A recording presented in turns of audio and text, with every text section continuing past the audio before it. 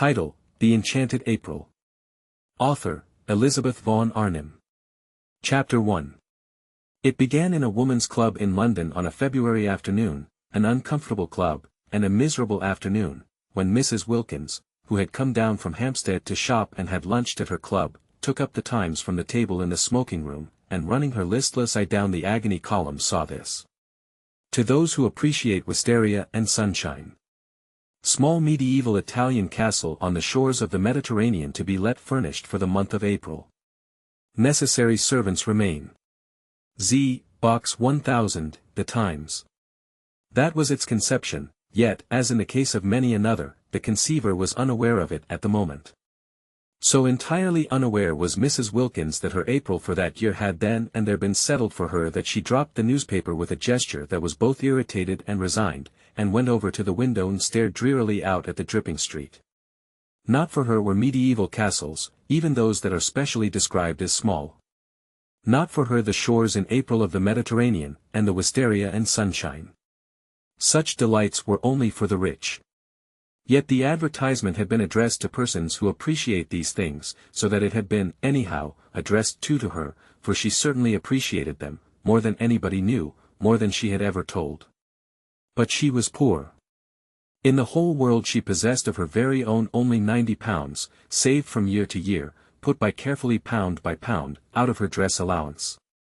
She had scraped this sum together at the suggestion of her husband as a shield and refuge against a rainy day. Her dress allowance, given her by her father, was £100 a year, so that Mrs. Wilkins's clothes were what her husband, urging her to save, called modest and becoming, and her acquaintance to each other, when they spoke of her at all, which was seldom for she was very negligible, called a perfect sight. Mr. Wilkins, a solicitor, encouraged thrift, except that branch of it which got into his food. He did not call that thrift, he called it bad housekeeping. But for the thrift which, like moth, penetrated into Mrs. Wilkins's clothes and spoilt them, he had much praise. You never know, he said, when there will be a rainy day, and you may be very glad to find you have a nest egg. Indeed we both may. Looking out of the club window into Shaftesbury Avenue, hers was an economical club, but convenient for Hampstead, where she lived, and for Shoolbred's, where she shopped, Mrs. Wilkins, having stood there some time very drearily, her mind's eye on the Mediterranean in April, and the wisteria, and the enviable opportunities of the rich, while her bodily eye watched the really extremely horrible sooty rain falling steadily on the hurrying umbrellas and splashing omnibuses, suddenly wondered whether. Perhaps this was not the rainy day Mellersh was Mr. Wilkins, had so often encouraged her to prepare for, and whether to get out of such a climate and into the small medieval castle wasn't perhaps what Providence had all along intended her to do with her savings. Part of her savings, of course, perhaps quite a small part. The castle, being medieval, might also be dilapidated, and dilapidations were surely cheap. She wouldn't in the least mind a few of them, because you didn't pay for dilapidations which were already there, on the contrary, by reducing the price you had to pay they really paid you. But what nonsense to think of it! She turned away from the window with the same gesture of mingled irritation and resignation with which she had laid down the Times, and crossed the room towards the door with the intention of getting her mackintosh and umbrella and fighting her way into one of the overcrowded omnibuses and going to Shoolbred's on her way home and buying some soles for Mellersh's dinner. Mellersh was difficult with fish and liked only soles, except salmon, when she beheld Mrs. Arbuthnot, a woman she knew by sight. As also living in Hampstead and belonging to the club, sitting at the table in the middle of the room on which the newspapers and magazines were kept, absorbed, in her turn, in the first page of the Times. Mrs. Wilkins had never yet spoken to Mrs. Arbuthnot, who belonged to one of the various church sets, and who analyzed, classified, divided and registered the poor, whereas she and Mellersh, when they did go out, went to the parties of impressionist painters, of whom in Hampstead there were many. Mellersh had a sister who had married one of them and lived up on the Heath, and because of this alliance Mrs. Wilkins was drawn into a circle which was highly unnatural to her, and she had learned to dread pictures. She had to say things about them, and she didn't know what to say. She used to murmur, marvelous, and feel that it was not enough. But nobody minded. Nobody listened. Nobody took any notice of Mrs. Wilkins. She was the kind of person who is not noticed at parties. Her clothes, infested by thrift, made her practically invisible, her face was non-arresting, her conversation was reluctant, she was shy. And if one's clothes and face and conversation are all negligible, thought Mrs. Wilkins, who recognized her disabilities, what, at parties, is there left of one? Also she was always with Wilkins, that clean-shaven, fine-looking man, who gave a party, merely by coming to it, a great air. Wilkins was very respectable. He was known to be highly thought of by his senior partners. His sister's circle admired him. He pronounced adequately intelligent judgments on art and artists. He was pithy, he was prudent, he never said a word too much, nor, on the other hand, did he ever say a word too little. He produced the impression of keeping copies of everything he said, and he was so obviously reliable that it often happened that people who met him at these parties became discontented with their own solicitors, and after a period of restlessness extricated themselves and went to Wilkins. Naturally Mrs. Wilkins was blotted out. She, said his sister, with something herself of the judicial, the digested, and the final in her manner, should stay at home. But Wilkins could not leave his wife at home. He was a family solicitor, and all such have wives and show them. With his in the week he went to parties, and with his on Sundays he went to church. Being still fairly young, he was 39, and ambitious of old ladies, of whom he had not yet acquired in his practice a sufficient number, he could not afford to miss church, and it was there that Mrs. Wilkins became familiar, though never through words, with Mrs. Arbuthnot. She saw her marshalling the children of the poor into pews. She would come in at the head of the procession from the Sunday school exactly 5 minutes before the choir, and get her boys and girls neatly fitted into their allotted seats, and down on their little knees in their preliminary prayer, and up again on their feet just as, to the swelling organ, the vestry door opened, and the choir and clergy, big with the litanies and commandments they were presently to roll out, emerged. She had a sad face, yet she was evidently efficient. The combination used to make Mrs. Wilkins wonder, for she had been told by Mellersh, on days when she had only been able to get place, that if one were efficient one wouldn't be depressed, and that if one does one's job well one becomes automatically bright and brisk. About Mrs. Arbuthnot there was nothing bright and brisk, though much in her way with the Sunday school children that was automatic, but when Mrs. Wilkins, turning from the window, caught sight of her in the club she was not being automatic at all, but was looking fixedly at one portion of the first page of the Times, holding the paper quite still, her eyes not moving. She was just staring, and her face, as usual, was the face of a patient and disappointed Madonna.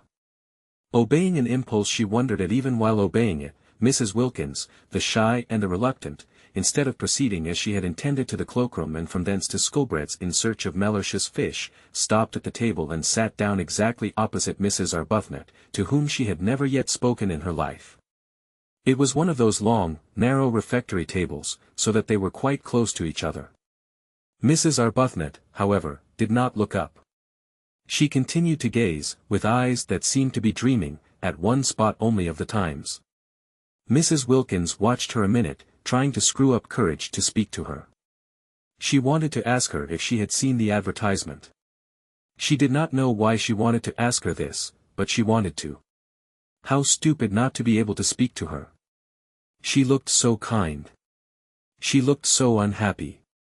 Why couldn't two unhappy people refresh each other on their way through this dusty business of life by a little talk, real, natural talk, about what they felt, what they would have liked, what they still tried to hope? And she could not help thinking that Mrs. Arbuthnot, too, was reading that very same advertisement. Her eyes were on the very part of the paper. Was she, too, picturing what it would be like, the color, the fragrance, the light, the soft lapping of the sea among little hot rocks? Color, fragrance, light, sea, instead of Shaftesbury Avenue, and the wet omnibuses, and the fish department at Shoolbred's, and the tube to Hampstead, and dinner, and tomorrow the same and the day after the same and always the same. Suddenly Mrs. Wilkins found herself leaning across the table. "Are you reading about the medieval castle and the wisteria?" she heard herself asking.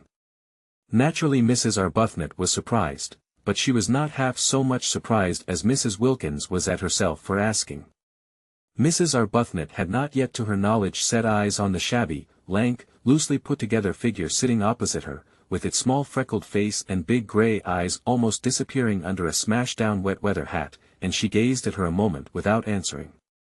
She was reading about the medieval castle and the wisteria, or rather had read about it 10 minutes before, and since then had been lost in dreams, of light, of color, of fragrance, of the soft lapping of the sea among little hot rocks. "Why do you ask me that?" she said in her grave voice, for her training of and by the poor had made her grave and patient. Mrs. Wilkins flushed and looked excessively shy and frightened. "Oh, only because I saw it too, and I thought somehow," she stammered. Whereupon Mrs. Arbuthnot, her mind being used to getting people into lists and divisions, from habit considered, as she gazed thoughtfully at Mrs. Wilkins, under what heading, supposing she had to classify her, she could most properly be put. "And I know you by sight," went on Mrs. Wilkins, who, like all the shy, once she was started plunged on, frightening herself to more and more speech by the sheer sound of what she had said last in her ears. "Every Sunday, I see you every Sunday in church." "In church?" echoed Mrs. Arbuthnot. "And this seems such a wonderful thing, this advertisement about the wisteria, N." Mrs. Wilkins, who must have been at least 30, broke off and wriggled in her chair with the movement of an awkward and embarrassed schoolgirl. "It seems so wonderful," she went on in a kind of burst, "Anne, it is such a miserable day." And then she sat looking at Mrs. Arbuthnot with the eyes of an imprisoned dog. "This poor thing," thought Mrs. Arbuthnot, whose life was spent in helping and alleviating, needs advice. She accordingly prepared herself patiently to give it. "If you see me in church," she said, kindly and attentively, "I suppose you live in Hampstead too?" "Oh yes," said Mrs. Wilkins. And she repeated, her head on its long thin neck drooping a little as if the recollection of Hampstead bowed her, "Oh yes." "Where?" asked Mrs. Arbuthnot, who, when advice was needed, naturally first proceeded to collect the facts. But Mrs. Wilkins, laying her hands softly and caressingly on the part of the Times where the advertisement was, as though the mere printed words of it were precious, only said, "Perhaps that's why this seems so wonderful." "No, I think that's wonderful anyhow," said Mrs. Arbuthnot, forgetting facts and faintly sighing. "Then you were reading it?" "Yes," said Mrs. Arbuthnot, her eyes going dreamy again. "Wouldn't it be wonderful?" murmured Mrs. Wilkins. "Wonderful," said Mrs. Arbuthnot. Her face, which had lit up, faded into patience again. "Very wonderful," she said. "But it's no use wasting one's time thinking of such things." "Oh, but it is," was Mrs. Wilkins's quick, surprising reply, surprising because it was so much unlike the rest of her, the characterless coat and skirt, the crumpled hat, the undecided wisp of hair straggling out. "And just the considering of them is worthwhile in itself, such a change from Hampstead, and sometimes I really do believe, if one considers hard enough one gets things." Mrs. Arbuthnot observed her patiently. In what category would she, supposing she had to, put her? "Perhaps," she said, leaning forward a little, "you will tell me your name.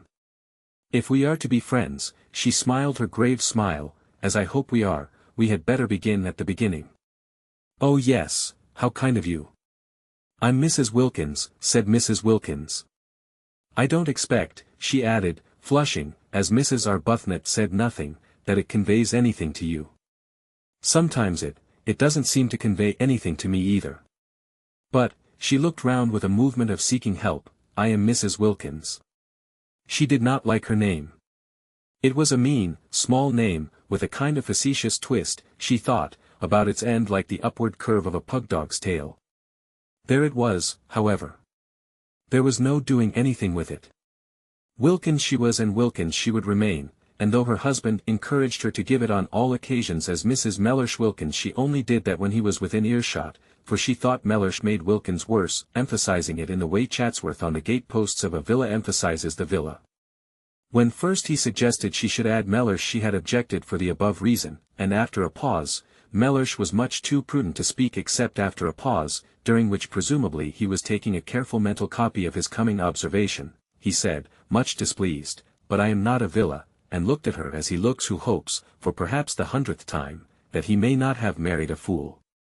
Of course he was not a villa, Mrs. Wilkins assured him, she had never supposed he was, she had not dreamed of meaning, she was only just thinking. The more she explained the more earnest became Mellish's hope, familiar to him by this time, for he had then been a husband for 2 years, that he might not by any chance have married a fool, and they had a prolonged quarrel, if that can be called a quarrel which is conducted with dignified silence on one side and earnest apology on the other, as to whether or no Mrs. Wilkins had intended to suggest that Mr. Wilkins was a villa. I believe, she had thought when it was at last over, it took a long while, that anybody would quarrel about anything when they've not left off being together for a single day for 2 whole years. What we both need is a holiday. My husband, went on Mrs. Wilkins to Mrs. Arbuthnot, trying to throw some light on herself, is a solicitor. She cast about for something she could say elucidatory of Mellish, and found, he's very handsome. Well, said Mrs. Arbuthnot kindly, that must be a great pleasure to you. Why? Asked Mrs. Wilkins.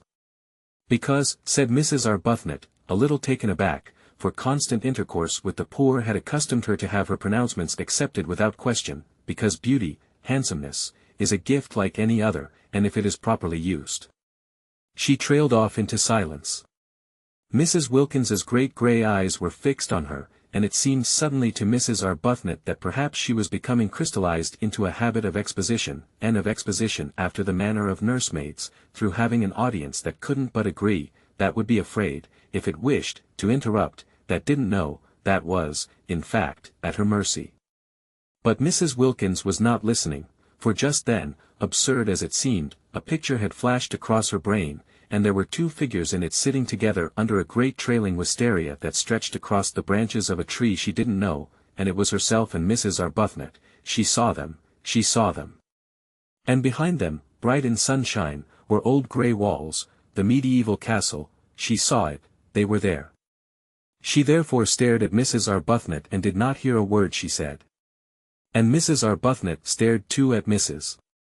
That was natural, since he was the gardener, but he watered and tied up all the things that were nearest to her, he hovered closer and closer, he watered to excess, he tied plants that were as straight and steady as arrows. Well, at least he was a man, and therefore not quite so annoying, and his smiling good morning was received with an answering smile, upon which Domenico forgot his family, his wife, his mother, his grown-up children and all his duties, and only wanted to kiss the young lady's feet. He could not do that, unfortunately, but he could talk while he worked, and talk he did, voluminously, pouring out every kind of information, illustrating what he said with gestures so lively that he had to put down the watering pot and thus delay the end of the watering. Lady Caroline bore it for a time but presently was unable to bear it, and as he would not go, and she could not tell him to, seeing that he was engaged in his proper work, once again it was she who had to. She got off the wall and moved to the other side of the garden, where in a wooden shed were some comfortable low cane chairs. All she wanted was to turn one of these round with its back to Domenico and its front to the sea towards Genoa. Such a little thing to want. One would have thought she might have been allowed to do that unmolested. But he, who watched her every movement, when he saw her approaching the chairs darted after her and seized one and asked to be told where to put it. Would she never get away from being waited on, being made comfortable, being asked where she wanted things put, having to say thank you? She was short with Domenico, who instantly concluded the sun had given her a headache, and ran in and fetched her a sunshade and a cushion and a footstool, and was skilful, and was wonderful, and was one of nature's gentlemen. She shut her eyes in a heavy resignation. She could not be unkind to Domenico. She could not get up and walk indoors as she would have done if it had been one of the others. Domenico was intelligent and very competent.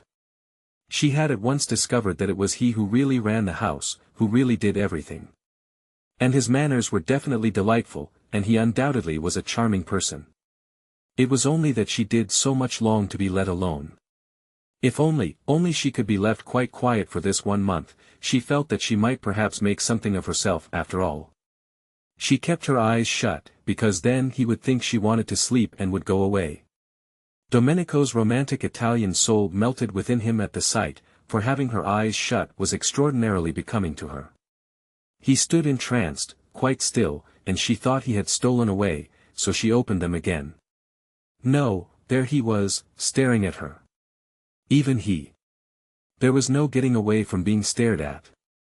"I have a headache," she said, shutting them again. "It is the sun," said Domenico, "and sitting on the wall without a hat. I wish to sleep." "Si, signorina," he said sympathetically, and went softly away. She opened her eyes with a sigh of relief. The gentle closing of the glass doors showed her that he had not only gone quite away but had shut her out in the garden so that she should be undisturbed. Now perhaps she would be alone till lunchtime.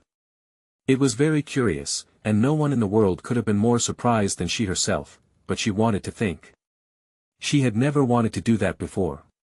Everything else that it is possible to do without too much inconvenience she had either wanted to do or had done at one period or another of her life, but not before had she wanted to think.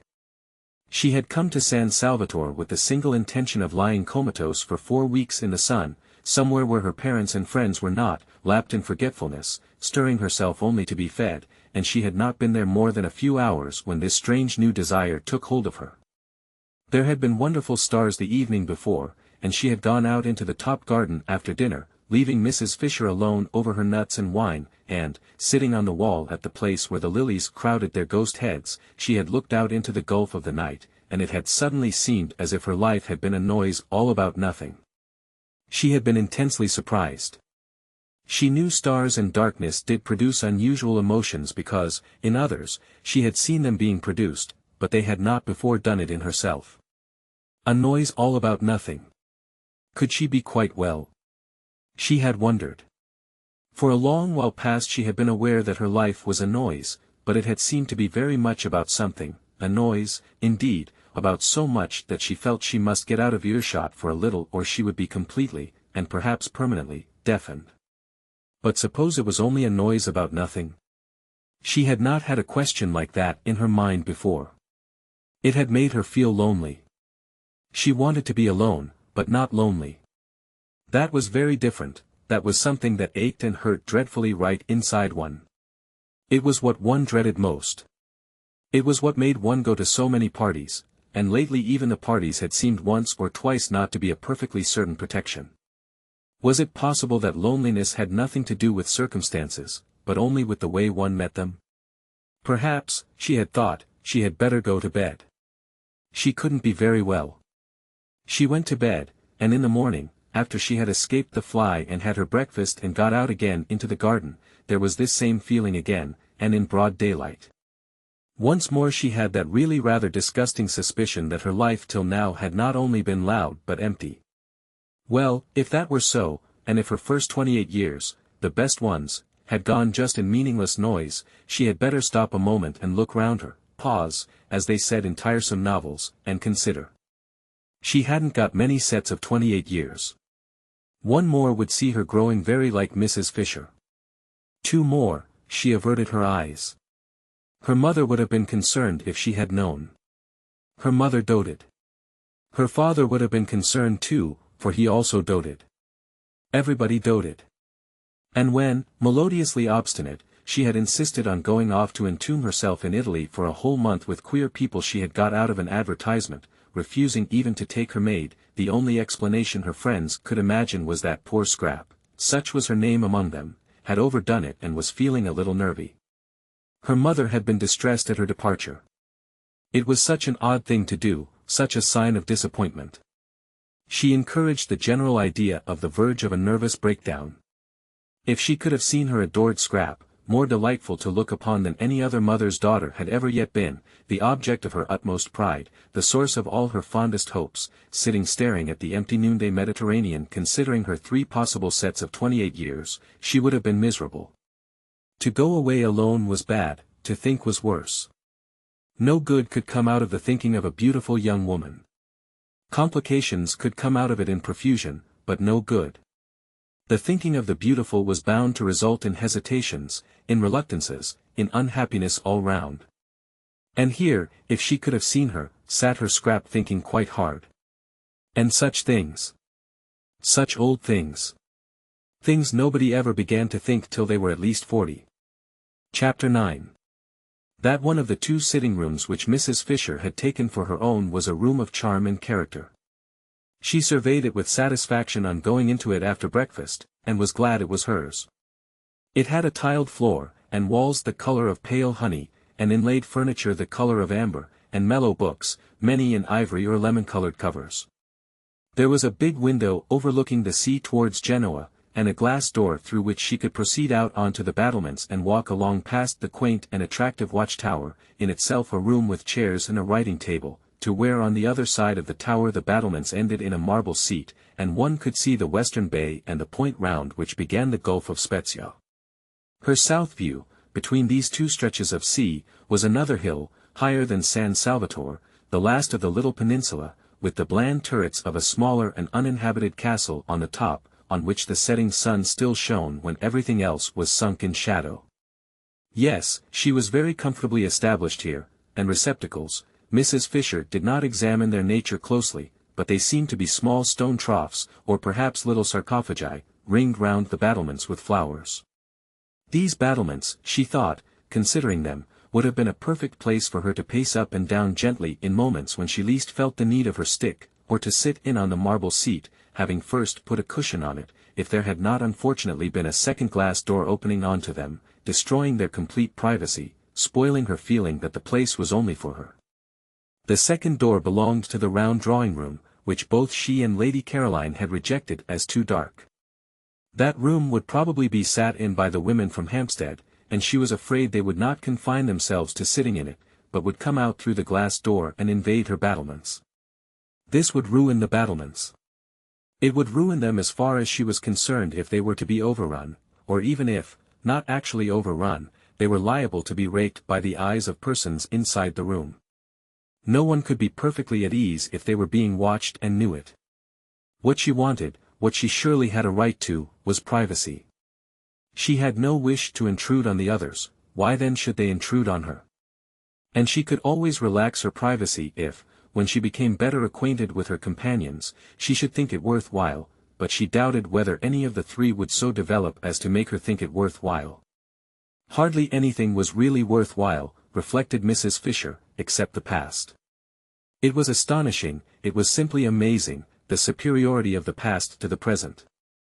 Those friends of hers in London, solid persons of her own age, knew the same past that she knew, could talk about it with her, could compare it as she did with the tinkling present, and in remembering great men forget for a moment the trivial and barren young people who still, in spite of the war, seemed to litter the world in such numbers. She had not come away from these friends, these conversable ripe friends, in order to spend her time in Italy chatting with three persons of another generation and defective experience, she had come away merely to avoid the treacheries of a London April. It was true what she had told the two who came to Prince of Wales Terrace, that all she wished to do at San Salvatore was to sit by herself in the sun and remember. They knew this, for she had told them. It had been plainly expressed and clearly understood. Therefore she had a right to expect them to stay inside the round drawing-room and not to emerge interruptingly on to her battlements. But would they? The doubt spoilt her morning. It was only towards lunch-time that she saw a way to be quite safe, and ringing for Francesca, bade her, in slow and majestic Italian, shut the shutters of the glass door of the round drawing-room, and then, going with her into the room, which had become darker than ever in consequence, but also, Mrs. Fisher observed to Francesca, who was being voluble, would because of this very darkness remain agreeably cool, and after all there were the numerous slit windows in the walls to let in light and it was nothing to do with her if they did not let it in, she directed the placing of a cabinet of curios across the door on its inside. This would discourage egress. Then she rang for Domenico, and caused him to move one of the flower-filled sarcophagi across the door on its outside. This would discourage ingress. No one, said Domenico, hesitating, will be able to use the door. No one, said Mrs. Fisher firmly, will wish to. She then retired to her sitting-room, and from a chair placed where she could look straight on to them, gazed at her battlements, secured to her now completely, with calm pleasure. Being here, she reflected placidly, was much cheaper than being in an hotel and, if she could keep off the others, immeasurably more agreeable. She was paying for her rooms, extremely pleasant rooms, now that she was arranged in them, £3 a week, which came to about 8 shillings a day, battlements, watchtower and all. Where else abroad could she live as well for so little, and have as many baths as she liked, for 8 shillings a day? Of course she did not yet know what her food would cost, but she would insist on carefulness over that, though she would also insist on its being carefulness combined with excellence. The two were perfectly compatible if the caterer took pains. The servants' wages, she had ascertained, were negligible, owing to the advantageous exchange, so that there was only the food to cause her anxiety. If she saw signs of extravagance she would propose that they each hand over a reasonable sum every week to Lady Caroline which should cover the bills, any of it that was not used to be returned, and if it were exceeded the loss to be borne by the caterer. Mrs. Fisher was well off and had the desire for comforts proper to her age, but she disliked expenses. So well off was she that, had she so chosen, she could have lived in an opulent part of London and driven from it and to it in a Rolls-Royce. She had no such wish. It needed more vitality than went with true comfort to deal with a house in an opulent spot and a Rolls-Royce. Worries attended such possessions, worries of every kind, crowned by bills. In the sober gloom of Prince of Wales Terrace she could obscurely enjoy inexpensive yet real comfort, without being snatched at by predatory men servants or collectors for charities, and a taxi stand was at the end of the road. Her annual outlay was small. The house was inherited.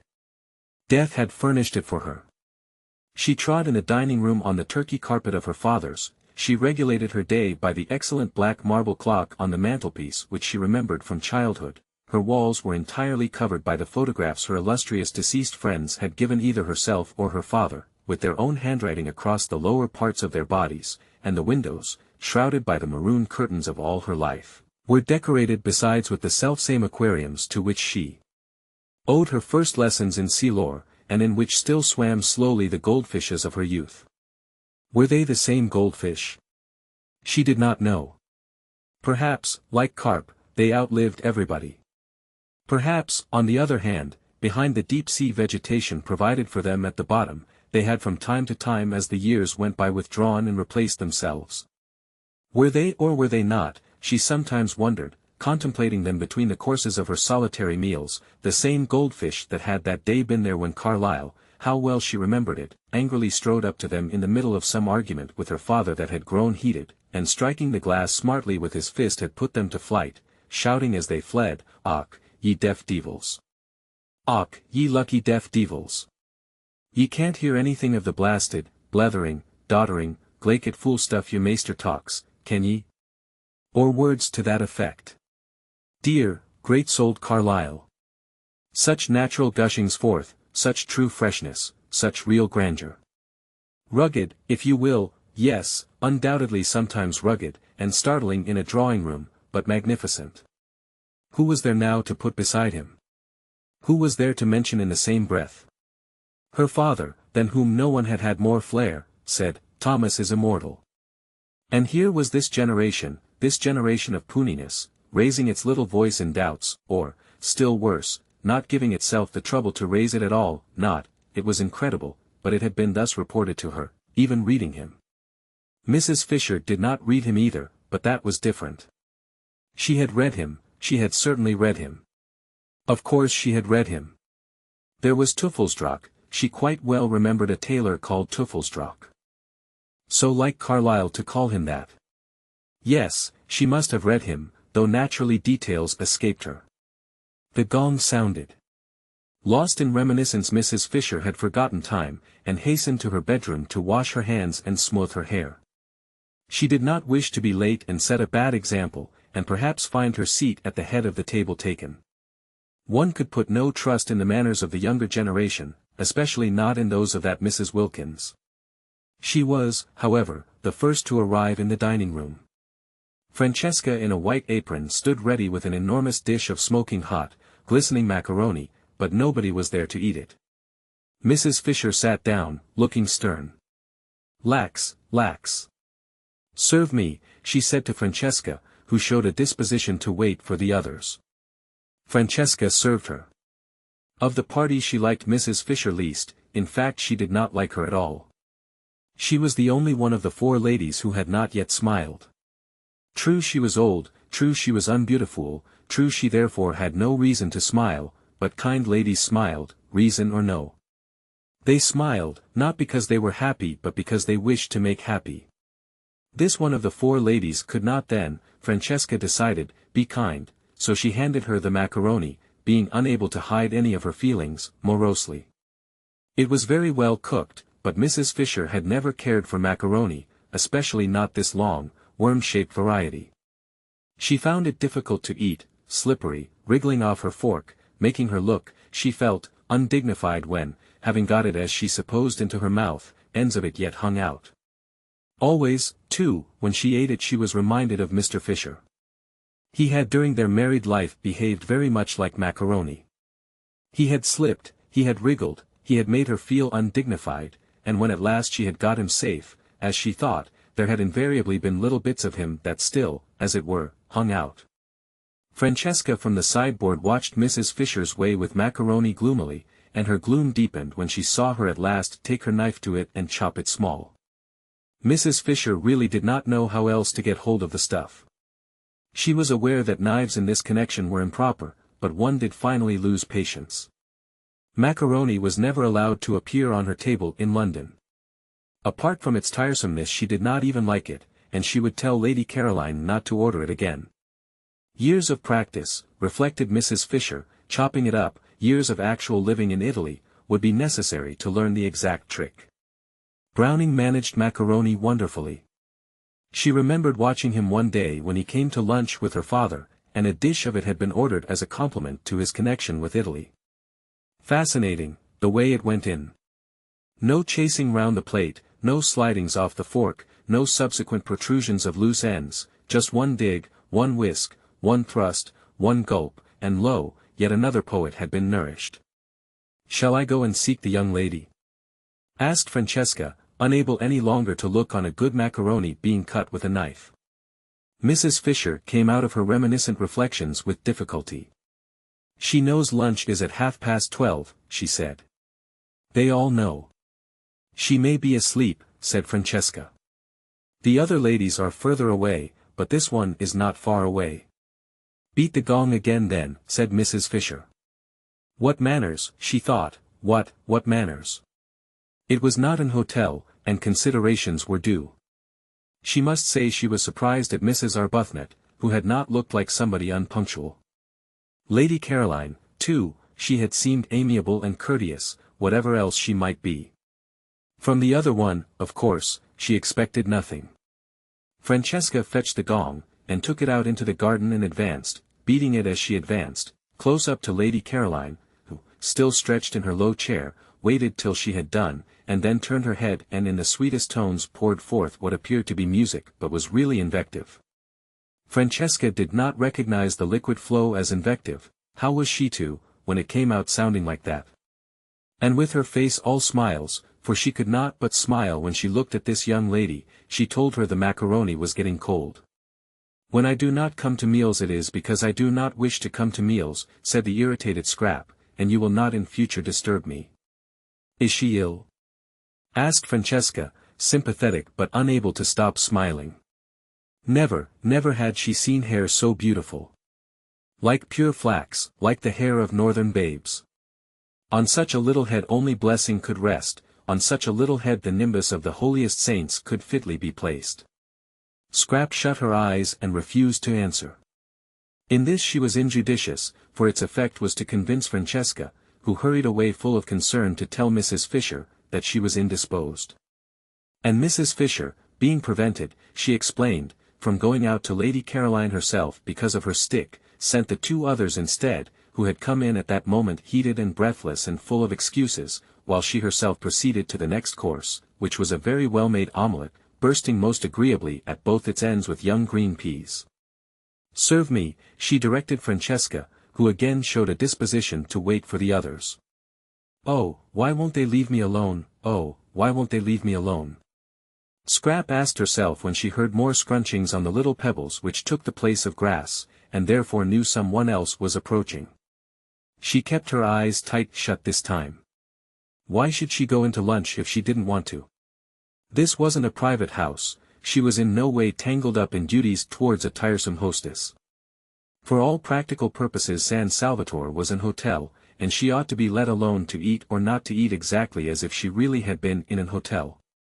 But the unfortunate Scrap could not just sit still and close her eyes without rousing that desire to stroke and pet in her beholders with which she was only too familiar. Even the cook had patted her. And now a gentle hand, how well she knew and how much she dreaded gentle hands, was placed on her forehead. "I'm afraid you're not well," said a voice that was not Mrs. Fisher's, and therefore must belong to one of the originals. "I have a headache," murmured Scrap. Perhaps it was best to say that, perhaps it was the shortest cut to peace. "I'm so sorry," said Mrs. Arbuthnot softly, for it was her hand being gentle. "And I," said Scrap to herself, "who thought if I came here I would escape mothers. Don't you think some tea would do you good?" asked Mrs. Arbuthnot tenderly. Tea. The idea was abhorrent to Scrap. In this heat to be drinking tea in the middle of the day. "No," she murmured. "I expect what would really be best for her," said another voice, "is to be left quiet." How sensible, thought Scrap, and raised the eyelashes of one eye just enough to peep through and see who was speaking. It was the freckled original. The dark one, then, was the one with the hand. The freckled one rose in her esteem. "But I can't bear to think of you with a headache and nothing being done for it," said Mrs. Arbuthnot. "Would a cup of strong black coffee?" Scrap said no more. She waited, motionless and dumb, till Mrs. Arbuthnot should remove her hand. After all, she couldn't stand there all day, and when she went away she would have to take her hand with her.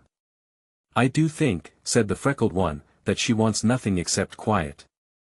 And perhaps the freckled one pulled the one with the hand by the sleeve, for the hold on Scrap's forehead relaxed, and after a minute's silence, during which no doubt she was being contemplated, she was always being contemplated, the footsteps began to scrunch the pebbles again, and grew fainter, and were gone.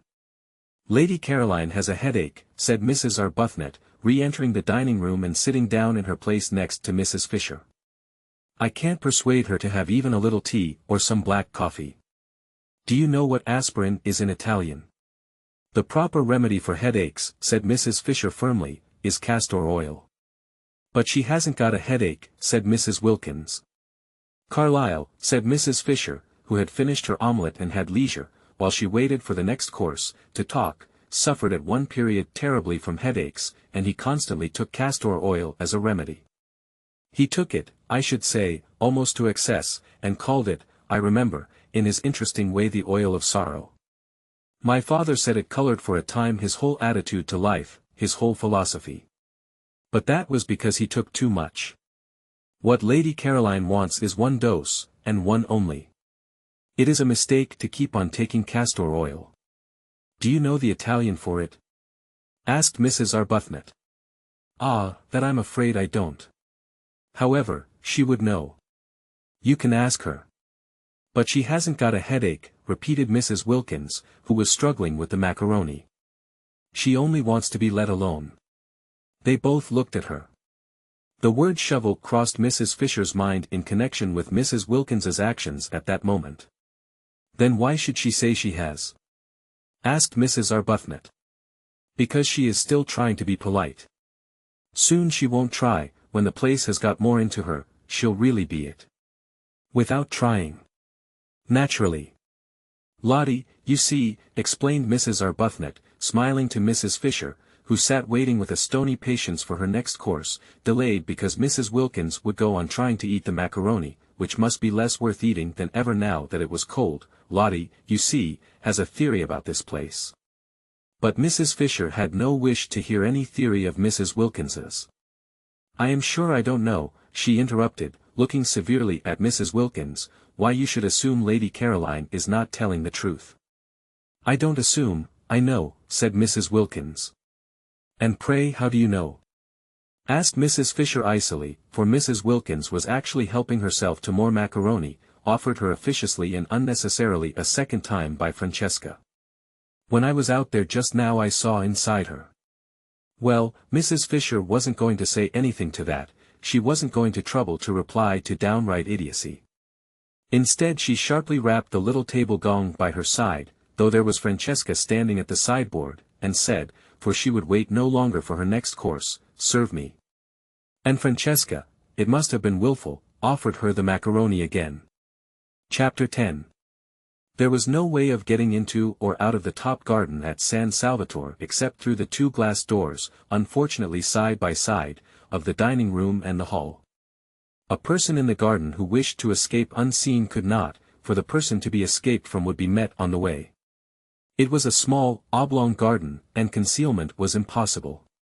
What trees there were, the Judas tree, the tamarisk, the umbrella pine, grew close to the low parapets. Rose bushes gave no real cover, one step to right or left of them, and the person wishing to be private was discovered. Only the northwest corner was a little place jutting out from the great wall, a kind of excrescence or loop, no doubt used in the old distrustful days for observation, where it was possible to sit really unseen, because between it and the house was a thick clump of daphne. Scrap, after glancing round to see that no one was looking, got up and carried her chair into this place, stealing away as carefully on tiptoe as those steal whose purpose is sin.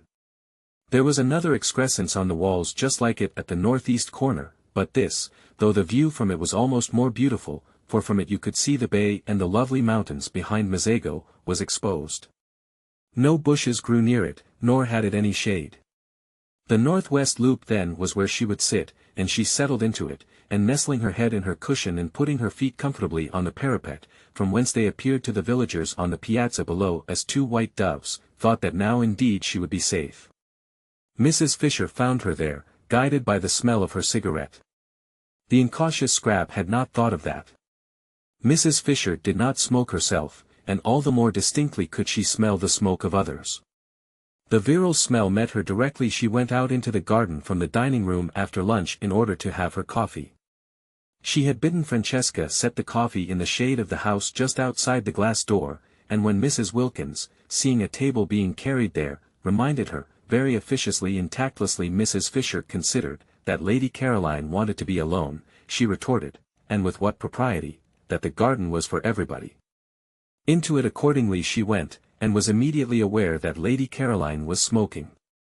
She said to herself, these modern young women, and proceeded to find her stick, now that lunch was over, being no longer the hindrance to action that it was before her meal had been securely, as Browning once said, surely it was Browning. Yes, she remembered how much diverted she had been, roped in. Nobody diverted her now, reflected Mrs. Fisher, making straight for the clump of daphne. The world had grown very dull, and had entirely lost its sense of humor. Probably they still had their jokes, these people, in fact she knew they did, for Punch still went on, but how differently it went on, and what jokes. Thackeray, in his inimitable way, would have made mincemeat of this generation. Of how much it needed the tonic properties of that astringent pen it was of course unaware. It no longer even held him, at least, so she had been informed, in any particular esteem. Well, she could not give it eyes to see and ears to hear and a heart to understand, but she could and would give it, represented and united in the form of Lady Caroline, a good dose of honest medicine.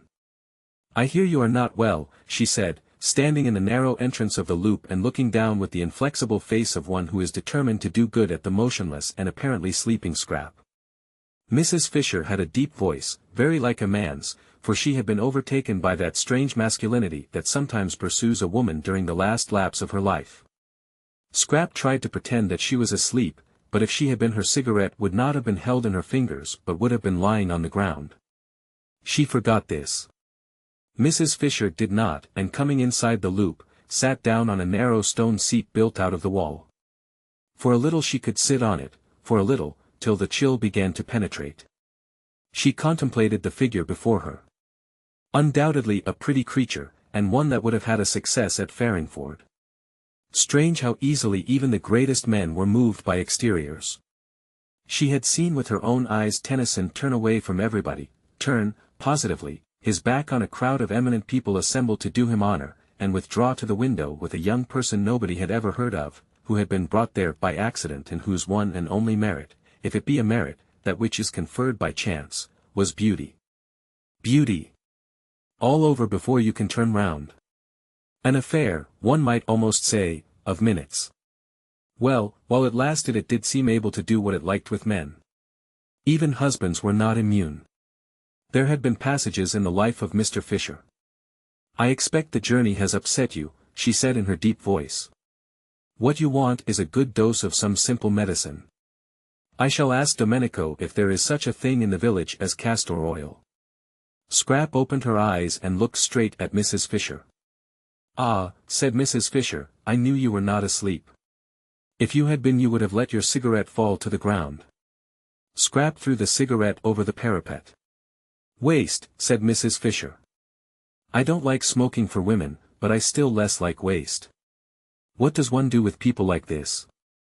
Scrap asked herself, her eyes fixed on Mrs. Fisher in what felt to her an indignant stare but appeared to Mrs. Fisher as really charming docility. "Now you'll take my advice," said Mrs. Fisher, touched, "and not neglect what may very well turn into an illness. We are in Italy, you know, and one has to be careful. You ought, to begin with, to go to bed."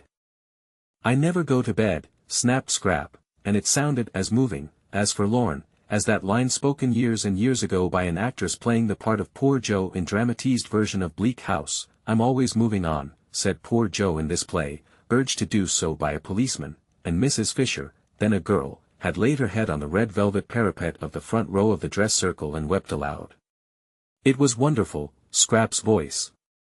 It had given her, in the 10 years since she came out, all the triumphs that intelligence and wit can have, because it made whatever she said seem memorable. She ought, with a throat formation like that, to have been a singer, but in every kind of music Scrap was dumb except this one music of the speaking voice, and what a fascination, what a spell lay in that. Such was the loveliness of her face and the beauty of her coloring that there was not a man into whose eyes at the sight of her there did not leap a flame of intensest interest, but, when he heard her voice, the flame in that man's eyes was caught and fixed.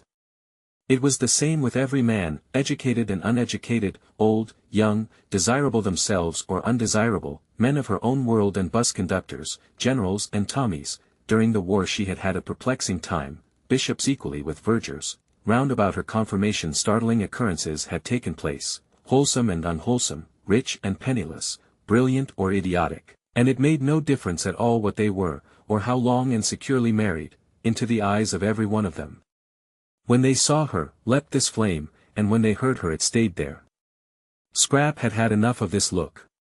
It only led to difficulties. At first it had delighted her. She had been excited, triumphant. To be apparently incapable of doing or saying the wrong thing, to be applauded, listened to, petted, adored wherever she went, and when she came home to find nothing there either but the most indulgent proud fondness, why, how extremely pleasant. And so easy, too. No preparation necessary for this achievement, no hard work, nothing to learn. She need take no trouble. She had only to appear, and presently say something.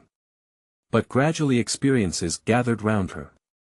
After all, she had to take trouble, she had to make efforts, because, she discovered with astonishment and rage, she had to defend herself. That look, that leaping look, meant that she was going to be grabbed at. Some of those who had it were more humble than others, especially if they were young, but they all, according to their several ability, grabbed, and she who had entered the world so jauntily, with her head in the air and the completest confidence in anybody whose hair was grey, began to distrust, and then to dislike, and soon to shrink away from, and presently to be indignant. Sometimes it was just as if she didn't belong to herself, wasn't her own at all, but was regarded as a universal thing, a sort of beauty of all work. Really men. And she found herself involved in, vague quarrels, being curiously hated. Really women. And when the war came, and she flung herself into it along with everybody else, it finished her. Really generals. The war finished Scrap. It killed the one man she felt safe with, whom she would have married, and it finally disgusted her with love. Since then she had been embittered. She was struggling as angrily in the sweet stuff of life as a wasp got caught in honey. Just as desperately did she try to unstick her wings. It gave her no pleasure to outdo other women, she didn't want their tiresome men. What could one do with men when one had got them? None of them would talk to her of anything but the things of love, and how foolish and fatiguing that became after a bit. It was as though a healthy person with a normal hunger was given nothing whatever to eat but sugar. Love, love, the very word made her want to slap somebody. Why should I love you? Why should I? She would ask amazed sometimes when somebody was always trying, to propose to her. But she never got a real answer, only further incoherence. A deep cynicism took hold of the unhappy Scrap. Her inside grew hoary with disillusionment, while her gracious and charming outside continued to make the world more beautiful. What had the future in it for her? She would not be able, after such a preparation, to take hold of it. She was fit for nothing, she had wasted all this time being beautiful. Presently she wouldn't be beautiful, and what then? Scrap didn't know what then, it appalled her to wonder even. Tired as she was of being conspicuous, she was at least used to that, she had never known anything else, and to become inconspicuous, to fade, to grow shabby and dim, would probably be most painful. And once she began, what years and years of it there would be. Imagine, thought Scrap, having most of one's life at the wrong end. Imagine being old for 2 or 3 times as long as being young. Stupid, stupid. Everything was stupid. There wasn't a thing she wanted to do. There were thousands of things she didn't want to do. Avoidance, silence, invisibility, if possible unconsciousness, these negations were all she asked for at the moment, and here, even here, she was not allowed a minute's peace, and this absurd woman must come pretending, merely because she wanted to exercise power and make her go to bed and make her, hideous, drink castor oil, that she thought she was ill. "I'm sure," said Mrs. Fisher, who felt the cold of the stone beginning to come through and knew she could not sit much longer, "you'll do what is reasonable. Your mother would wish, have you a mother?" A faint wonder came into Scrap's eyes. Have you a mother? If ever anybody had a mother it was Scrap. It had not occurred to her that there could be people who had never heard of her mother. She was one of the major marchionesses, there being, as no one knew better than Scrap, marchionesses, and had held high positions at court. Her father, too, in his day had been most prominent. His day was a little over, poor dear, because in the war he had made some important mistakes, and besides he was now grown old, still, there he was, an excessively well-known person. How restful, how extraordinarily restful to have found someone who had never heard of any of her lot, or at least had not yet connected her with them. She began to like Mrs. Fisher. Perhaps the originals didn't know anything about her either. When she first wrote to them and signed her name, that great name of Dester which twisted in and out of English history like a bloody thread, for its bearers constantly killed, she had taken it for granted that they would know who she was, and at the interview in Shaftesbury Avenue she was sure they did know, because they hadn't asked, as they otherwise would have, for references. Scrap began to cheer up. If nobody at San Salvatore had ever heard of her, if for a whole month she could shed herself, get right away from everything connected with herself, be allowed really to forget the clinging and the clogging and all the noise, why, perhaps she might make something of herself after all. She might really think, really clear up her mind, really come to some conclusion. "What I want to do here," she said, leaning forward in her chair and clasping her hands round her knees and looking up at Mrs. Fisher, whose seat was higher than hers, almost with animation, so much pleased was she that Mrs. Fisher knew nothing about her, "is to come to a conclusion. That's all. It isn't much to want, is it? Just that." She gazed at Mrs. Fisher, and thought that almost any conclusion would do, the great thing was to get hold of something, catch something tight, cease to drift. Mrs. Fisher's little eyes surveyed her. "I should say," she said, "that what a young woman like you wants is a husband and children." "Well, that's one of the things I'm going to consider," said Scrap amiably. "But I don't think it would be a conclusion." "And meanwhile," said Mrs. Fisher, getting up, for the cold of the stone was now through, "I shouldn't trouble my head if I were you with considerings and conclusions. Women's heads weren't made for thinking, I assure you. I should go to bed and get well." "I am well," said Scrap. "Then why did you send a message that you were ill?" "I didn't." "Then I've had all the trouble of coming out here for nothing. But wouldn't you prefer coming out and finding me well than coming out and finding me ill?" asked Scrap, smiling. Even Mrs. Fisher was caught by the smile. "Well, you're a pretty creature," she said forgivingly. "It's a pity you weren't born 50 years ago. My friends would have liked looking at you." "I'm very glad I wasn't," said Scrap. "I dislike being looked at." "Absurd," said Mrs. Fisher, growing stern again. "That's what you are made for, young women like you. For what else, pray? And I assure you that if my friends had looked at you, you would have been looked at by some very great people." "I dislike very great people," said Scrap, frowning. There had been an incident quite recently, really potentates. What I dislike, said Mrs. Fisher, now as cold as the stone she had got up from, is the pose of the modern young woman. It seems to me pitiful, positively pitiful, in its silliness. And, her stick crunching the pebbles, she walked away. That's all right, Scrap said to herself, dropping back into her comfortable position with her head in the cushion and her feet on the parapet. If only people would go away. She didn't in the least mind why they went. Don't you think darling Scrap is growing a little, just a little, peculiar? Her mother had asked her father a short time before that latest peculiarity of the flight to San Salvatore, uncomfortably struck by the very odd things Scrap said and the way she had taken to slinking out of reach whenever she could and avoiding everybody except, such a sign of age, quite young men, almost boys. What? Peculiar? Well, let her be peculiar if she likes. A woman with her looks can be any damn thing she pleases, was the infatuated answer. I do let her, said her mother meekly, and indeed if she did not, what difference would it make? Mrs. Fisher was sorry she had bothered about Lady Caroline. She went along the hall towards her private sitting room, and her stick as she went struck the stone floor with a vigor in harmony with her feelings. Sheer silliness, these poses. She had no patience with them. Unable to be or do anything of themselves, the young of the present generation tried to achieve a reputation for cleverness by decrying all that was obviously great and obviously good and by praising everything, however obviously bad, that was different. Apes, thought Mrs. Fisher, roused. Apes. Apes. And in her sitting room she found more apes, or what seemed to her in her present mood more, for there was Mrs. Arbuthnot placidly drinking coffee, while at the writing table she already looked upon as sacred, using her pen, her own pen brought for her hand alone from Prince of Wales Terrace, sat Mrs. Wilkins writing, at the table, in her room, with her pen. Isn't this a delightful place? Said Mrs. Arbuthnot cordially. We have just discovered it.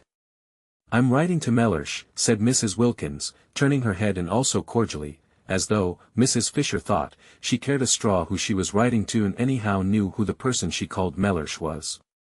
He'll want to know, said Mrs. Wilkins, optimism induced by her surroundings, that I've got here safely. Chapter 11. The sweet smells that were everywhere in San Salvatore were alone enough to produce concord. They came into the sitting room from the flowers on the battlements, and met the ones from the flowers inside the room, and almost, thought Mrs. Wilkins, could be seen greeting each other with a holy kiss. Who could be angry in the middle of such gentlenesses? Who could be acquisitive, selfish, in the old rasped London way, in the presence of this bounteous beauty? Yet Mrs. Fisher seemed to be all three of these things.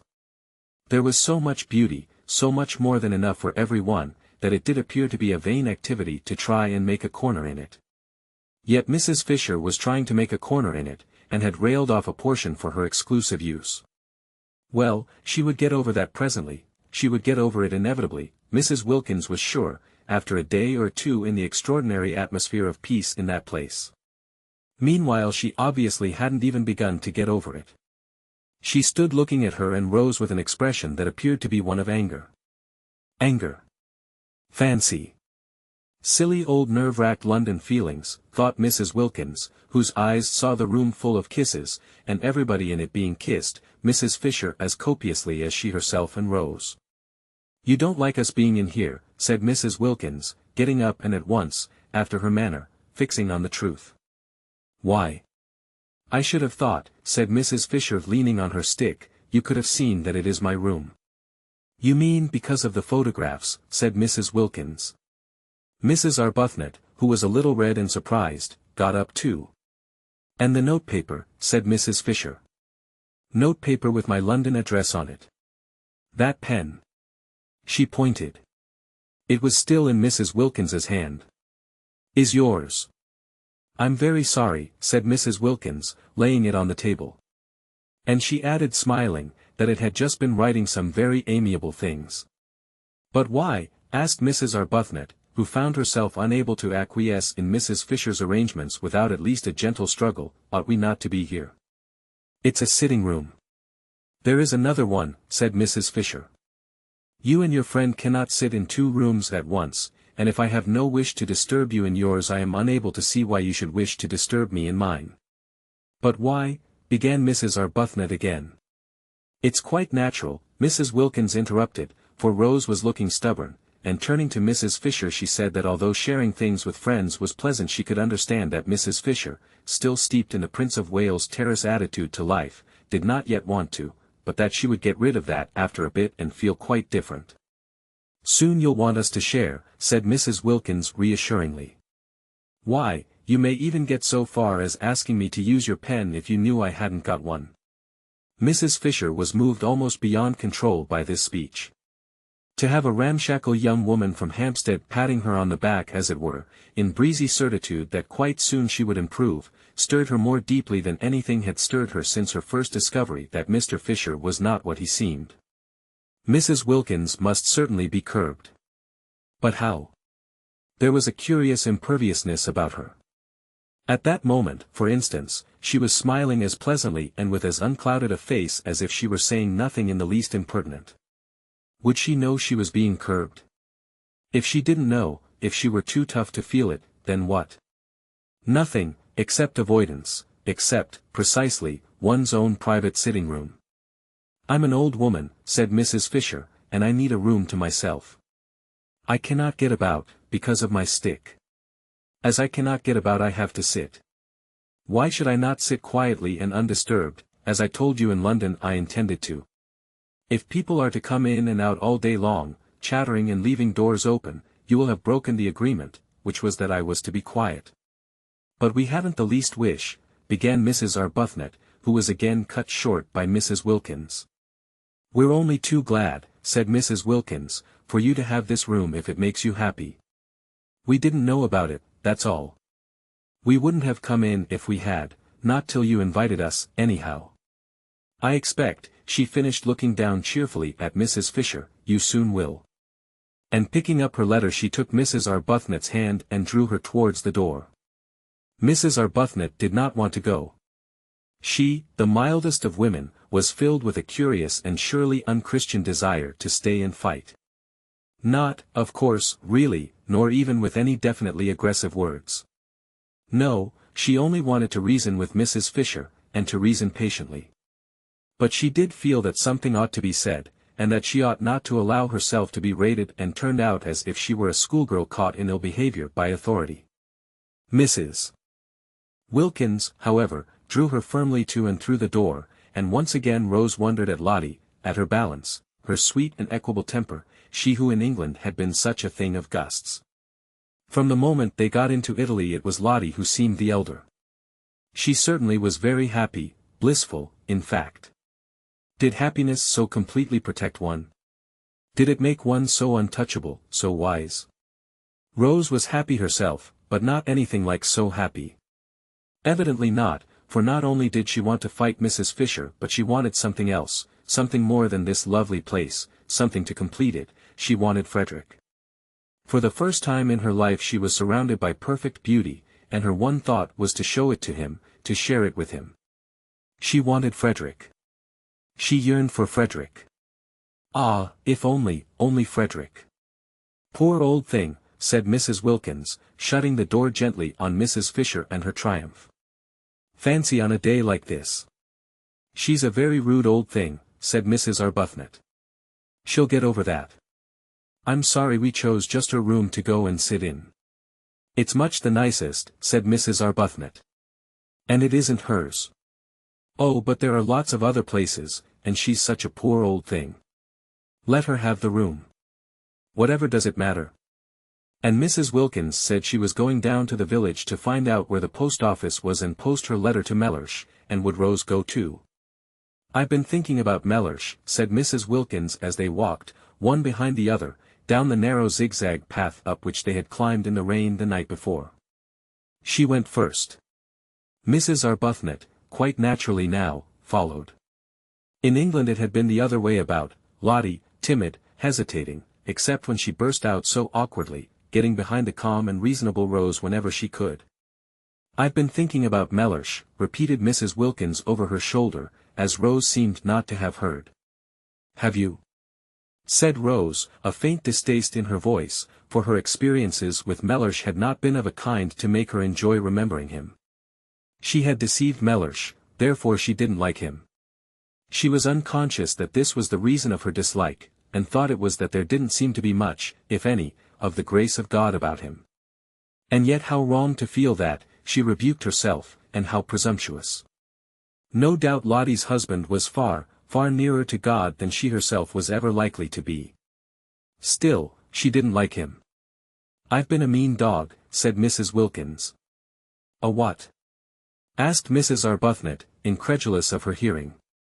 "All this coming away and leaving him in that dreary place while I rollick in heaven. He had planned to take me to Italy for Easter himself. Did I tell you?" "No," said Mrs. Arbuthnot, and indeed she had discouraged talk about husbands. Whenever Lottie had begun to blurt out things she had swiftly changed the conversation. One husband led to another, in conversation as well as in life, she felt, and she would not, talk of Frederick. Beyond the bare fact that he was there, he had not been mentioned. Mellersh had had to be mentioned, because of his obstructiveness, but she had carefully kept him from overflowing outside the limits of necessity. "Well, he did," said Mrs. Wilkins. "He had never done such a thing in his life before, and I was horrified. Fancy, just as I had planned to come to it myself." She paused on the path and looked up at Rose. "Yes," said Rose, trying to think of something else to talk about. "Now you see why I say I've been a mean dog. He had planned a holiday in Italy with me, and I had planned a holiday in Italy leaving him at home. I think," she went on, her eyes fixed on Rose's face, "Mellersh has every reason to be both angry and hurt." Mrs. Arbuthnot was astonished. The extraordinary quickness with which, hour by hour, under her very eyes, Lottie became more selfless, disconcerted her. She was turning into something surprisingly like a saint. Here she was now being affectionate about Mellersh, who only that morning, while they hung their feet into the sea, had seemed a mere iridescence, Lottie had told her, a thing of gauze. That was only that morning, and by the time they had had lunch Lottie had developed so far as to have got him solid enough again to write to, and to write to at length. And now, a few minutes later, she was announcing that he had every reason to be angry with her and hurt, and that she herself had been, the language was unusual, but it did express real penitence, a mean dog. Rose stared at her astonished. If she went on like this, soon a nimbus might be expected round her head, was there already, if one didn't know it was the sun through the tree trunks catching her sandy hair. A great desire to love and be friends, to love everybody, to be friends with everybody, seemed to be invading Lottie, a desire for sheer goodness. Rose's own experience was that goodness, the state of being good, was only reached with difficulty and pain. It took a long time to get to it, in fact one never did get to it, or, if for a flashing instant one did, it was only for a flashing instant. Desperate perseverance was needed to struggle along its path, and all the way was dotted with doubts. Lottie simply flew along. She had certainly, thought Rose, not got rid of her impetuousness. It had merely taken another direction. She was now impetuously becoming a saint. Could one really attain goodness so violently? Wouldn't there be an equally violent reaction? "I shouldn't," said Rose with caution, looking down into Lottie's bright eyes. The path was steep, so that Lottie was well below her. "I shouldn't be sure of that too quickly. But I am sure of it, and I've written and told him so." Rose stared. "Why, but only this morning," she began. "It's all in this," interrupted Lottie, tapping the envelope and looking pleased. "What, everything? You mean about the advertisement and my savings being spent?" "Oh no, not yet. But I'll tell him all that when he comes." "When he comes?" repeated Rose. "I've invited him to come and stay with us." Rose could only go on staring. "It's the least I could do. Besides, look at this." Lottie waved her hand. "Disgusting not to share it. I was a mean dog to go off and leave him, but no dog I've ever heard of was ever as mean as I'd be if I didn't try and persuade Mellersh to come out and enjoy this too. It's barest decency that he should have some of the fun out of my nest egg. After all, he has housed me and fed me for years. One shouldn't be churlish." But, do you think he'll come? Oh, I hope so, said Lottie with the utmost earnestness, and added, poor lamb. At that Rose felt she would like to sit down. Mellersh a poor lamb? That same Mellersh who a few hours before was mere shimmer. There was a seat at the bend of the path, and Rose went to it and sat down. She wished to get her breath, gain time. If she had time she might perhaps be able to catch up the leaping Lottie, and perhaps be able to stop her before she committed herself to what she probably presently would be sorry for. Mellersh at San Salvatore. Mellersh, from whom Lottie had taken such pains so recently to escape. I see him here, said Lottie, as if in answer to her thoughts. Rose looked at her with real concern, for every time Lottie said in that convinced voice, I see, what she saw came true. Then it was to be supposed that Mr. Wilkins too would presently come true. I wish, said Rose anxiously, I understood you. Don't try, said Lottie, smiling. But I must, because I love you. Dear Rose, said Lottie, swiftly bending down and kissing her. You're so quick, said Rose. I can't follow your developments. I can't keep touch. It was what happened with Frieda. She broke off and looked frightened. The whole idea of our coming here, she went on again, as Lottie didn't seem to have noticed, was to get away, wasn't it? Well, we've got away. And now, after only a single day of it, you want to write to the very people. She stopped. The very people we were getting away from, finished Lottie. It's quite true. It seems idiotically illogical. But I'm so happy, I'm so well, I feel so fearfully wholesome. This place, why, it makes me feel flooded with love. And she stared down at Rose in a kind of radiant surprise. Rose was silent a moment. Then she said, and do you think it will have the same effect on Mr. Wilkins? Lottie laughed. I don't know, she said. But even if it doesn't, there's enough love about to flood 50 Mr. Wilkinses, as you call him. The great thing is to have lots of love about. I don't see, she went on, at least I don't see here, though I did at home, that it matters who loves as long as somebody does. I was a stingy beast at home, and used to measure and count. I had a queer obsession about justice. As though justice mattered. As though justice can really be distinguished from vengeance.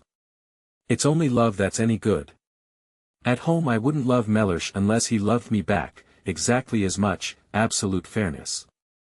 Did you ever? And as he didn't, neither did I, and the aridity of that house. The aridity. Rose said nothing. She was bewildered by Lottie. One odd effect of San Salvatore on her rapidly developing friend was her sudden free use of robust words. She had not used them in Hampstead. Beast and dog were more robust than Hampstead cared about. In words, too, Lottie had come unchained. But how she wished, oh how Rose wished, that she too could write to her husband and say come. The Wilkins menage, however pompous Mellersh might be, and he had seemed to Rose pompous, was on a healthier, more natural footing than hers. Lottie could write to Mellersh and would get an answer. She couldn't write to Frederick, for only too well did she know he wouldn't answer. At least, he might answer, a hurried scribble, showing how much bored he was at doing it, with perfunctory thanks for her letter. But that would be worse than no answer at all, for his handwriting, her name on an envelope addressed by him, stabbed her heart. Too acutely did it bring back the letters of their beginnings together, the letters from him so desolate with separation, so aching with love and longing. To see apparently one of these very same letters arrive, and open it and find. Dear Rose, thanks for letter. Glad you're having a good time. Don't hurry back. Say if you want any money. Everything going splendidly here. Yours. Frederick. No, it couldn't be borne.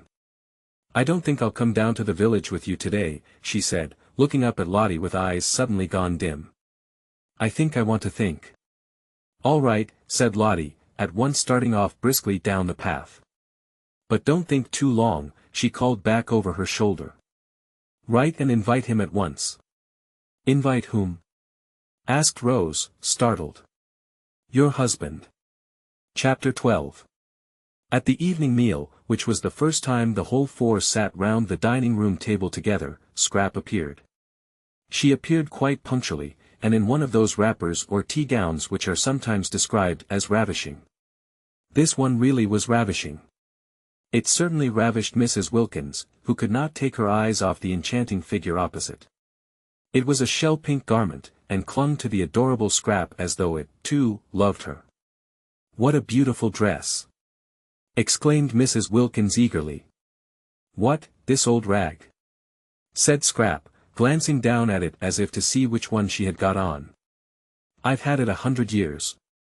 And she concentrated on her soup. "You must be very cold in it," said Mrs. Fisher, thin-lipped, for it showed a great deal of Scrap, the whole of her arms, for instance, and even where it covered her up it was so thin that you still saw her. "Who, me?" said Scrap, looking up a moment. "Oh, no." And she continued her soup. "You mustn't catch a chill, you know," said Mrs. Arbuthnot, feeling that such loveliness must at all costs be preserved unharmed. "There's a great difference here when the sun goes down."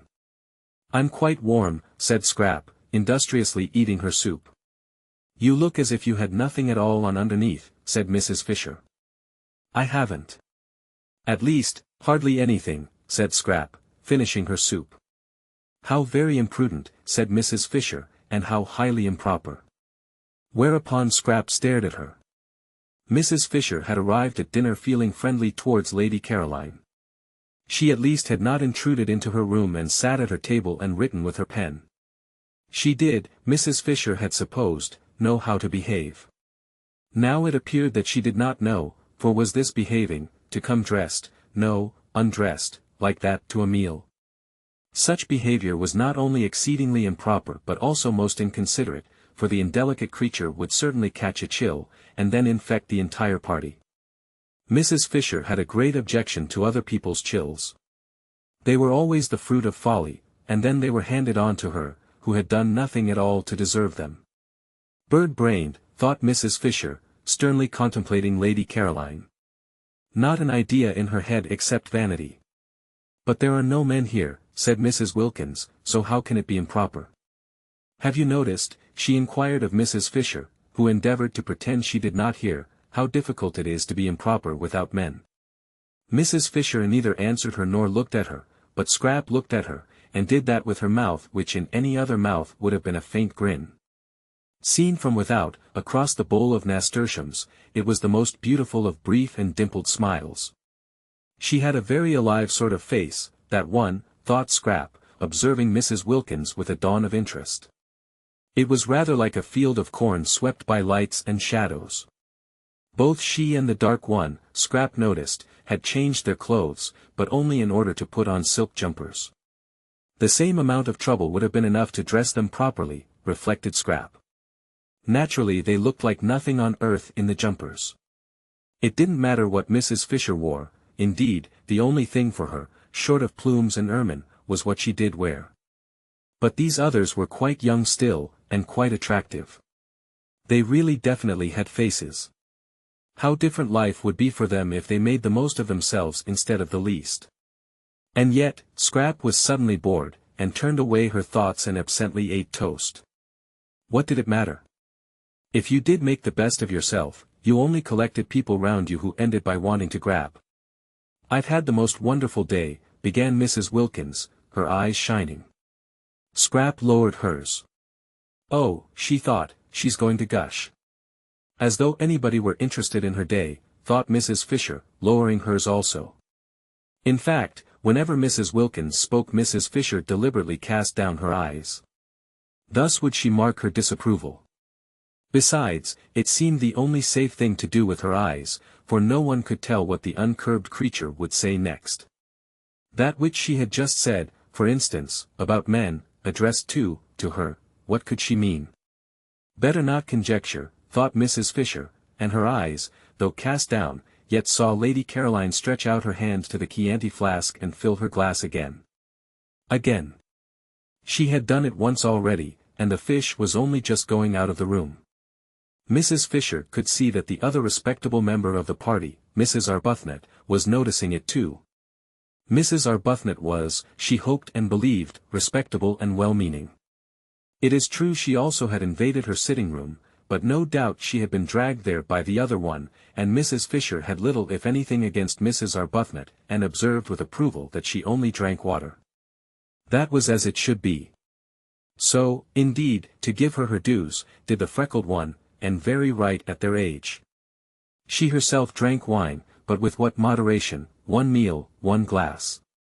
And she was 65, and might properly, and even beneficially, have had at least 2.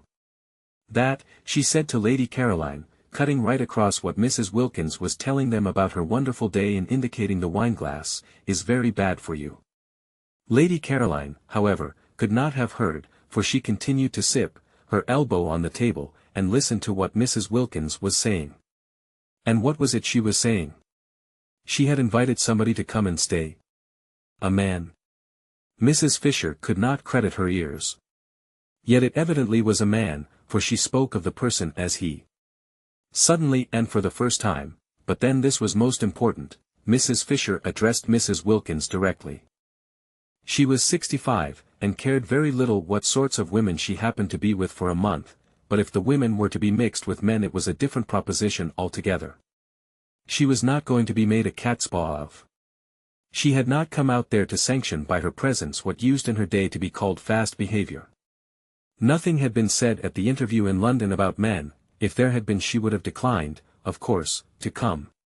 What is his name? Asked Mrs. Fisher, abruptly interposing. Mrs. Wilkins turned to her with a slight surprise. Wilkins, she said. Wilkins? Yes. Your name. And his. A relation? Not blood. A connection? A husband. Mrs. Fisher once more cast down her eyes. She could not talk to Mrs. Wilkins. There was something about the things she said. A husband. Suggesting one of many. Always that unseemly twist to everything. Why could she not say my husband? Besides, Mrs. Fisher had, she herself knew not for what reason, taken both the Hampstead young women for widows. War ones. There had been an absence of mention of husbands at the interview which would not, she considered, be natural if such persons did after all exist. And if a husband was not a relation, who was? Not blood. What a way to talk. Why, a husband was the first of all relations. How well she remembered Ruskin. No, it was not Ruskin, it was the Bible that said a man should leave his father and mother and cleave only to his wife, showing that she became by marriage an even more than blood relation.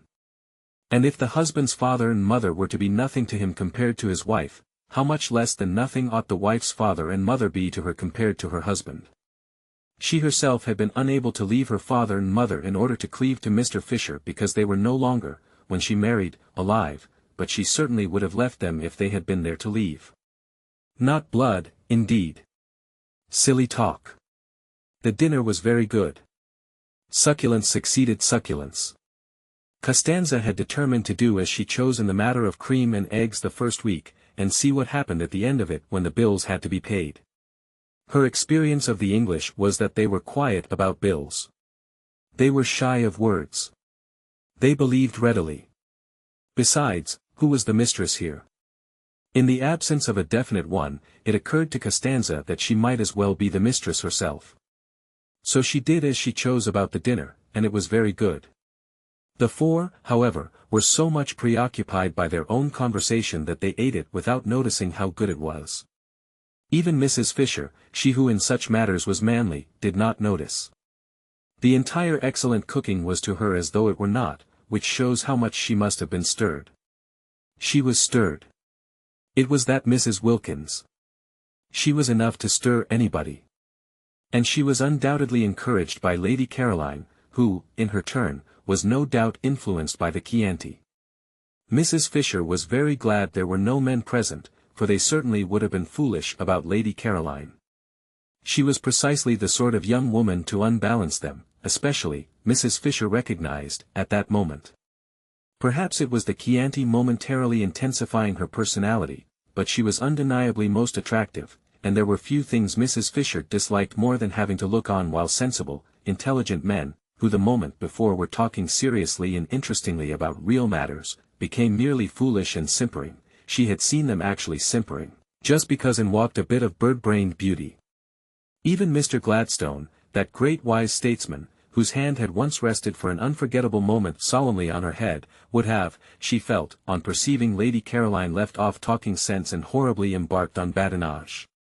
"You see," Mrs. Wilkins said, a silly trick that, with which she mostly began her sentences, Mrs. Fisher each time wished to say, "Pardon me, I do not see, I hear, but why trouble, you see," said Mrs. Wilkins, leaning across towards Lady Caroline, "we arranged, didn't we, in London that if any of us wanted to we could each invite one guest.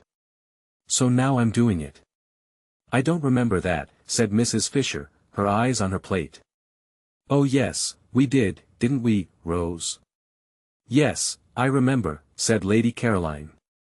"Only it seemed so incredible that one could ever want to. One's whole idea was to get away from one's friends. And one's husbands. Again that unseemly plural. But how altogether unseemly, thought Mrs. Fisher. Such implications. Mrs. Arbuthnot clearly thought so too, for she had turned red. "And family affection," said Lady Caroline, or was it the Chianti speaking? Surely it was the Chianti. "And the want of family affection," said Mrs. Wilkins, what a light she was throwing on her home life and real character. "That wouldn't be so bad," said Lady Caroline. "I'd stay with that. It would give one room." "Oh no, no, it's dreadful," cried Mrs. Wilkins. "It's as if one had no clothes on." "But I like that," said Lady Caroline. "Really," said Mrs. Fisher. "It's a divine feeling, getting rid of things," said Lady Caroline, who was talking altogether to Mrs. Wilkins and paid no attention to the other two.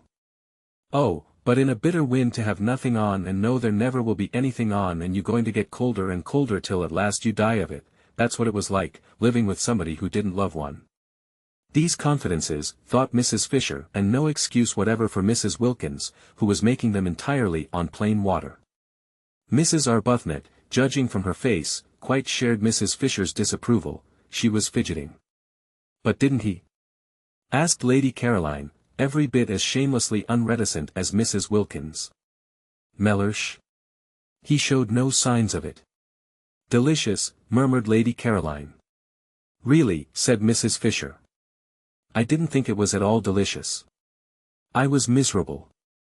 And now, since I've been here, I simply stare at myself being miserable. As miserable as that. And about Mellersh. You mean he wasn't worth it?" "Really," said Mrs. Fisher. "No, I don't. I mean I've suddenly got well." Lady Caroline, slowly twisting the stem of her glass in her fingers, scrutinized the lit-up face opposite. "And now I'm well I find I can't sit here and gloat all to myself. I can't be happy, shutting him out. I must share. I understand exactly what the blessed damozel felt like." "What was the blessed damozel?" asked Scrap. "Really," said Mrs. Fisher, and with such emphasis this time that Lady Caroline turned to her. "Ought I to know?" she asked. "I don't know any natural history. It sounds like a bird." "It is a poem," said Mrs. Fisher with extraordinary frost. "Oh," said Scrap. "I'll lend it to you," said Mrs. Wilkins, over whose face laughter rippled. "No," said Scrap. "And its author," said Mrs. Fisher icily, though not perhaps quite what one would have wished him to be, "was frequently at my father's table." "What a bore for you," said Scrap. "That's what mother's always doing, inviting authors. I hate authors. I wouldn't mind them so much if they didn't write books." "Go on about Mellersh," she said, turning to Mrs. Wilkins. "Really," said Mrs. Fisher. "All those empty beds," said Mrs. Wilkins. "What empty beds?" asked Scrap. "The ones in this house. Why, of course they each ought to have somebody happy inside them. 8 beds, and only 4 people. It's dreadful, dreadful to be so greedy and keep everything just for oneself. I want Rose to ask her husband out too. You and Mrs. Fisher haven't got husbands, but why not give some friend a glorious time?" Rose bit her lip.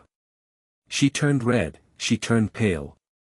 If only Lottie would keep quiet, she thought. It was all very well to have suddenly become a saint and want to love everybody, but need she be so tactless? Rose felt that all her poor sore places were being danced on. If only Lottie would keep quiet. And Mrs. Fisher, with even greater frostiness than that with which she had received Lady Caroline's ignorance of the blessed damozel, said, "There is only one unoccupied bedroom in this house." "Only one?" echoed Mrs. Wilkins, astonished. "Then who are in all the others?" "We are," said Mrs. Fisher. "But we're not in all the bedrooms. There must be at least 6. That leaves 2 over, and the owner told us there were 8 beds, didn't he, Rose?"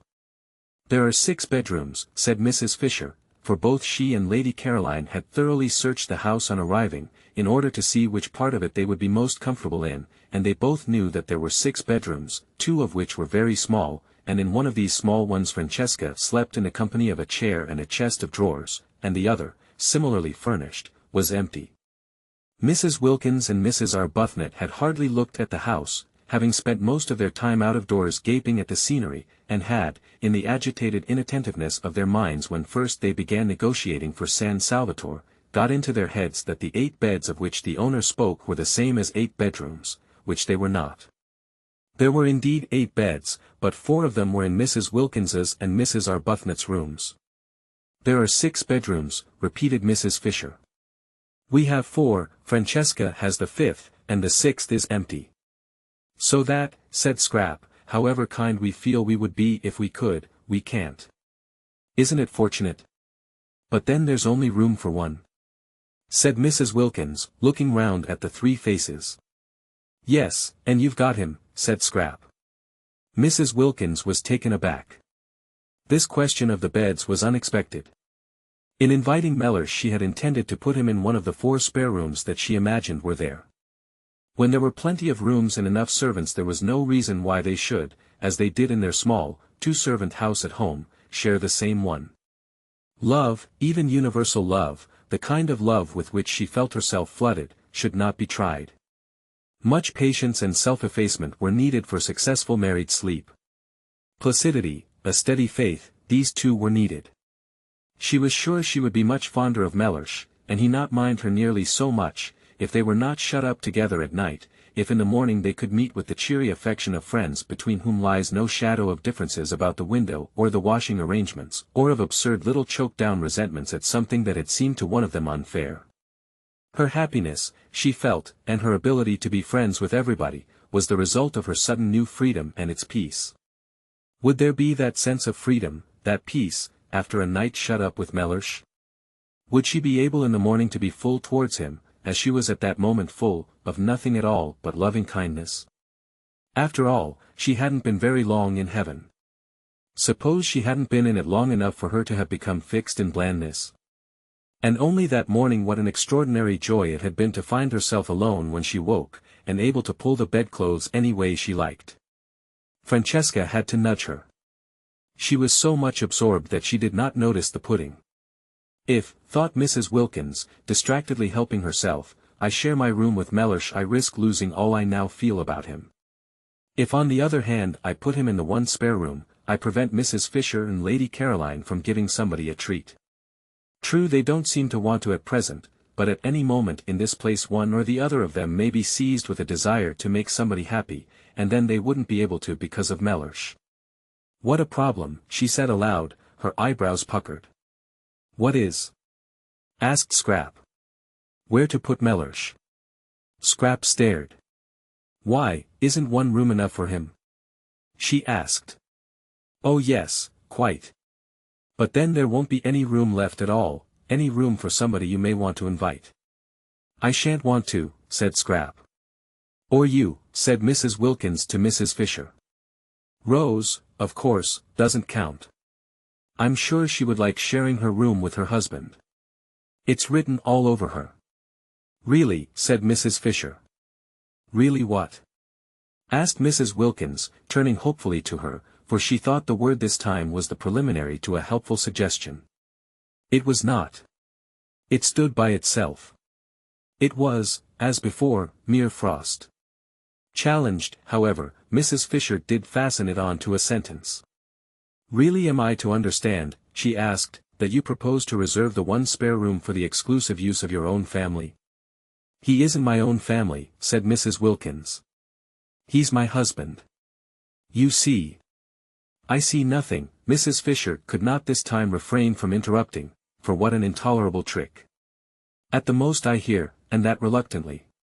But Mrs. Wilkins, as impervious to rebuke as Mrs. Fisher had feared, immediately repeated the tiresome formula and launched out into a long and excessively indelicate speech about the best place for the person she called Mellersh to sleep in. Mellersh, Mrs. Fisher, remembering the Thomases and Johns and Alfreds and Roberts of her day, plain names that yet had all become glorious, thought it sheer affectation to be christened Mellersh, was, it seemed, Mrs. Wilkins's husband, and therefore his place was clearly indicated. Why this talk? She herself, as if foreseeing his arrival, had had a second bed put in Mrs. Wilkins's room. There were certain things in life which were never talked about but only done. Most things connected with husbands were not talked about, and to have a whole dinner table taken up with a discussion as to where one of them should sleep was an affront to the decencies. How and where husbands slept should be known only to their wives. Sometimes it was not known to them, and then the marriage had less happy moments, but these moments were not talked about either, the decencies continued to be preserved. At least, it was so in her day. To have to hear whether Mr. Wilkins should or should not sleep with Mrs. Wilkins, and the reasons why he should and the reasons why he shouldn't, was both uninteresting and indelicate. She might have succeeded in imposing propriety and changing the conversation if it had not been for Lady Caroline. Lady Caroline encouraged Mrs. Wilkins, and threw herself into the discussion with every bit as much unreserve as Mrs. Wilkins herself. No doubt she was impelled on this occasion by Chianti, but whatever the reason there it was. And, characteristically, Lady Caroline was all for Mr. Wilkins being given the solitary spare room. She took that for granted. Any other arrangement would be impossible, she said, her expression was, barbarous. Had she never read her Bible, Mrs. Fisher was tempted to inquire, and they two shall be one flesh. Clearly also, then, one room. But Mrs. Fisher did not inquire. She did not care even to allude to such texts to someone unmarried. However, there was one way she could force Mr. Wilkins into his proper place and save the situation. She could say she herself intended to invite a friend. It was her right. They had all said so. Apart from propriety, it was monstrous that Mrs. Wilkins should want to monopolize the one spare room, when in her own room was everything necessary for her husband. Perhaps she really would invite somebody, not invite, but suggest coming. There was Kate Lumley, for instance. Kate could perfectly afford to come and pay her share, and she was of her own period and knew, and had known, most of the people she herself knew and had known. Kate, of course, had only been on the fringe. She used to be asked only to the big parties, not to the small ones, and she still was only on the fringe. There were some people who never got off the fringe, and Kate was one. Often, however, such people were more permanently agreeable to be with than the others, in that they remained grateful. Yes, she might really consider Kate. The poor soul had never married, but then everybody could not expect to marry, and she was quite comfortably off, not too comfortably, but just comfortably enough to pay her own expenses if she came and yet be grateful. Yes, Kate was the solution. If she came, at one stroke, Mrs. Fisher saw, would the Wilkinses be regularized and Mrs. Wilkins be prevented from having more than her share of the rooms. Also, Mrs. Fisher would save herself from isolation, spiritual isolation. She desired physical isolation between meals, but she disliked that isolation which is of the spirit. Such isolation would, she feared, certainly be hers with these three alien-minded young women. Even Mrs. Arbuthnot was, owing to her friendship with Mrs. Wilkins, necessarily alien-minded. In Kate she would have a support. Kate, without intruding on her sitting room, for Kate was tractable, would be there at meals to support her. Mrs. Fisher said nothing at the moment, but presently in the drawing-room, when they were gathered round the wood fire, she had discovered there was no fireplace in her own sitting-room, and therefore she would after all be forced, so long as the evenings remained cool, to spend them in the other room. Presently, while Francesca was handing coffee round and Lady Caroline was poisoning the air with smoke, Mrs. Wilkins, looking relieved and pleased, said, "Well, if nobody really wants that room, and wouldn't use it anyhow, I shall be very glad if Mellish may have it." "Of course he must have it," said Lady Caroline. Then Mrs. Fisher spoke. "I have a friend," she said in her deep voice, and sudden silence fell upon the others. "Kate Lumley," said Mrs. Fisher. Nobody spoke. "Perhaps," continued Mrs. Fisher, addressing Lady Caroline, "you know her?"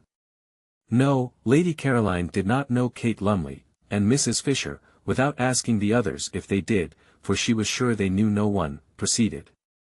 "I wish to invite her to join me," said Mrs. Fisher. Complete silence.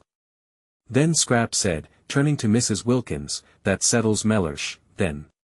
"It settles the question of Mr. Wilkins," said Mrs. Fisher, "although I am unable to understand that there should ever have been a question, in the only way that is right." "I'm afraid you're in for it, then," said Lady Caroline, again to Mrs. Wilkins. "Unless," she added, "he can't come." But Mrs. Wilkins, her brow perturbed, for suppose after all she were not yet quite stable in heaven, could only say, a little uneasily, "I see him here." Chapter 13. The uneventful days, only outwardly uneventful, slipped by in floods of sunshine, and the servants, watching the four ladies, came to the conclusion there was very little life in them. To the servant San Salvatore seemed asleep.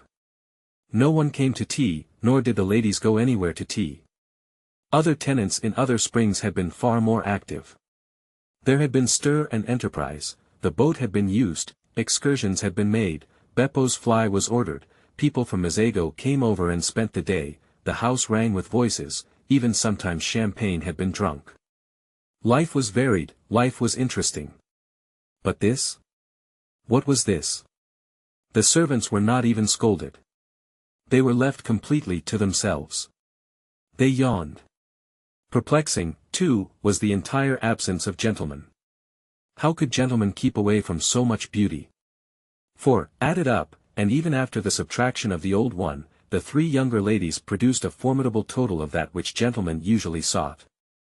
Also the evident desire of each lady to spend long hours separated from the other ladies puzzled the servants. The result was a deathly stillness in the house, except at mealtimes. It might have been as empty as it had been all the winter, for any sounds of life there were. The old lady sat in her room, alone, the dark-eyed lady wandered off alone, loitering, so Domenico told them, who sometimes came across her in the course of his duties, incomprehensibly among the rocks. The very beautiful fair lady lay in her low chair in the top garden, alone. The less, but still beautiful fair lady went up the hills and stayed up them for hours, alone, and every day the sun blazed slowly round the house, and disappeared at evening into the sea, and nothing at all had happened. The servants yawned.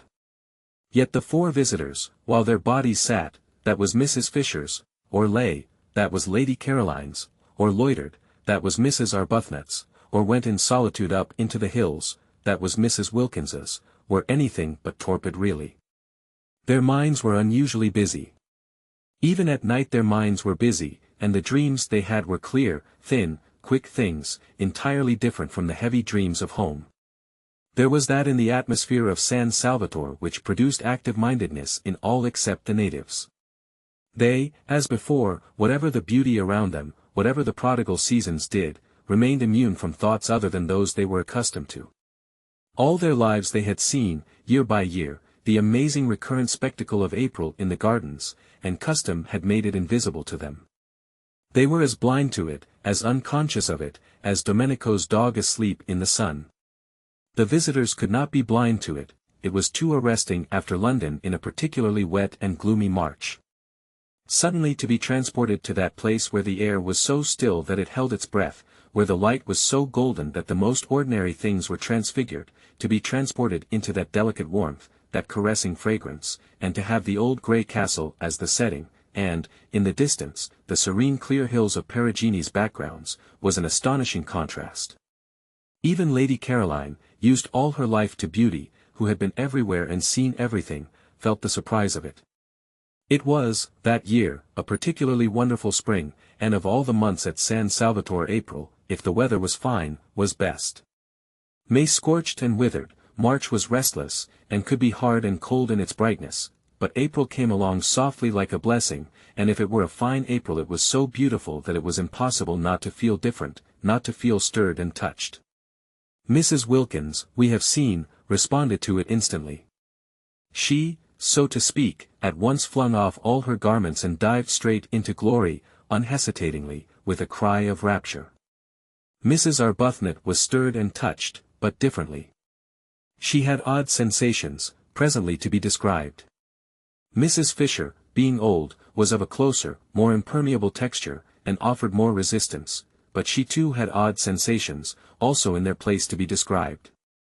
Lady Caroline, already amply acquainted with beautiful houses and climates, to whom they could not come quite with the same surprise, yet was very nearly as quick to react as Mrs. Wilkins. The place had an almost instantaneous influence on her as well, and of one part of this influence she was aware: it had made her, beginning on the very first evening, want to think, and acted on her curiously like a conscience. What this conscience seemed to press upon her notice with an insistence that startled her, Lady Caroline hesitated to accept the word, but it would keep on coming into her head, was that she was tawdry. Tawdry.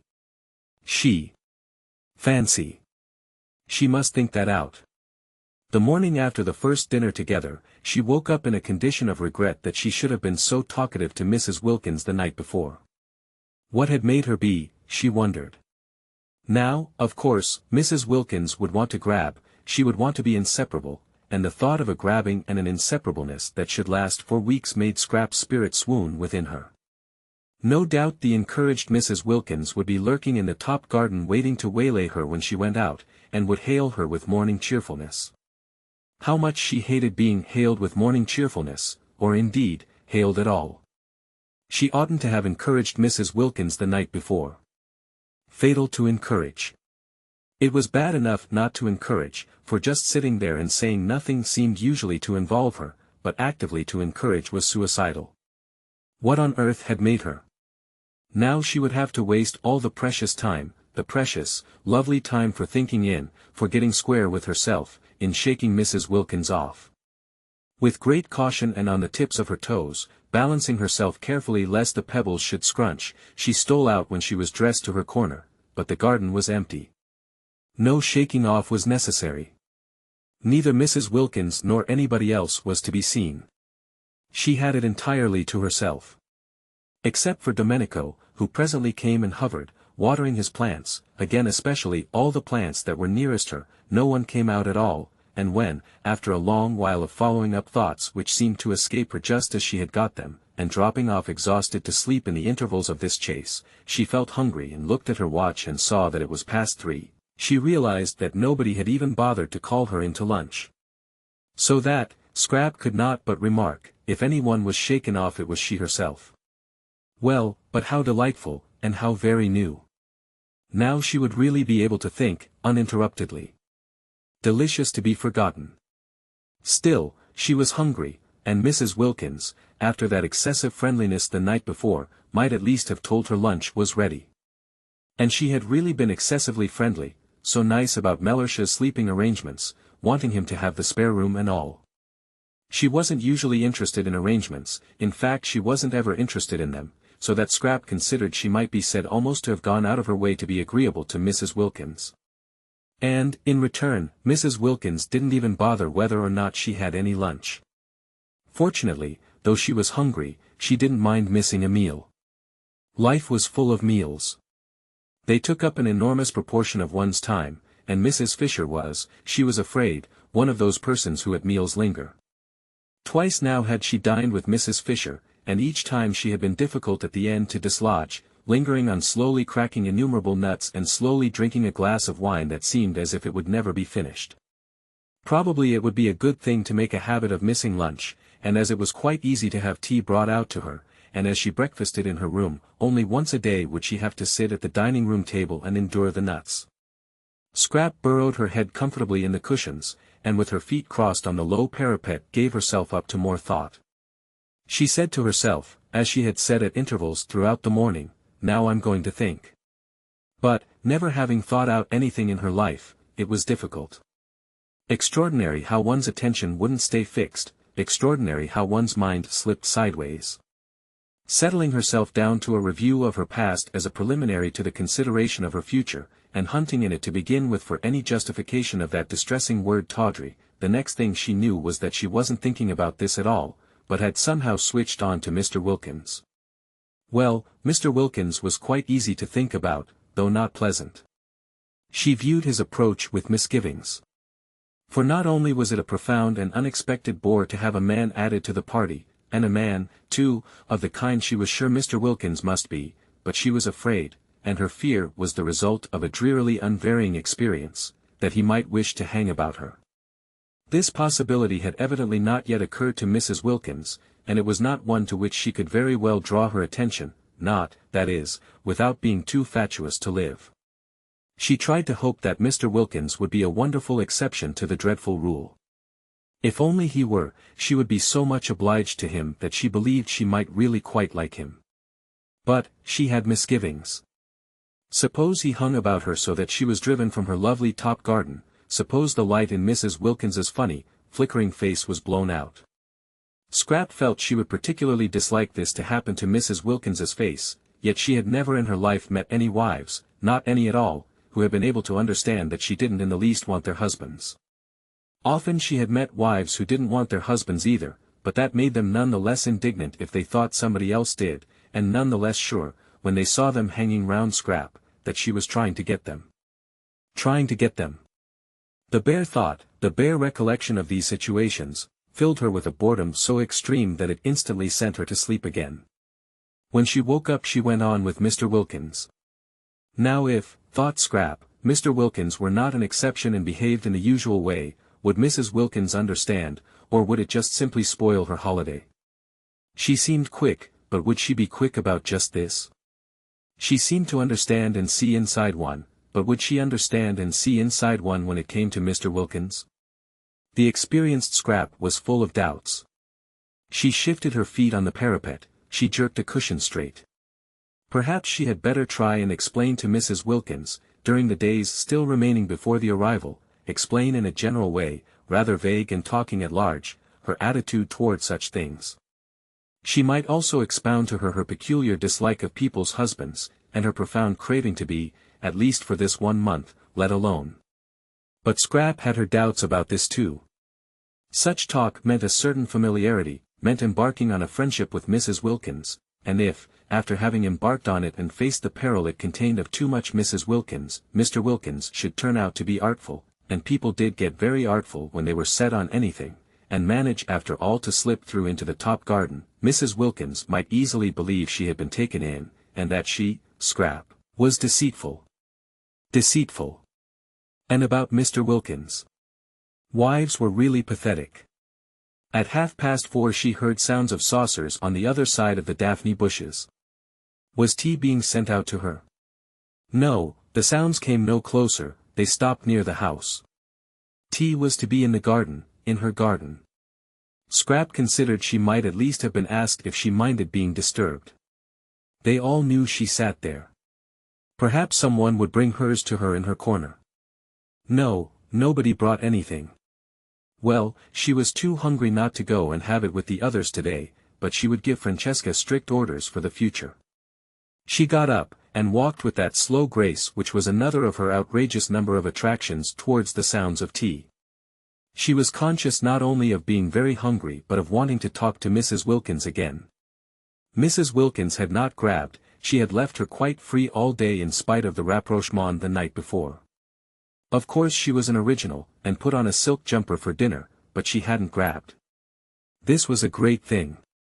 Scrap went towards the tea table quite looking forward to Mrs. Wilkins, and when she came in sight of it she saw only Mrs. Fisher and Mrs. Arbuthnot. Mrs. Fisher was pouring out the tea, and Mrs. Arbuthnot was offering Mrs. Fisher macaroons. Every time Mrs. Fisher offered Mrs. Arbuthnot anything, her cup, or milk, or sugar, Mrs. Arbuthnot offered her macaroons, pressed them on her with an odd assiduousness, almost with obstinacy. Was it a game? Scrap wondered, sitting down and seizing a macaroon. "Where is Mrs. Wilkins?" asked Scrap. They did not know. At least, Mrs. Arbuthnot, on Scrap's inquiry, did not know. Mrs. Fisher's face, at the name, became elaborately uninterested. It appeared that Mrs. Wilkins had not been seen since breakfast. Mrs. Arbuthnot thought she had probably gone for a picnic. Scrap missed her. She ate the enormous macaroons, the best and biggest she had ever come across, in silence. Tea without Mrs. Wilkins was dull, and Mrs. Arbuthnot had that fatal flavor of motherliness about her, of wanting to pet one, to make one very comfortable, coaxing one to eat, coaxing her, who was already so frankly, so even excessively, eating, that seemed to have dogged Scrap's steps through life. Couldn't people leave one alone? She was perfectly able to eat what she wanted unincited. She tried to quench Mrs. Arbuthnot's zeal by being short with her. Useless. The shortness was not apparent. It remained, as all Scrap's evil feelings remained, covered up by the impenetrable veil of her loveliness. Mrs. Fisher sat monumentally, and took no notice of either of them. She had had a curious day, and was a little worried. She had been quite alone, for none of the three had come to lunch, and none of them had taken the trouble to let her know they were not coming, and Mrs. Arbuthnot, drifting casually into tea, had behaved oddly till Lady Caroline joined them and distracted her attention. Mrs. Fisher was prepared not to dislike Mrs. Arbuthnot, whose parted hair and mild expression seemed very decent and womanly, but she certainly had habits that were difficult to like. Her habit of instantly echoing any offer made her of food or drink, of throwing the offer back on one, as it were, was not somehow what one expected of her. "Will you have some more tea?" was surely a question to which the answer was simply yes or no, but Mrs. Arbuthnot persisted in the trick she had exhibited the day before at breakfast, of adding to her yes or no the words, "Will you?" She had done it again that morning at breakfast, and here she was doing it at tea, the two meals at which Mrs. Fisher presided and poured out. Why did she do it? Mrs. Fisher failed to understand. But this was not what was worrying her, this was merely by the way. What was worrying her was that she had been quite unable that day to settle to anything, and had done nothing but wander restlessly from her sitting room to her battlements and back again. It had been a wasted day, and how much she disliked waste. She had tried to read, and she had tried to write to Kate Lumley, but no, a few words read, a few lines written, and up she got again and went out onto the battlements and stared at the sea. It did not matter that the letter to Kate Lumley should not be written. There was time enough for that. Let the others suppose her coming was definitely fixed. All the better. So would Mr. Wilkins be kept out of the spare room and put where he belonged. Kate would keep. She could be held in reserve. Kate in reserve was just as potent as Kate in actuality, and there were points about Kate in reserve which might be missing from Kate in actuality. For instance, if Mrs. Fisher were going to be restless, she would rather Kate were not there to see. There was a want of dignity about restlessness, about trotting backwards and forwards. But it did matter that she could not read a sentence of any of her great dead friends' writings, no, not even of Browning's, who had been so much in Italy, nor of Ruskin's, whose Stones of Venice she had brought with her to reread so nearly on the very spot, nor even a sentence of a really interesting book like the one she had found in her sitting room about the home life of the German emperor, poor man, written in the 90s, when he had not yet begun to be more sinned against than sinning. Which was, she was firmly convinced, what was the matter with him now, and full of exciting things about his birth and his right arm and a couture's, without having to put it down and go and stare at the sea. Reading was very important, the proper exercise and development of one's mind was a paramount duty. How could one read if one were constantly trotting in and out? Curious, this restlessness. Was she going to be ill? No, she felt well, indeed, unusually well, and she went in and out quite quickly, trotted, in fact, and without her stick.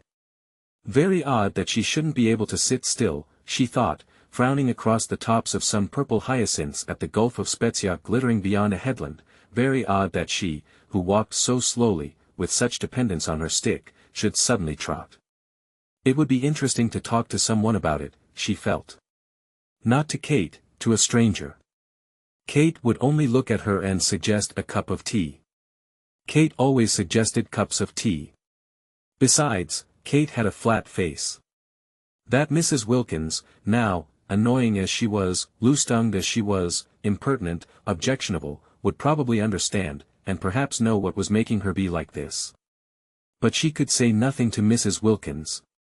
She was the last person to whom one would admit sensations. Dignity alone forbade it. Confide in Mrs. Wilkins? Never. And Mrs. Arbuthnot, while she wistfully mothered the obstructive scrap at tea, felt too that she had had a curious day. Like Mrs. Fisher's, it had been active, but, unlike Mrs. Fisher's, only active in mind. Her body had been quite still, her mind had not been still at all, it had been excessively active.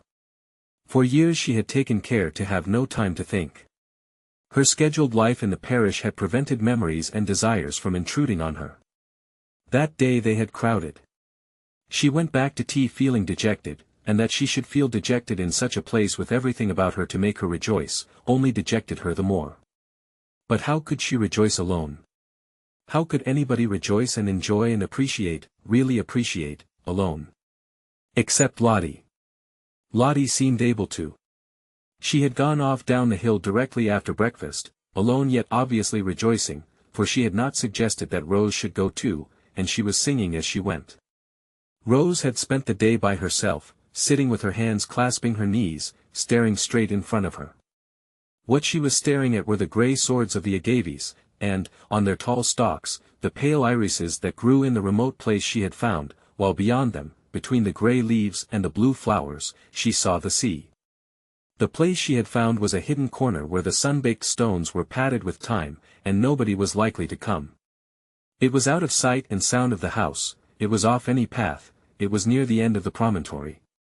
She sat so quiet that presently lizards darted over her feet, and some tiny birds like finches, frightened away at first, came back again and flitted among the bushes round her just as if she hadn't been there. How beautiful it was! And what was the good of it with no one there, no one who loved being with one, who belonged to one, to whom one could say, "Look." And wouldn't one say, "Look, dearest"? Yes, one would say dearest, and the sweet word, just to say it to somebody who loved one, would make one happy. She sat quite still, staring straight in front of her. Strange that in this place she did not want to pray. She who had prayed so constantly at home didn't seem able to do it here at all. The first morning she had merely thrown up a brief thank you to heaven on getting out of bed, and had gone straight to the window to see what everything looked like, thrown up the thank you as carelessly as a ball, and thought no more about it. That morning, remembering this and ashamed, she had knelt down with determination, but perhaps determination was bad for prayers, for she had been unable to think of a thing to say. And as for her bedtime prayers, on neither of the nights had she said a single one. She had forgotten them.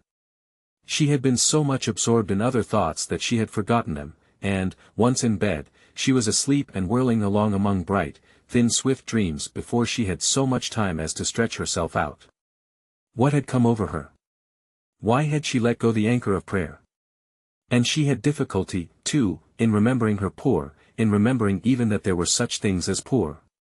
Holidays, of course, were good, and were recognized by everybody as good, but ought they so completely to blot out, to make such havoc of, the realities? Perhaps it was healthy to forget her poor, with all the greater gusto would she go back to them. But it couldn't be healthy to forget her prayers, and still less could it be healthy not to mind. Rose did not mind. She knew she did not mind. And, even worse, she knew she did not mind not minding. In this place she was indifferent to both the things that had filled her life and made it seem as if it were happy for years. Well, if only she could rejoice in her wonderful new surroundings, have that much at least to set against the indifference, the letting go, but she could not. She had no work, she did not pray, she was left empty. Lottie had spoilt her day that day, as she had spoilt her day the day before. Lottie, with her invitation to her husband, with her suggestion that she too should invite hers. Having flung Frederick into her mind again the day before, Lottie had left her, for the whole afternoon she had left her alone with her thoughts. Since then they had been all of Frederick. Where at Hampstead he came to her only in her dreams, here he left her dreams free and was with her during the day instead. And again that morning, as she was struggling not to think of him, Lottie had asked her, just before disappearing singing down the path, if she had written yet and invited him, and again he was flung into her mind and she wasn't able to get him out. How could she invite him? It had gone on so long, their estrangement, such years, she would hardly know what words to use, and besides, he would not come. Why should he come? He didn't care about being with her. What could they talk about?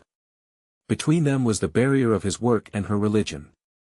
She could not, how could she, believing as she did in purity, in responsibility for the effect of one's actions on others, bear his work, bear living by it, and he, she knew, had at first resented and then been merely bored by her religion. He had let her slip away, he had given her up, he no longer minded, he accepted her religion indifferently, as a settled fact. Both it and she, Rose's mind, becoming more luminous in the clear light of April at San Salvatore, suddenly saw the truth, bored him. Naturally when she saw this, when that morning it flashed upon her for the first time, she did not like it, she liked it so little that for a space the whole beauty of Italy was blotted out. What was to be done about it? She could not give up believing in good and not liking evil, and it must be evil to live entirely on the proceeds of adulteries, however dead and distinguished they were. Besides, if she did, if she sacrificed her whole past, her bringing up, her work for the last 10 years, would she bore him less? Rose felt right down at her very roots that if you have once thoroughly bored somebody it is next to impossible to unbore him. Once a bore always a bore, certainly, she thought, to the person originally bored. Then, thought she, looking out to sea through eyes grown misty, better cling to her religion. It was better, she hardly noticed the reprehensibleness of her thought, than nothing. But oh, she wanted to cling to something tangible, to love something living, something that one could hold against one's heart, that one could see and touch and do things for. If her poor baby hadn't died, babies didn't get bored with one, it took them a long while to grow up and find one out. And perhaps one's baby never did find one out, perhaps one would always be to it, however old and bearded it grew, somebody special, somebody different from everyone else, and if for no other reason, precious in that one could never be repeated. Sitting with dim eyes looking out to sea she felt an extraordinary yearning to hold something of her very own tight to her bosom. Rose was slender, and as reserved in figure as in character, yet she felt a queer sensation of, how could she describe it, bosom. There was something about San Salvatore that made her feel all bosom. She wanted to gather to her bosom, to comfort and protect, soothing the dear head that should lie on it with softest strokings and murmurs of love. Frederick's child, come to her, pillowed on her, because they were unhappy, because they had been hurt. They would need her then, if they had been hurt, they would let themselves be loved then, if they were unhappy. Well, the child was gone, would never come now, but perhaps Frederick, some day, when he was old and tired. Such were Mrs. Arbuthnot's reflections and emotions that first day at San Salvatore by herself. She went back to tea dejected as she had not been for years. San Salvatore had taken her carefully built-up semblance of happiness away from her, and given her nothing in exchange. Yes, it had given her yearnings in exchange, this ache and longing, this queer feeling of bosom, but that was worse than nothing. And she who had learned balance, who never at home was irritated but always able to be kind, could not, even in her dejection, that afternoon endure Mrs. Fisher's assumption of the position as hostess at tea. One would have supposed that such a little thing would not have touched her, but it did. Was her nature changing? Was she to be not only thrown back on long-stifled yearnings after Frederick, but also turned into somebody who wanted to fight over little things? After tea, when both Mrs. Fisher and Lady Caroline had disappeared again, it was quite evident that nobody wanted her. She was more dejected than ever, overwhelmed by the discrepancy between the splendor outside her, the warm, teeming beauty and self-sufficiency of nature, and the blank emptiness of her heart. Then came Lottie, back to dinner, incredibly more freckled, exuding the sunshine she had been collecting all day, talking, laughing, being tactless, being unwise, being without reticence, and Lady Caroline, so quiet at tea, woke up to animation, and Mrs. Fisher was not so noticeable, and Rose was beginning to revive a little, for Lottie's spirits were contagious as she described the delights of her day, a day which might easily to anyone else have had nothing in it but a very long and very hot walk and sandwiches, when she suddenly said, catching Rose's eye, "Let her gone." Rose flushed. This tactlessness. What letter? Asked Scrap, interested. Both her elbows were on the table and her chin was supported in her hands, for the nut stage had been reached, and there was nothing for it but to wait in as comfortable a position as possible till Mrs. Fisher had finished cracking. "Asking her husband here," said Lottie. Mrs. Fisher looked up. Another husband? Was there to be no end to them? Nor was this one, then, a widow either, but her husband was no doubt a decent, respectable man, following a decent, respectable calling. She had little hope of Mr. Wilkins, so little, that she had refrained from inquiring what he did. "Has it?"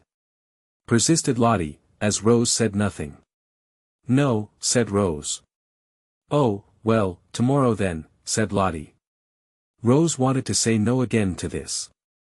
Lottie would have in her place, and would, besides, have expounded all her reasons. But she could not turn herself inside out like that and invite any and everybody to come and look. How was it that Lottie, who saw so many things, didn't see stuck on her heart, and seeing keep quiet about it, the sore place that was Frederick? "Who is your husband?" asked Mrs. Fisher, carefully adjusting another nut between the crackers.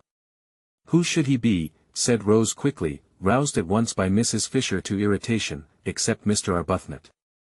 I mean, of course, what is Mr. Arbuthnot?" And Rose, gone painfully red at this, said after a tiny pause, "My husband."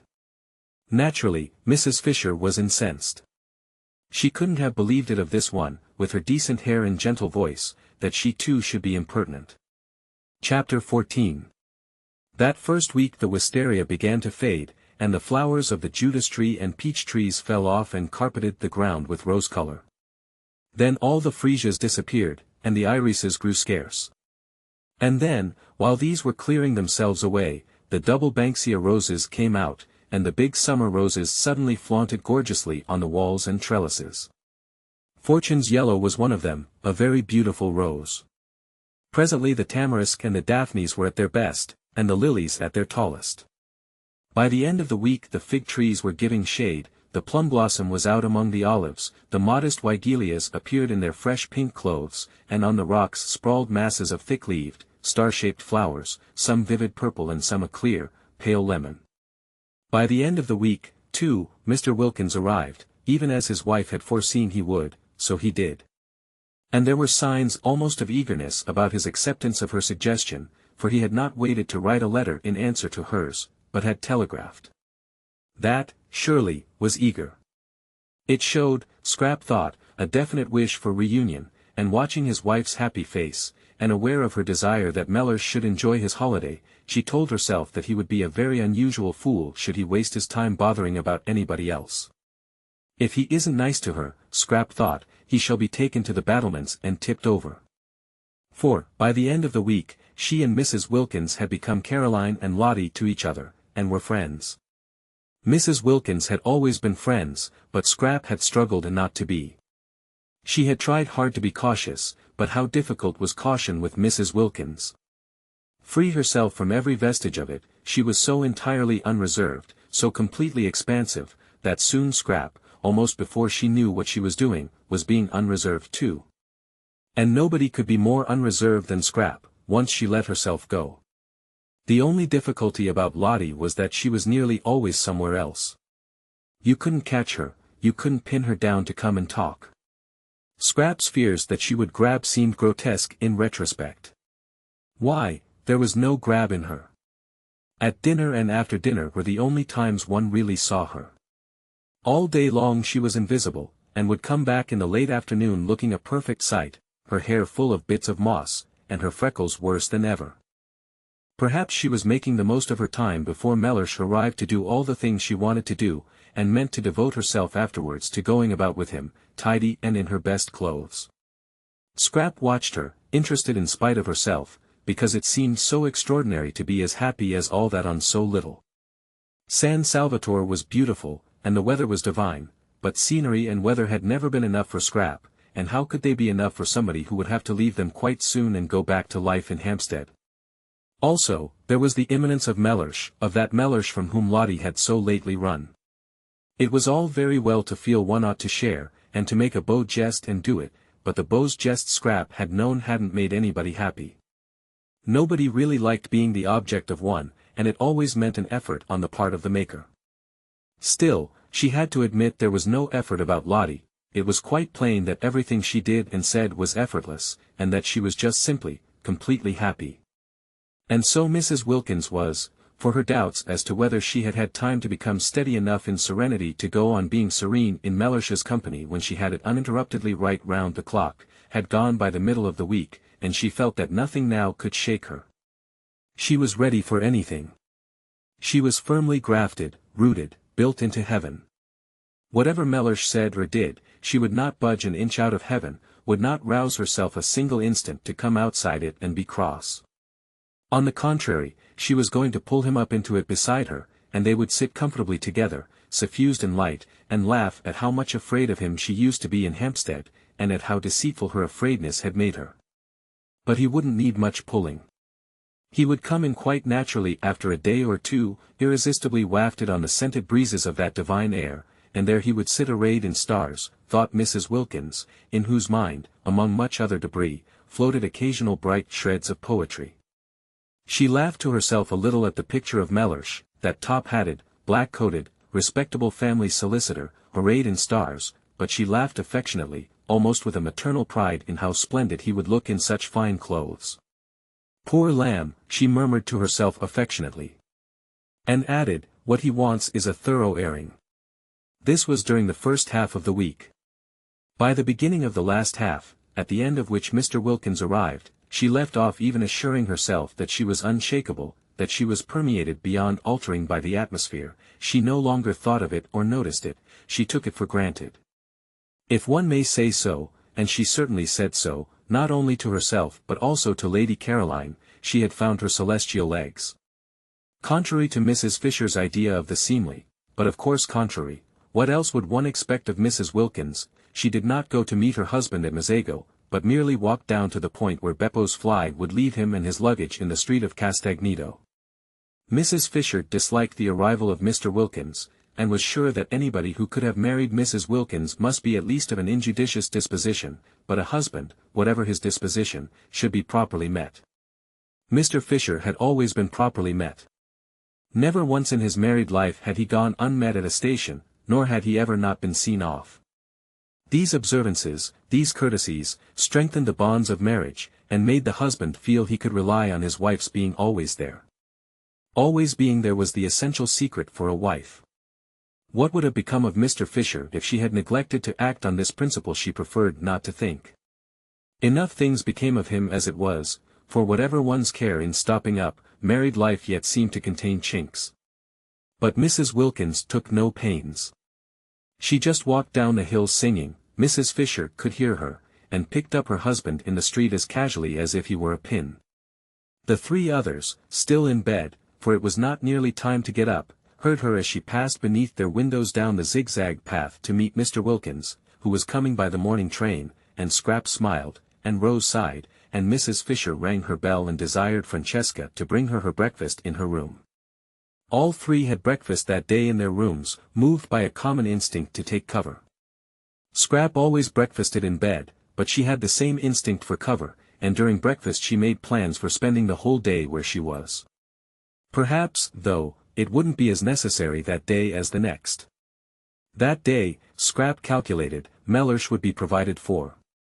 He would want to have a bath, and having a bath at San Salvatore was an elaborate business, a real adventure if one had a hot one in the bathroom, and it took a lot of time. It involved the attendance of the entire staff, Domenico and the boy Giuseppe coaxing the patent stove to burn, restraining it when it burnt too fiercely, using the bellows to it when it threatened to go out, relighting it when it did go out, Francesca anxiously hovering over the tap regulating its trickle, because if it were turned on too full the water instantly ran cold, and if not full enough the stove blew up inside and mysteriously flooded the house, and Costanza and Angela running up and down bringing pails of hot water from the kitchen to eke out what the tap did. This bath had been put in lately, and was at once the pride and the terror of the servants. It was very patent. Nobody quite understood it. There were long printed instructions as to its right treatment hanging on the wall, in which the word pericoloso recurred.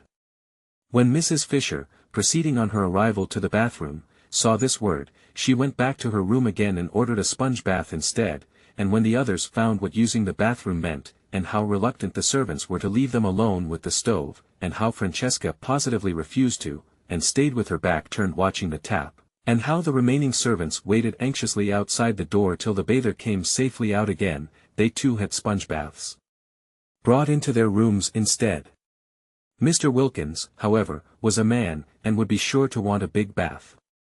Having it, Scrap calculated, would keep him busy for a long while.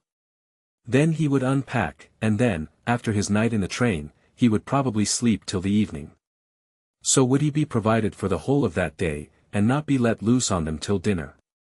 Therefore Scrap came to the conclusion she would be quite safe in the garden that day, and got up as usual after breakfast, and dawdled as usual through her dressing, listening with a slightly cocked ear to the sounds of Mr. Wilkins's arrival, of his luggage being carried into Lottie's room on the other side of the landing, of his educated voice as he inquired of Lottie, first, "Do I give this fellow anything?"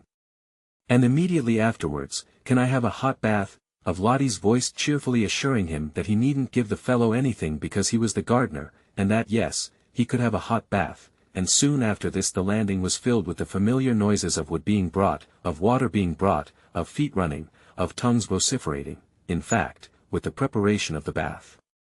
Scrap finished dressing, and then loitered at her window, waiting till she should hear Mr. Wilkins go into the bathroom. When he was safely there she would slip out and settle herself in her garden and resume her inquiries into the probable meaning of her life. She was getting on with her inquiries. She dozed much less frequently, and was beginning to be inclined to agree that tawdry was the word to apply to her past. Also she was afraid that her future looked black. There, she could hear Mr. Wilkins's educated voice again. Lottie's door had opened, and he was coming out of it asking his way to the bathroom. "It's where you see the crowd," Lottie's voice answered, still a cheerful voice, Scrap was glad to notice. His steps went along the landing, and Lottie's steps seemed to go downstairs, and then there seemed to be a brief altercation at the bathroom door, hardly so much an altercation as a chorus of vociferations on one side and a wordless determination, Scrap judged, to have a bath by oneself on the other. Mr. Wilkins knew no Italian, and the expression pericoloso left him precisely as it found him, or would have if he had seen it, but naturally he took no notice of the printed matter on the wall. He firmly closed the door on the servants, resisting Domenico, who tried to the last to press through, and locked himself in as a man should for his bath, judicially considering, as he made his simple preparations for getting in, the singular standard of behavior of these foreigners who, both male and female, apparently wished to stay with him while he bathed. In Finland, he had heard, the female natives not only were present on such occasions but actually washed the bath-taking traveler. He had not heard, however, that this was true too of Italy, which somehow seemed much nearer civilization, perhaps because one went there, and did not go to Finland. Impartially examining this reflection, and carefully balancing the claims to civilization of Italy and Finland, Mr. Wilkins got into the bath and turned off the tap. Naturally he turned off the tap. It was what one did. But on the instructions, printed in red letters, was a paragraph saying that the tap should not be turned off as long as there was still fire in the stove. It should be left on, not much on, but on, until the fire was quite out, otherwise, and here again was the word pericoloso, the stove would blow up. Mr. Wilkins got into the bath, turned off the tap, and the stove blew up, exactly as the printed instructions said it would.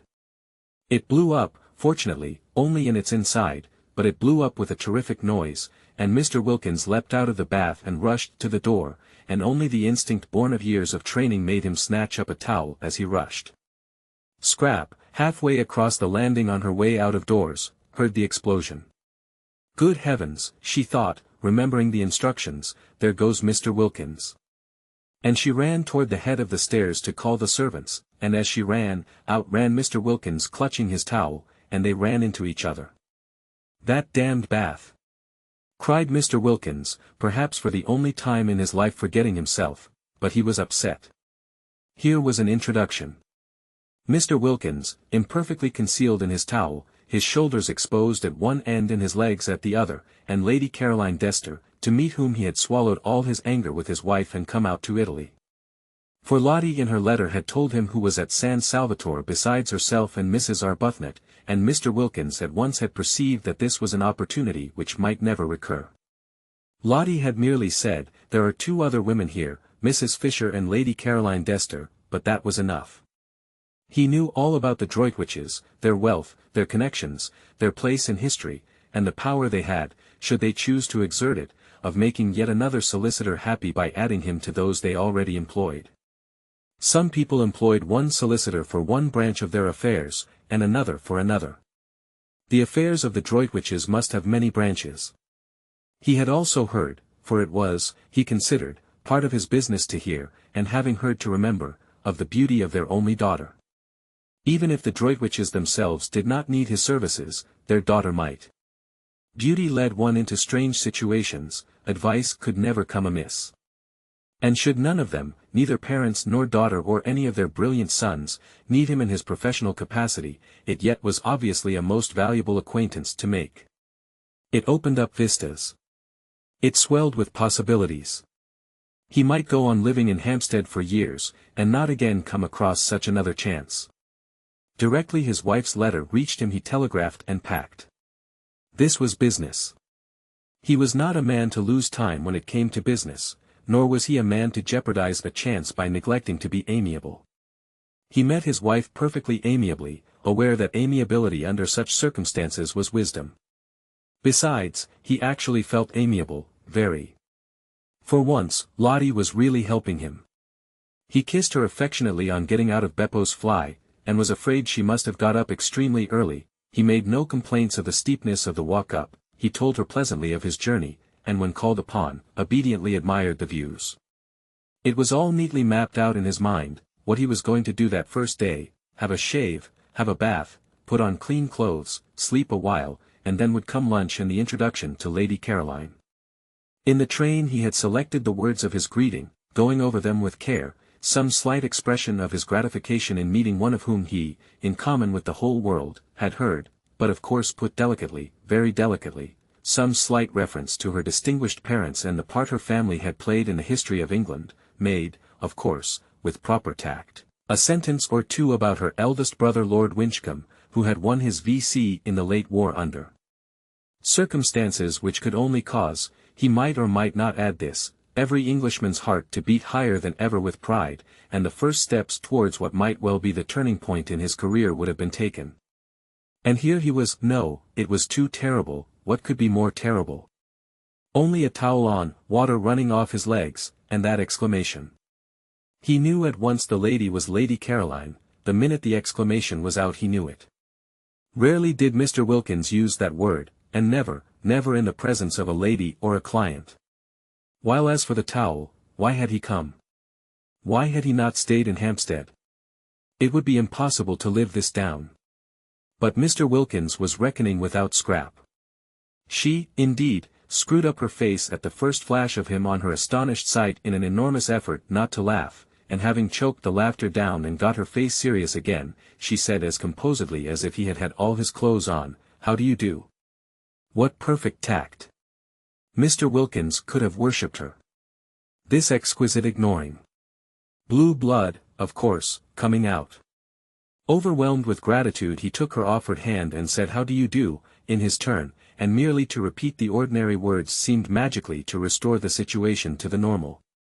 Indeed, he was so much relieved, and it was so natural to be shaking hands, to be conventionally greeting, that he forgot he had only a towel on and his professional manner came back to him. He forgot what he was looking like, but he did not forget that this was Lady Caroline Dester, the lady he had come all the way to Italy to see, and he did not forget that it was in her face, her lovely and important face, that he had flung his terrible exclamation. He must at once entreat her forgiveness. To say such a word to a lady, to any lady, but of all ladies to just this one. "I'm afraid I used unpardonable language," began Mr. Wilkins very earnestly, as earnestly and ceremoniously as if he had had his clothes on. "I thought it most appropriate," said Scrap, who was used to dams. Mr. Wilkins was incredibly relieved and soothed by this answer. No offense, then, taken. Blue blood again. Only blue blood could afford such a liberal, such an understanding attitude. "It is Lady Caroline Dester, is it not, to whom I am speaking?"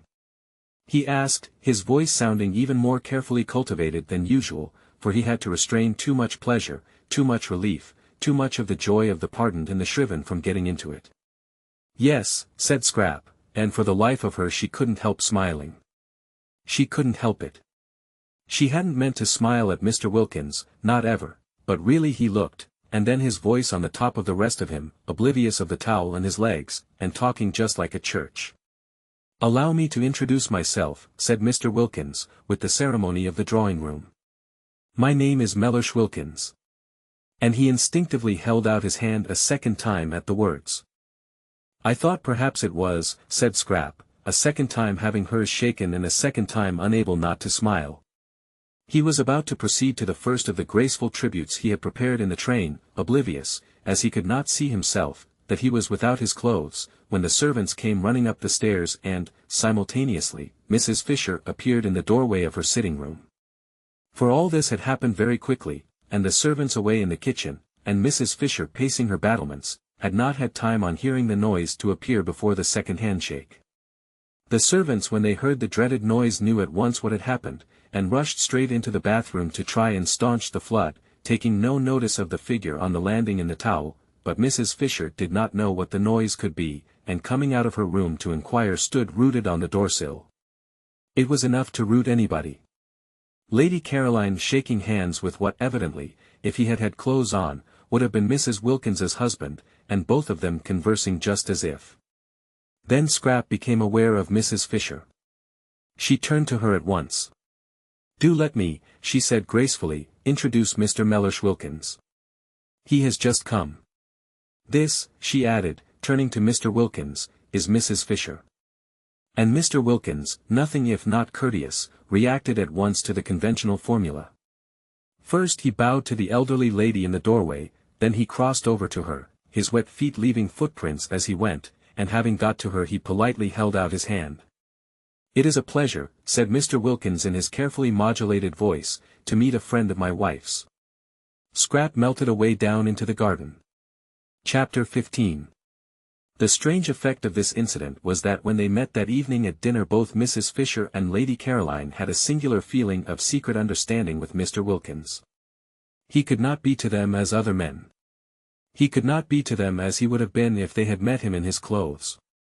There was a sense of broken ice, they felt at once intimate and indulgent, almost they felt to him as nurses do, as those feel who have assisted either patients or young children at their baths. They were acquainted with Mr. Wilkins's legs. What Mrs. Fisher said to him that morning in her first shock will never be known, but what Mr. Wilkins said to her in reply, when reminded by what she was saying of his condition, was so handsome in its apology, so proper in its confusion, that she had ended by being quite sorry for him and completely placated. After all, it was an accident, and nobody could help accidents. And when she saw him next at dinner, dressed, polished, spotless as to linen and sleek as to hair, she felt this singular sensation of a secret understanding with him and, added to it, of a kind of almost personal pride in his appearance, now that he was dressed, which presently extended in some subtle way to an almost personal pride in everything he said. There was no doubt whatever in Mrs. Fisher's mind that a man was infinitely preferable as a companion to a woman. Mr. Wilkins's presence and conversation at once raised the standard of the dinner table from that of a bare garden, yes, a bare garden, to that of a civilized social gathering. He talked as men talk, about interesting subjects, and, though most courteous to Lady Caroline, showed no traces of dissolving into simpers and idiocy whenever he addressed her. He was, indeed, precisely as courteous to Mrs. Fisher herself, and when for the first time at that table politics were introduced, he listened to her with the proper seriousness on her exhibiting a desire to speak, and treated her opinions with the attention they deserved. He appeared to think much as she did about Lloyd George, and in regard to literature he was equally sound. In fact there was real conversation, and he liked nuts. How he could have married Mrs. Wilkins was a mystery. Lottie, for her part, looked on with round eyes. She had expected Mellersh to take at least 2 days before he got to this stage, but the San Salvatore spell had worked instantly. It was not only that he was pleasant at dinner, for she had always seen him pleasant at dinners with other people, but he had been pleasant all day privately, so pleasant that he had complimented her on her looks while she was brushing out her hair, and kissed her. Kissed her. And it was neither good morning nor good night. Well, this being so, she would put off telling him the truth about her nest egg, and about Rose not being his hostess after all, till next day. Pity to spoil things. She had been going to blurt it out as soon as he had had a rest, but it did seem a pity to disturb such a very beautiful frame of mind as that of Mellersh this first day. Let him too get more firmly fixed in heaven. Once fixed he wouldn't mind anything. Her face sparkled with delight at the instantaneous effect of San Salvatore. Even the catastrophe of the bath, of which she had been told when she came in from the garden, had not shaken him. Of course all that he had needed was a holiday. What a brute she had been to him when he wanted to take her himself to Italy. But this arrangement, as it happened, was ever so much better, though not through any merit of hers. She talked and laughed gaily, not a shred of fear of him left in her, and even when she said, struck by his spotlessness, that he looked so clean that one could eat one's dinner off him, and Scrap laughed, Mellersh laughed too. He would have minded that at home, supposing that at home she had had the spirit to say it. It was a successful evening. Scrap, whenever she looked at Mr. Wilkins, saw him in his towel, dripping water, and felt indulgent. Mrs. Fisher was delighted with him. Rose was a dignified hostess in Mr. Wilkins's eyes, quiet and dignified, and he admired the way she waived her right to preside at the head of the table, as a graceful compliment, of course, to Mrs. Fisher's age. Mrs. Arbuthnot was, opined Mr. Wilkins, naturally retiring. She was the most retiring of the three ladies. He had met her before dinner alone for a moment in the drawing-room, and had expressed in appropriate language his sense of her kindness in wishing him to join her party, and she had been retiring. Was she shy? Probably. She had blushed, and murmured as if in deprecation, and then the others had come in. At dinner she talked least. He would, of course, become better acquainted with her during the next few days, and it would be a pleasure, he was sure. Meanwhile Lady Caroline was all and more than all Mr. Wilkins had imagined, and had received his speeches, worked in skillfully between the courses, graciously. Mrs. Fisher was the exact old lady he had been hoping to come across all his professional life, and Lottie had not only immensely improved, but was obviously au mieux. Mr. Wilkins knew what was necessary in French, with Lady Caroline. He had been much tormented during the day by the thought of how he had stood conversing with Lady Caroline forgetful of his not being dressed, and had at last written her a note most deeply apologizing, and beseeching her to overlook his amazing, his incomprehensible obliviousness, to which she had replied in pencil on the back of the envelope, "Don't worry." And he had obeyed her commands, and had put it from him. The result was he was now in great contentment. Before going to sleep that night he pinched his wife's ear. She was amazed. These endearments. What is more, the morning brought no relapse in Mr. Wilkins, and he kept up to this high level throughout the day, in spite of its being the first day of the second week, and therefore pay day. Its being pay day precipitated Lottie's confession, which she had, when it came to the point, been inclined to put off a little longer. She was not afraid, she dared anything, but Mellersh was in such an admirable humor, why risk clouding it just yet? When, however, soon after breakfast Costanza appeared with a pile of very dirty little bits of paper covered with sums in pencil, and having knocked at Mrs. Fisher's door and been sent away, and at Lady Caroline's door and been sent away, and at Rose's door and had no answer because Rose had gone out, she waylaid Lottie, who was showing Mellersh over the house, and pointed to the bits of paper and talked very rapidly and loud, and shrugged her shoulders a great deal, and kept on pointing at the bits of paper. Lottie remembered that a week had passed without anybody paying anything to anyone, and that the moment had come to settle up. "Does this good lady want something?" inquired Mr. Wilkins mellifluously. "Money," said Lottie. "Money? It's the housekeeping bills." "Well, you have nothing to do with those," said Mr. Wilkins serenely. "Oh yes, I have." And the confession was precipitated. It was wonderful how Mellersh took it. One would have imagined that his sole idea about the nest egg had always been that it should be lavished on just this. He did not, as he would have done at home, cross-examine her. He accepted everything as it came pouring out, about her fibs and all, and when she had finished and said, "You have every right to be angry, I think, but I hope you won't be and will forgive me instead," he merely asked, "What can be more beneficial than such a holiday?" Whereupon she put her arm through his and held it tight and said, "Oh, Mellersh, you really are too sweet," her face red with pride in him.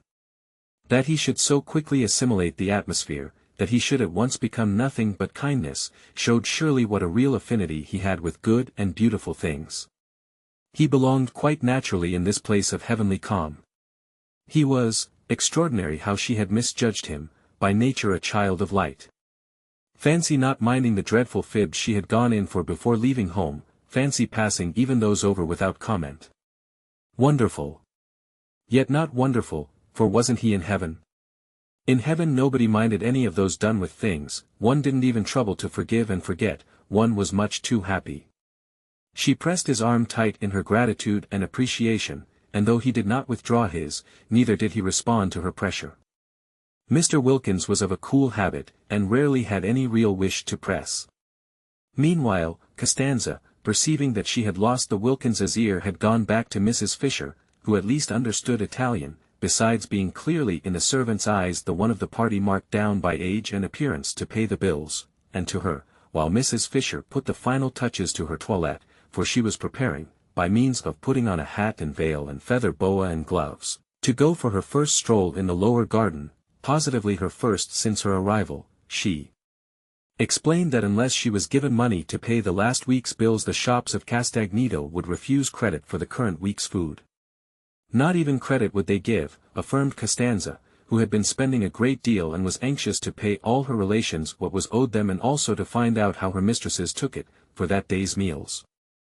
Soon it would be the hour of collation, and how could there be collation without meat, without fish, without eggs, without... Mrs. Fisher took the bills out of her hand and looked at the total, and she was so much astonished by its size, so much horrified by the extravagance to which it testified, that she sat down at her writing table to go into the thing thoroughly. Costanza had a very bad half-hour. She had not supposed it was in the English to be so mercenary. And then La Vecchia, as she was called in the kitchen, knew so much Italian, and with a doggedness that filled Costanza with shame on her behalf, for such conduct was the last one expected from the noble English, she went through item after item, requiring and persisting till she got them, explanations. There were no explanations, except that Costanza had had one glorious week of doing exactly as she chose, of splendid unbridled license, and that this was the result. Costanza, having no explanations, wept. It was miserable to think she would have to cook from now on under watchfulness, under suspicion, and what would her relations say when they found the orders they received were whittled down? They would say she had no influence, they would despise her. Costanza wept, but Mrs. Fisher was unmoved. In slow and splendid Italian, with the roll of the cantos of the Inferno, she informed her that she would pay no bills till the following week, and that meanwhile the food was to be precisely as good as ever, and at a quarter the cost. Costanza threw up her hands. Next week, proceeded Mrs. Fisher unmoved, if she found this had been so she would pay the whole. Otherwise, she paused, for what she would do otherwise she did not know herself. But she paused and looked impenetrable, majestic and menacing, and Costanza was cowed. Then Mrs. Fisher, having dismissed her with a gesture, went in search of Lady Caroline to complain. She had been under the impression that Lady Caroline ordered the meals and therefore was responsible for the prices, but now it appeared that the cook had been left to do exactly as she pleased ever since they got there, which of course was simply disgraceful. Scrap was not in her bedroom, but the room, on Mrs. Fisher's opening the door, for she suspected her of being in it and only pretending not to hear the knock, was still flower-like from her presence. Scent, sniffed Mrs. Fisher, shutting it again, and she wished Carlyle could have had 5 minutes straight talk with this young woman. And yet, perhaps even he. She went downstairs to go into the garden in search of her, and in the hall encountered Mr. Wilkins. He had his hat on, and was lighting a cigar. Indulgent as Mrs. Fisher felt towards Mr. Wilkins, and peculiarly and even mystically related after the previous morning's encounter, she yet could not like a cigar in the house. Out of doors she endured it, but it was not necessary, when out of doors was such a big place, to indulge the habit indoors. Even Mr. Fisher, who had been, she should say, a man originally tenacious of habits, had quite soon after marriage got out of this one. However, Mr. Wilkins, snatching off his hat on seeing her, instantly threw the cigar away. He threw it into the water a great jar of arum lilies presumably contained, and Mrs. Fisher, aware of the value men attached to their newly lit cigars, could not but be impressed by this immediate and magnificent amende honorable. But the cigar did not reach the water. It got caught in the lilies, and smoked on by itself among them, a strange and depraved-looking object. "Where are you going to, my pet?" began Mr. Wilkins, advancing towards Mrs. Fisher, but he broke off just in time. Was it morning spirits impelling him to address Mrs. Fisher in the terms of a nursery rhyme? He wasn't even aware that he knew the thing. Most strange. What could have put it, at such a moment, into his self-possessed head? He felt great respect for Mrs. Fisher, and would not for the world have insulted her by addressing her as a maid, pretty or otherwise. He wished to stand well with her. She was a woman of parts, and also, he suspected, of property. At breakfast they had been most pleasant together, and he had been struck by her apparent intimacy with well-known persons. Victorians, of course, but it was restful to talk about them after the strain of his brother-in-law's Georgian parties on Hampstead Heath. He and she were getting on famously, he felt. She already showed all the symptoms of presently wishing to become a client. Not for the world would he offend her. He turned a little cold at the narrowness of his escape. She had not, however, noticed. "You are going out," he said very politely, all readiness should she confirm his assumption to accompany her. "I want to find Lady Caroline," said Mrs. Fisher, going towards the glass door leading into the top garden. "An agreeable quest," remarked Mr. Wilkins. "May I assist in the search?" "Allow me," he added, opening the door for her. "She usually sits over in that corner behind the bushes," said Mrs. Fisher. "And I don't know about it being an agreeable quest. She has been letting the bills run up in the most terrible fashion, and needs a good scolding." "Lady Caroline?" said Mr. Wilkins, unable to follow such an attitude. "What has Lady Caroline, if I may inquire, to do with the bills here?" "The housekeeping was left to her, and as we all share alike it ought to have been a matter of honor with her." "But, Lady Caroline housekeeping for the party here?" "A party which includes my wife." "My dear lady, you render me speechless. Do you not know she is the daughter of the Droitwiches?" "Oh, is that who she is?" said Mrs. Fisher, scrunching heavily over the pebbles towards the hidden corner.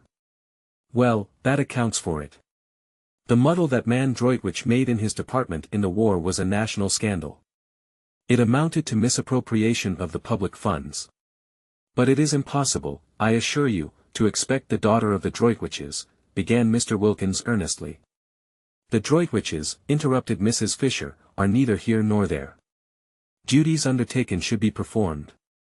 I don't intend my money to be squandered for the sake of any Droitwiches. A headstrong old lady. Perhaps not so easy to deal with as he had hoped. But how wealthy. Only the consciousness of great wealth would make her snap her fingers in this manner at the Droitwiches."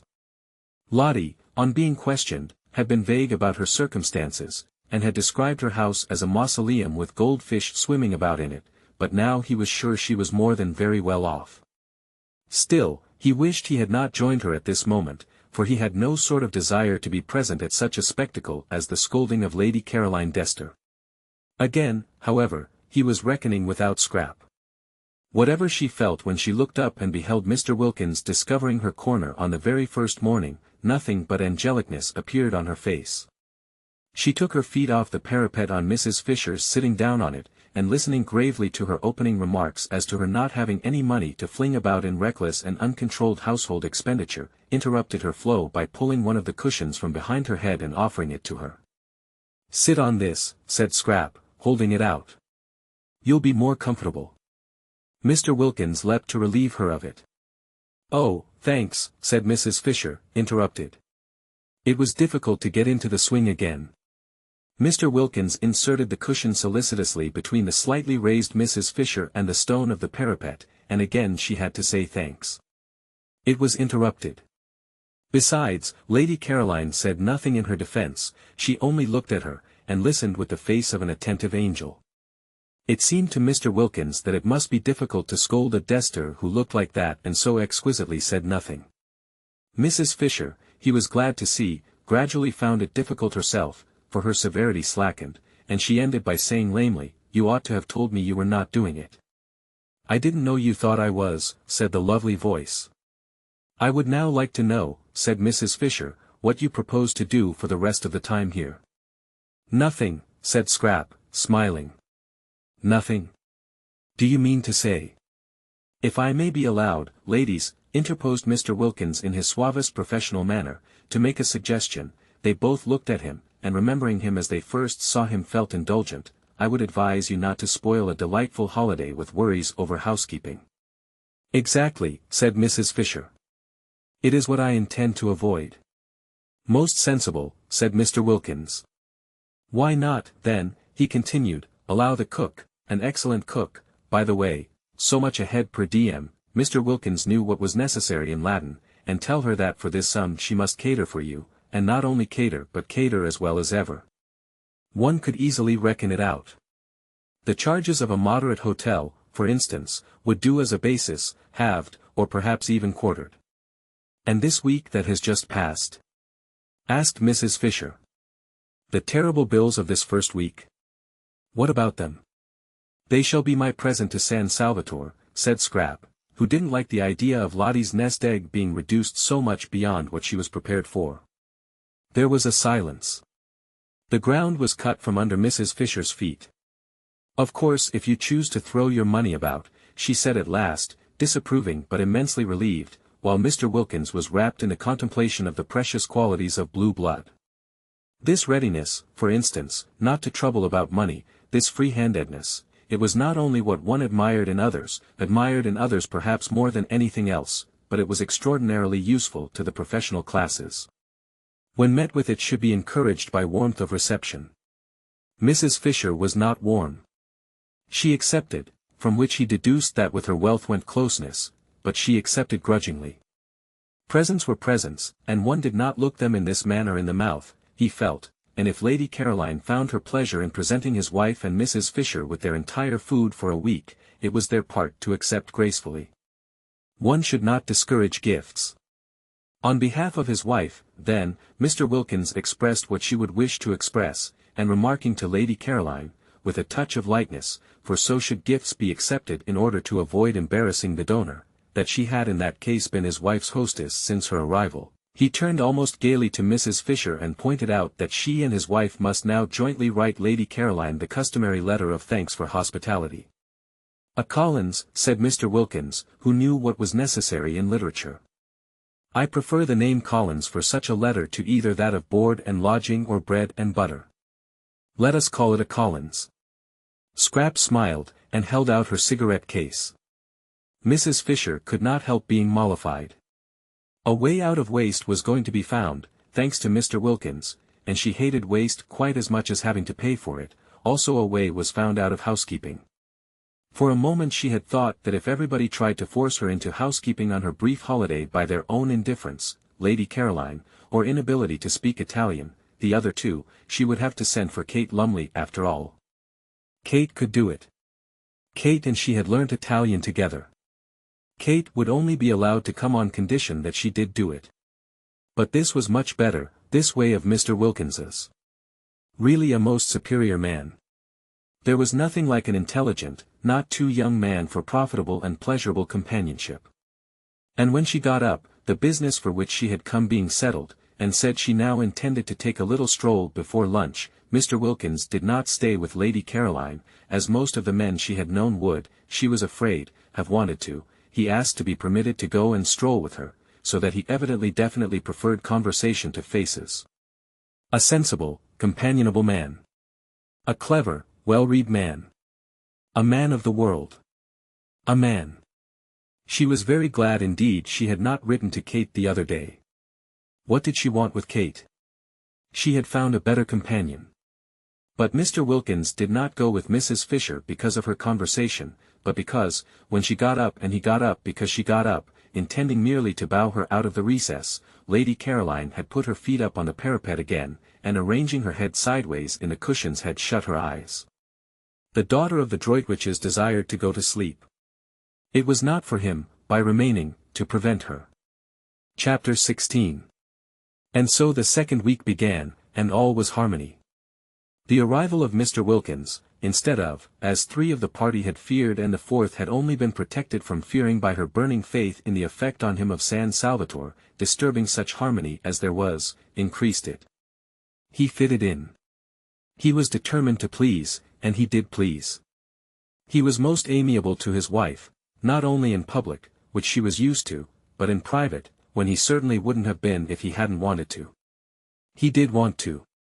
He was so much obliged to her, so much pleased with her, for making him acquainted with Lady Caroline, that he felt really fond of her.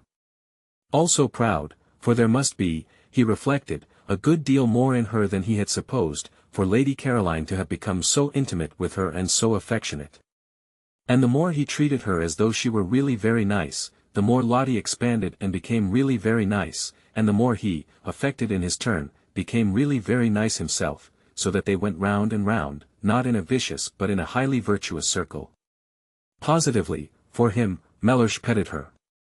There was at no time much pet in Mellersh, because he was by nature a cool man, yet such was the influence on him of, as Lottie supposed, San Salvatore, that in this second week he sometimes pinched both her ears, one after the other, instead of only one, and Lottie, marveling at such rapidly developing affectionateness, wondered what he would do, should he continue at this rate, in the 3rd week, when her supply of ears would have come to an end. He was particularly nice about the washstand, and genuinely desirous of not taking up too much of the space in the small bedroom. Quick to respond, Lottie was even more desirous not to be in his way, and the room became the scene of many an affectionate combat degenericide, each of which left them more pleased with each other than ever. He did not again have a bath in the bathroom, though it was mended and ready for him, but got up and went down every morning to the sea, and in spite of the cool nights making the water cold early had his dip as a man should, and came up to breakfast rubbing his hands and feeling, as he told Mrs. Fisher, prepared for anything. Lottie's belief in the irresistible influence of the heavenly atmosphere of San Salvatore being thus obviously justified, and Mr. Wilkins, whom Rose knew as alarming and Scrap had pictured as icily unkind, being so evidently a changed man, both Rose and Scrap began to think there might after all be something in what Lottie insisted on, and that San Salvatore did work purgingly on the character. They were the more inclined to think so in that they too felt a working going on inside themselves. They felt more cleared, both of them, that second week, Scrap in her thoughts, many of which were now quite nice thoughts, real amiable ones about her parents and relations, with a glimmer in them of recognition of the extraordinary benefits she had received at the hands of, what? Fate?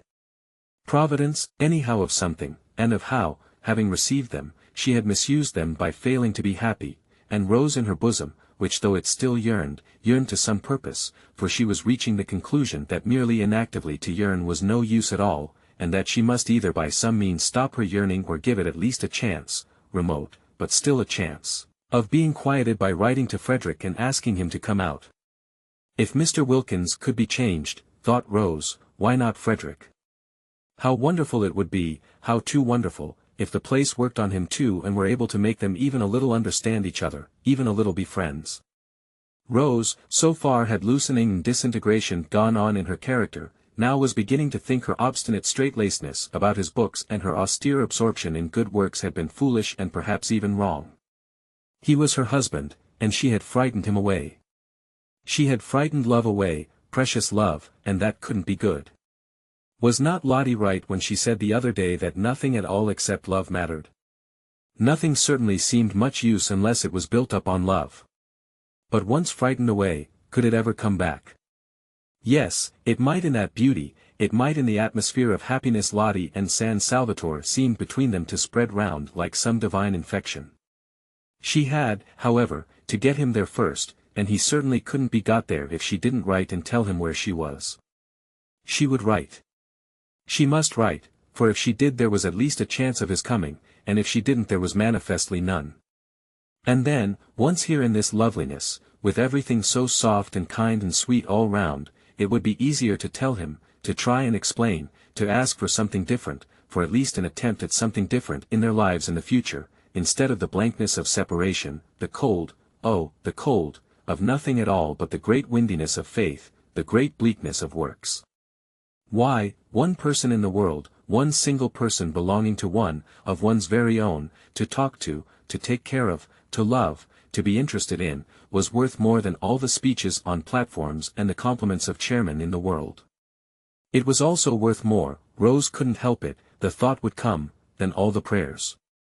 These thoughts were not head thoughts, like Scraps, who was altogether free from yearnings, but bosom thoughts.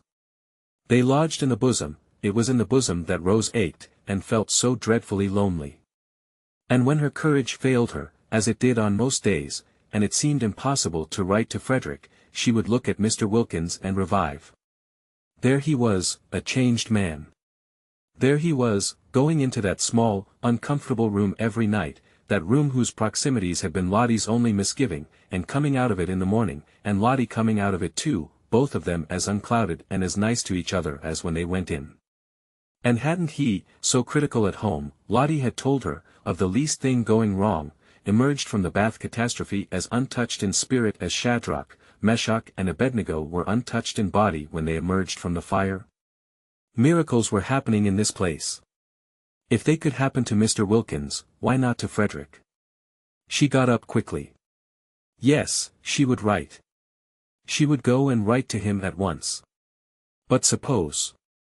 She paused. Suppose he didn't answer. Suppose he didn't even answer. And she sat down again to think a little longer.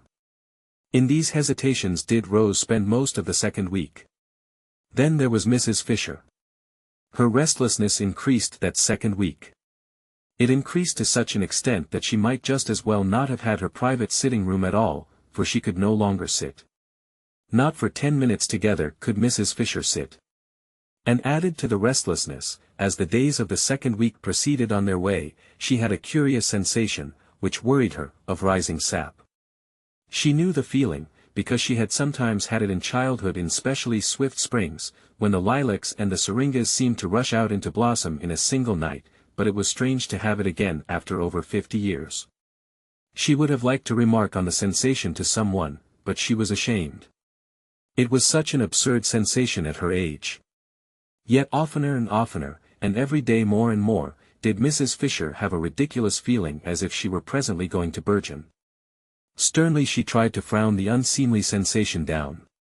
Burgeon, indeed. She had heard of dried staffs, pieces of mere dead wood, suddenly putting forth fresh leaves, but only in legend. She was not in legend. She knew perfectly what was due to herself. Dignity demanded that she should have nothing to do with fresh leaves at her age, and yet there it was, the feeling that presently, that at any moment now, she might crop out all green. Mrs. Fisher was upset. There were many things she disliked more than anything else, and one was when the elderly imagined they felt young and behaved accordingly. Of course they only imagined it, they were only deceiving themselves, but how deplorable were the results. She herself had grown old as people should grow old, steadily and firmly. No interruptions, no belated afterglows and spasmodic returns. If, after all these years, she were now going to be deluded into some sort of unsuitable breaking out, how humiliating. Indeed she was thankful, that second week, that Kate Lumley was not there. It would be most unpleasant, should anything different occur in her behavior, to have Kate looking on. Kate had known her all her life.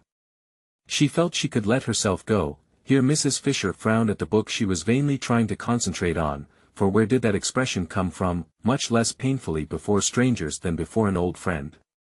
Old friends, reflected Mrs. Fisher, who hoped she was reading, compare one constantly with what one used to be. They are always doing it if one develops. They are surprised at development. They hark back, they expect motionlessness after, say, 50, to the end of one's days. That, thought Mrs. Fisher, her eyes going steadily line by line down the page and not a word of it getting through into her consciousness, is foolish of friends. It is condemning one to a premature death. Wilkins, arrested by the expression on her face, which was swept by the excitement of what she saw, and was as luminous and tremulous under it as water in sunlight when it is ruffled by a gust of wind. At this moment, if she had been at a party, Mrs. Wilkins would have been looked at with interest. They stared at each other, Mrs. Arbuthnot surprised, inquiringly, Mrs. Wilkins with the eyes of someone who has had a revelation. Of course.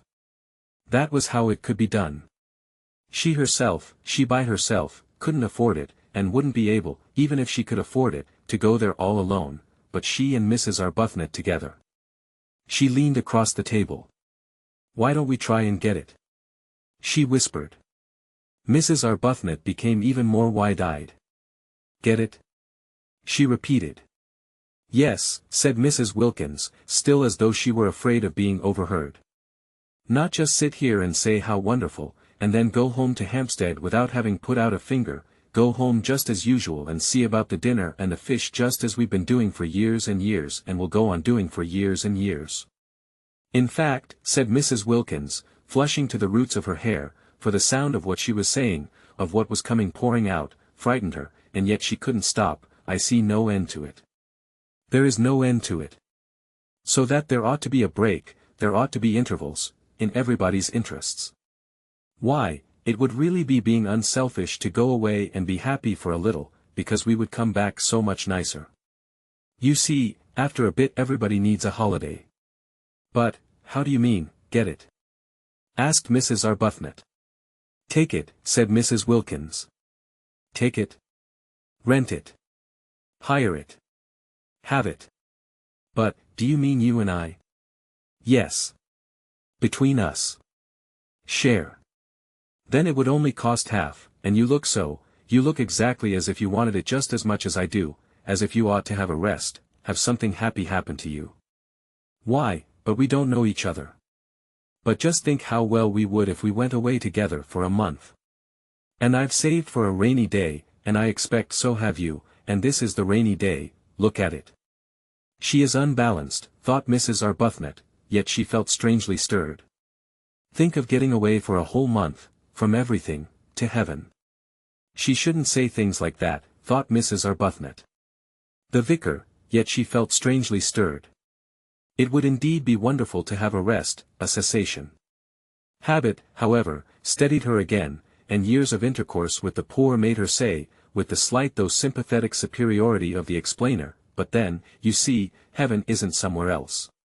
It is here and now. We are told so." She became very earnest, just as she did when trying patiently to help and enlighten the poor. "Heaven is within us," she said in her gentle low voice. "We are told that on the very highest authority. And you know the lines about the kindred points, don't you?" "Oh yes, I know them," interrupted Mrs. Wilkins impatiently. "The kindred points of heaven and home," continued Mrs. Arbuthnot, who was used to finishing her sentences. "Heaven is in our home." "It isn't," said Mrs. Wilkins, again surprisingly. Mrs. Arbuthnot was taken aback. Then she said gently, "Oh, but it is.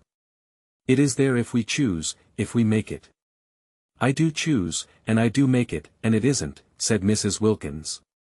Then Mrs. Arbuthnot was silent, for she too sometimes had doubts about homes. She sat and looked uneasily at Mrs. Wilkins, feeling more and more the urgent need to getting her classified. If she could only classify Mrs. Wilkins, get her safely under her proper heading, she felt that she herself would regain her balance, which did seem very strangely to be slipping all to one side. For neither had she had a holiday for years, and the advertisement when she saw it had set her dreaming, and Mrs. Wilkins's excitement about it was infectious, and she had the sensation, as she listened to her impetuous, odd talk and watched her lit-up face, that she was being stirred out of sleep. Clearly Mrs. Wilkins was unbalanced, but Mrs. Arbuthnot had met the unbalanced before, indeed she was always meeting them, and they had no effect on her own stability at all, whereas this one was making her feel quite wobbly, quite as though to be off and away from her compass points of God, husband, home and duty. She didn't feel as if Mrs. Wilkins intended Mr. Wilkins to come too, and just for once be happy, would be both good and desirable. Which of course it wasn't, which certainly of course it wasn't. She, also, had a nest egg, invested gradually in the post office savings bank, but to suppose that she would ever forget her duty to the extent of drawing it out and spending it on herself was surely absurd. Surely she wouldn't ever do such a thing. Surely she couldn't ever forget her poor, forget misery and sickness as completely as that. No doubt a trip to Italy would be extraordinarily delightful, but there were many delightful things one would like to do, and what was strength given to one for except to help one not to do them?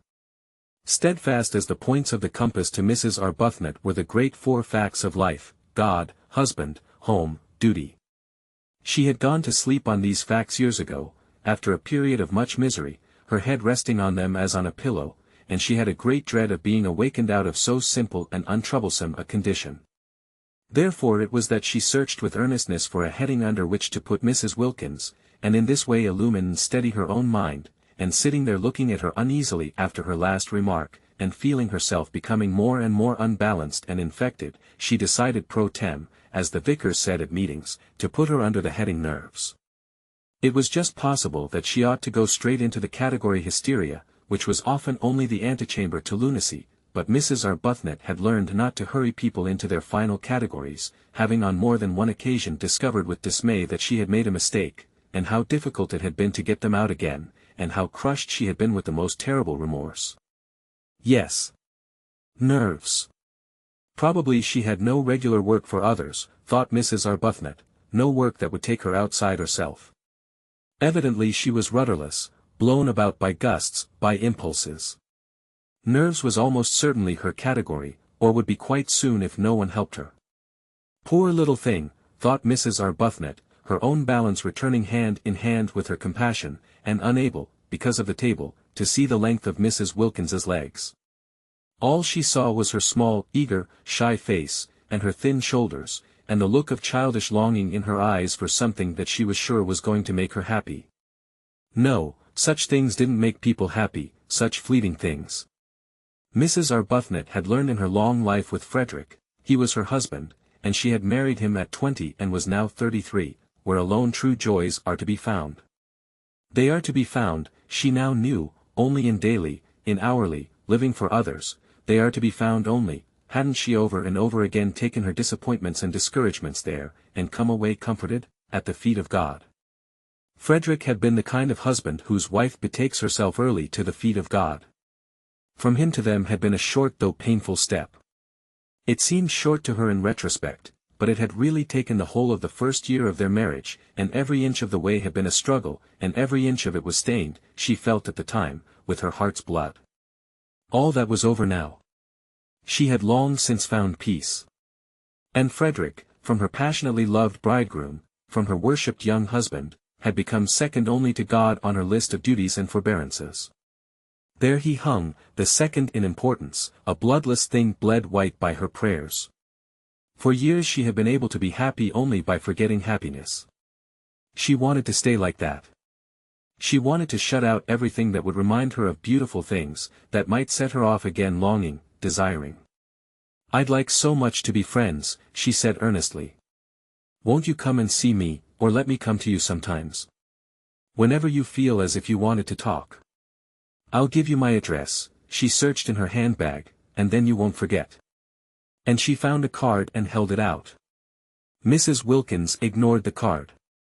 "It's so funny," said Mrs. Wilkins, just as if she had not heard her, "but I see us both, you and me, this April in the medieval castle." Mrs. Arbuthnot relapsed into uneasiness. "Do you?" she said, making an effort to stay balanced under the visionary gaze of the shining grey eyes. "Do you? Don't you ever see things in a kind of flash before they happen?" asked Mrs. Wilkins. "Never," said Mrs. Arbuthnot.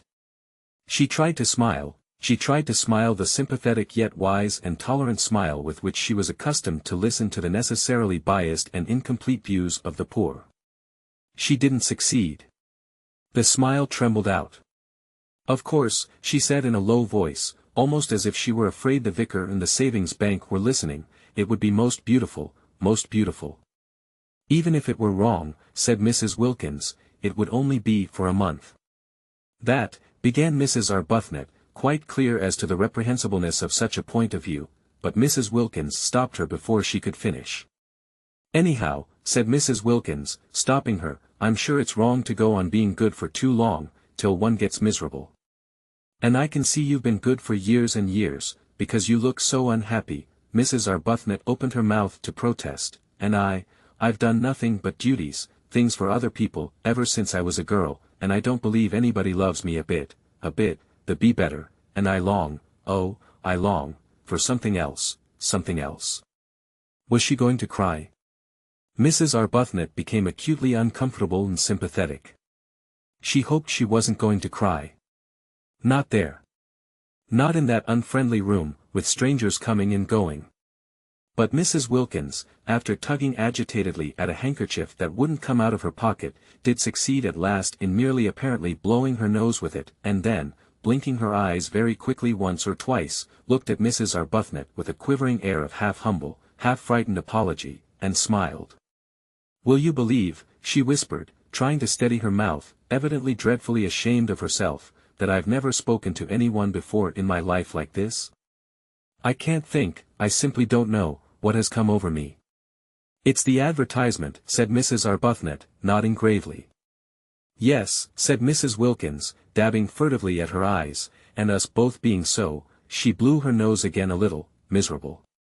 Chapter 2.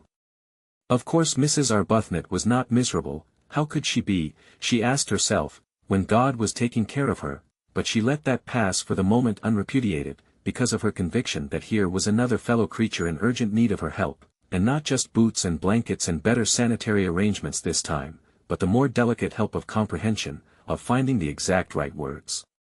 The exact right words, she presently discovered, after trying various ones about living for others, and prayer, and the peace to be found in placing oneself unreservedly in God's hands. To meet all these words Mrs. Wilkins had other words, incoherent and yet, for the moment at least, till one had had more time, difficult to answer. The exact right words were a suggestion that it would do no harm to answer the advertisement.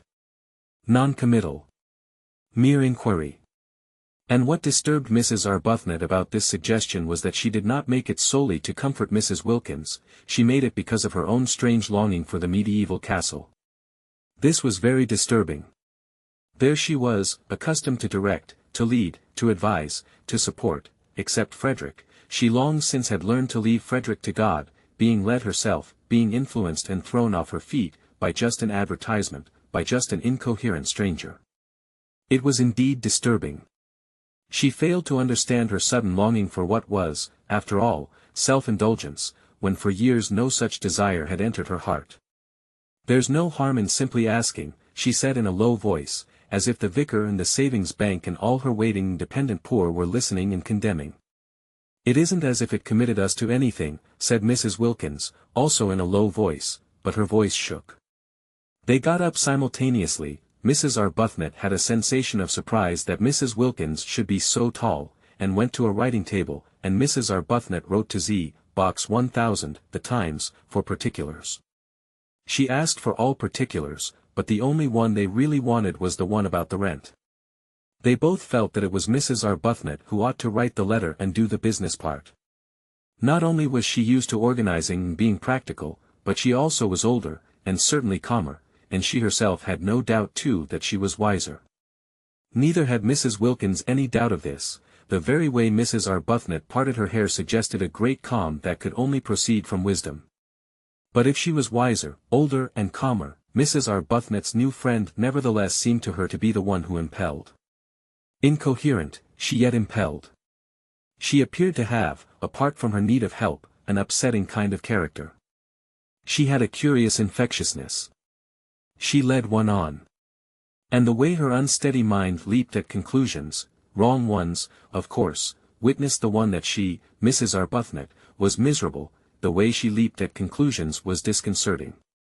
Whatever she was, however, and whatever her unsteadiness, Mrs. Arbuthnot found herself sharing her excitement and her longing, and when the letter had been posted in the letterbox in the hall and actually was beyond getting back again, both she and Mrs. Wilkins felt the same sense of guilt. "It only shows," said Mrs. Wilkins in a whisper, as they turned away from the letterbox, "how immaculately good we've been all our lives. The very first time we do anything our husbands don't know about we feel guilty." "I'm afraid I can't say I've been immaculately good," gently protested Mrs. Arbuthnot, a little uncomfortable at this fresh example of successful leaping at conclusions, for she had not said a word about her feeling of guilt.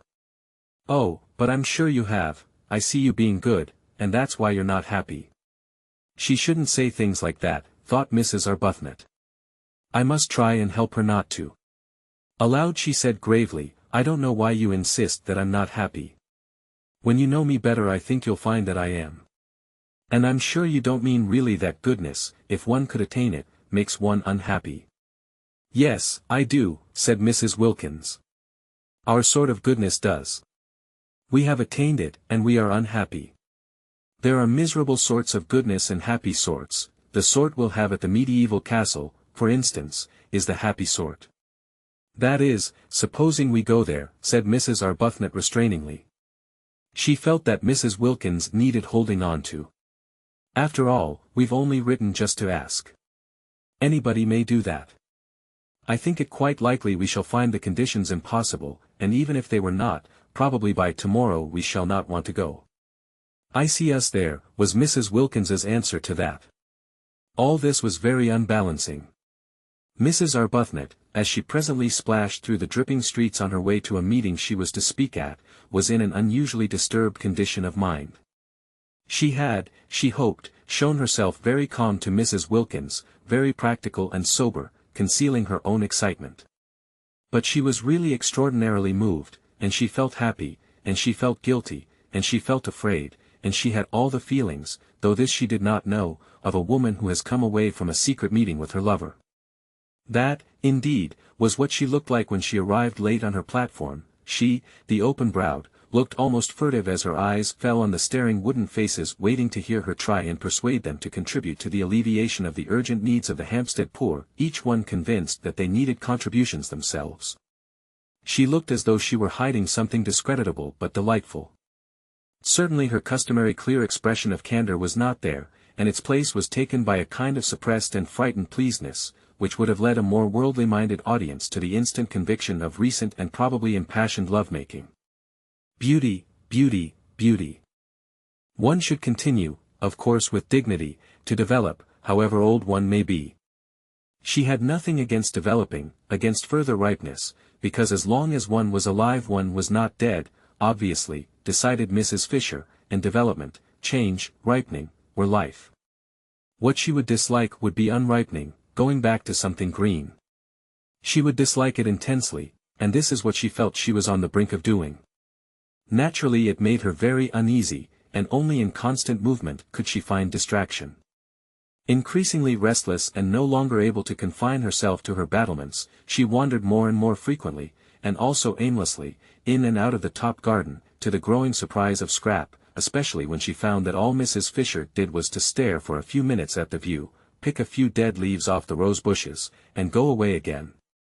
In Mr. Wilkins's conversation she found temporary relief, but though he joined her whenever he could he was not always there, for he spread his attentions judiciously among the three ladies, and when he was somewhere else she had to face and manage her thoughts as best she could by herself. Perhaps it was the excess of light and colour at San Salvatore which made every other place seem dark and black, and Prince of Wales Terrace did seem a very dark black spot to have to go back to, a dark, narrow street, and her house dark and narrow as the street, with nothing really living or young in it. The goldfish could hardly be called living, or at most not more than half living, and were certainly not young, and except for them there were only the maids, and they were dusty old things. Dusty old things. Mrs. Fisher paused in her thoughts, arrested by the strange expression. Where had it come from? How was it possible for it to come at all? It might have been one of Mrs. Wilkins's, in its levity, its almost slang. Perhaps it was one of hers, and she had heard her say it and unconsciously caught it from her. If so, this was both serious and disgusting. That the foolish creature should penetrate into Mrs. Fisher's very mind and establish her personality there, the personality which was still, in spite of the harmony apparently existing between her and her intelligent husband, so alien to Mrs. Fisher's own, so far removed from what she understood and liked, and infect her with her undesirable phrases, was most disturbing. Never in her life before had such a sentence come into Mrs. Fisher's head. Never in her life before had she thought of her maids, or of anybody else, as dusty old things. Her maids were not dusty old things, they were most respectable, neat women, who were allowed the use of the bathroom every Saturday night. Elderly, certainly, but then so was she, so was her house, so was her furniture, so were her goldfish. They were all elderly, as they should be, together.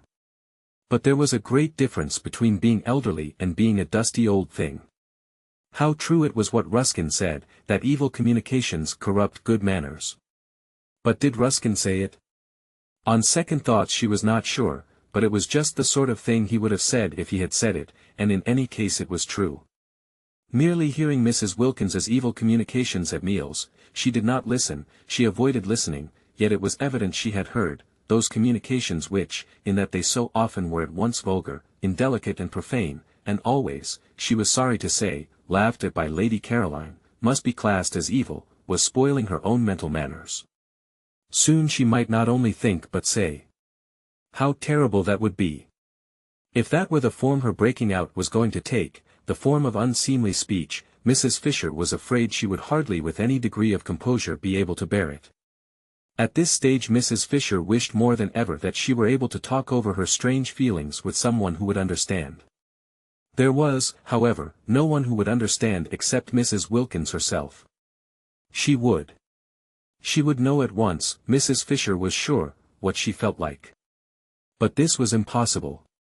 It would be as abject as begging the very microbe that was infecting one for protection against its disease. She continued, accordingly, to bear her sensations in silence, and was driven by them into that frequent aimless appearing in the top garden which presently roused even Scrap's attention. Scrap had noticed it, and vaguely wondered at it, for some time before Mr. Wilkins inquired of her one morning as he arranged her cushions for her. He had established the daily assisting of Lady Caroline into her chair as his special privilege, whether there was anything the matter with Mrs. Fisher. At that moment Mrs. Fisher was standing by the eastern parapet, shading her eyes and carefully scrutinizing the distant white houses of Mazago. They could see her through the branches of the daphnes. "I don't know," said Scrap. "She is a lady, I take it," said Mr. Wilkins, who would be unlikely to have anything on her mind. "I should imagine so," said Scrap, smiling. "If she has, and her restlessness appears to suggest it, I should be more than glad to assist her with advice."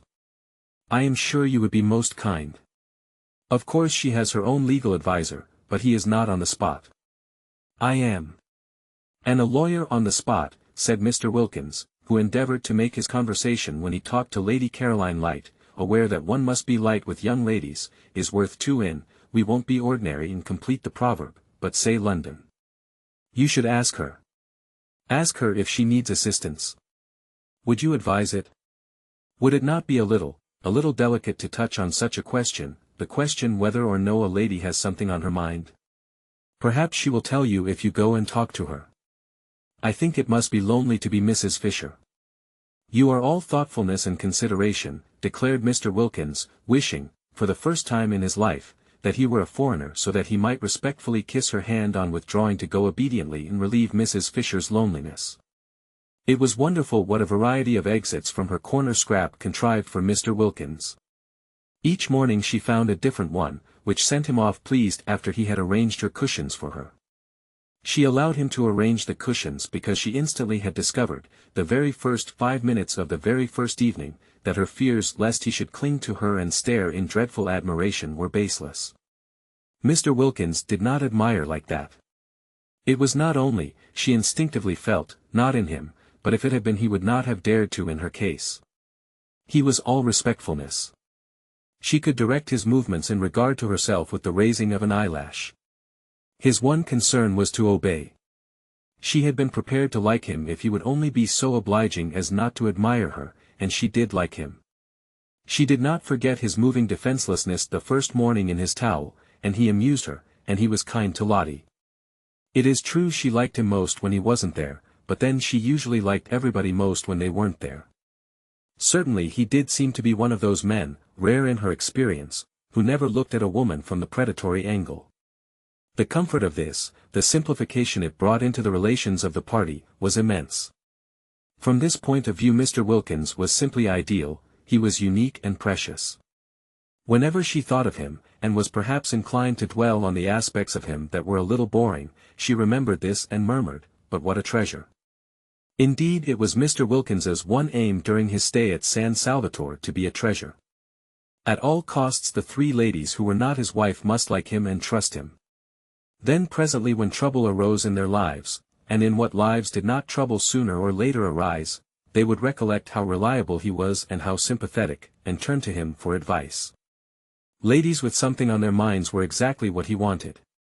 Lady Caroline, he judged, had nothing on hers at the moment, but so much beauty, for he could not but see what was evident, must have had its difficulties in the past and would have more of them before it had done.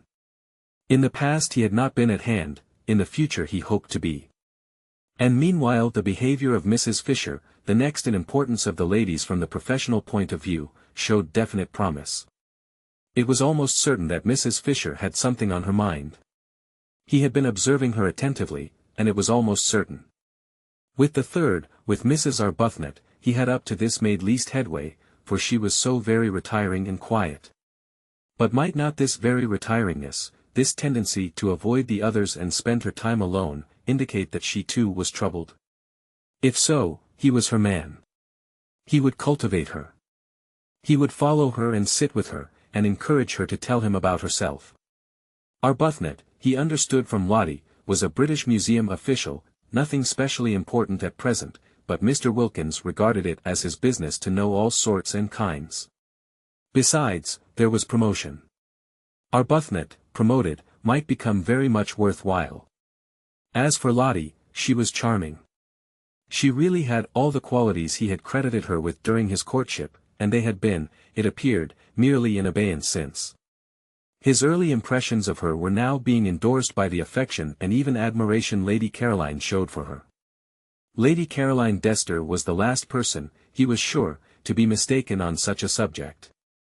Her knowledge of the world, her constant association with only the best, must make her quite unerring. Lottie was evidently, then, that which before marriage he had believed her to be, she was valuable. She certainly had been most valuable in introducing him to Lady Caroline and Mrs. Fisher. A man in his profession could be immensely helped by a clever and attractive wife. Why had she not been attractive sooner? Why this sudden flowering? Mr. Wilkins began too to believe there was something peculiar, as Lottie had almost at once informed him, in the atmosphere of San Salvatore. It promoted expansion. It brought out dormant qualities. And feeling more and more pleased, and even charmed, by his wife, and very content with the progress he was making with the two others, and hopeful of progress to be made with the retiring third, Mr. Wilkins could not remember ever having had such an agreeable holiday. The only thing that might perhaps be bettered was the way they would call him Mr. Wilkins. Nobody said Mr. Mellersh Wilkins. Yet he had introduced himself to Lady Caroline, he flinched a little on remembering the circumstances, as Mellersh Wilkins. Still, this was a small matter, not enough to worry about. He would be foolish if in such a place and such society he worried about anything.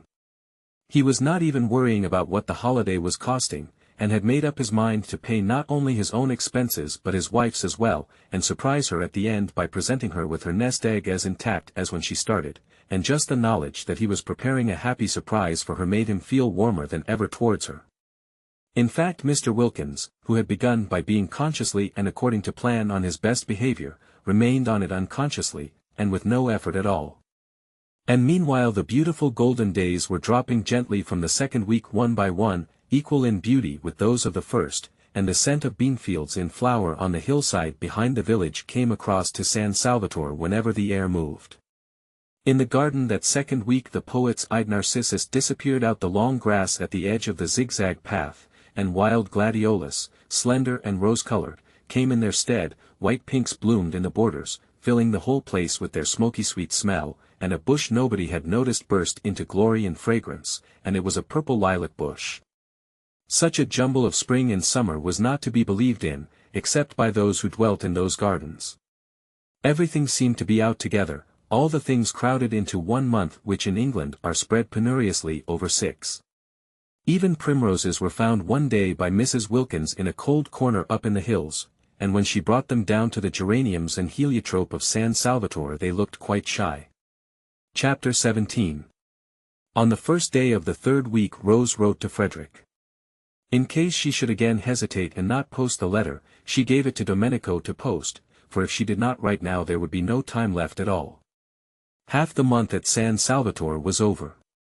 Even if Frederick started directly he got the letter, which of course he wouldn't be able to do, what with packing and passport, besides not being in a hurry to come, he couldn't arrive for 5 days. Having done it, Rose wished she hadn't. He wouldn't come. He wouldn't bother to answer. And if he did answer, it would just be giving some reason which was not true, and about being too busy to get away, and all that had been got by writing to him would be that she would be more unhappy than before. What things one did when one was idle. This resurrection of Frederick, or rather this attempt to resurrect him, what was it but the result of having nothing whatever to do? She wished she had never come away on a holiday. What did she want with holidays? Work was her salvation, work was the only thing that protected one, that kept one steady and one's values true. At home in Hampstead, absorbed and busy, she had managed to get over Frederick, thinking of him latterly only with the gentle melancholy with which one thinks of someone once loved but long since dead, and now this place, idleness in this soft place, had thrown her back to the wretched state she had climbed so carefully out of years ago. Why, if Frederick did come she would only bore him. Hadn't she seen in a flash quite soon after getting to San Salvatore that that was really what kept him away from her? And why should she suppose that now, after such a long estrangement, she would be able not to bore him, be able to do anything but stand before him like a tongue-tied idiot, with all the fingers of her spirit turned into thumbs? Besides, what a hopeless position, to have as it were to beseech, please wait a little, please don't be impatient, I think perhaps I shan't be a bore presently. 1,000 times a day Rose wished she had let Frederick alone. Lottie, who asked her every evening whether she had sent her letter yet, exclaimed with delight when the answer at last was yes, and threw her arms round her. Now we shall be completely happy, cried the enthusiastic Lottie. But nothing seemed less certain to Rose, and her expression became more and more the expression of one who has something on her mind.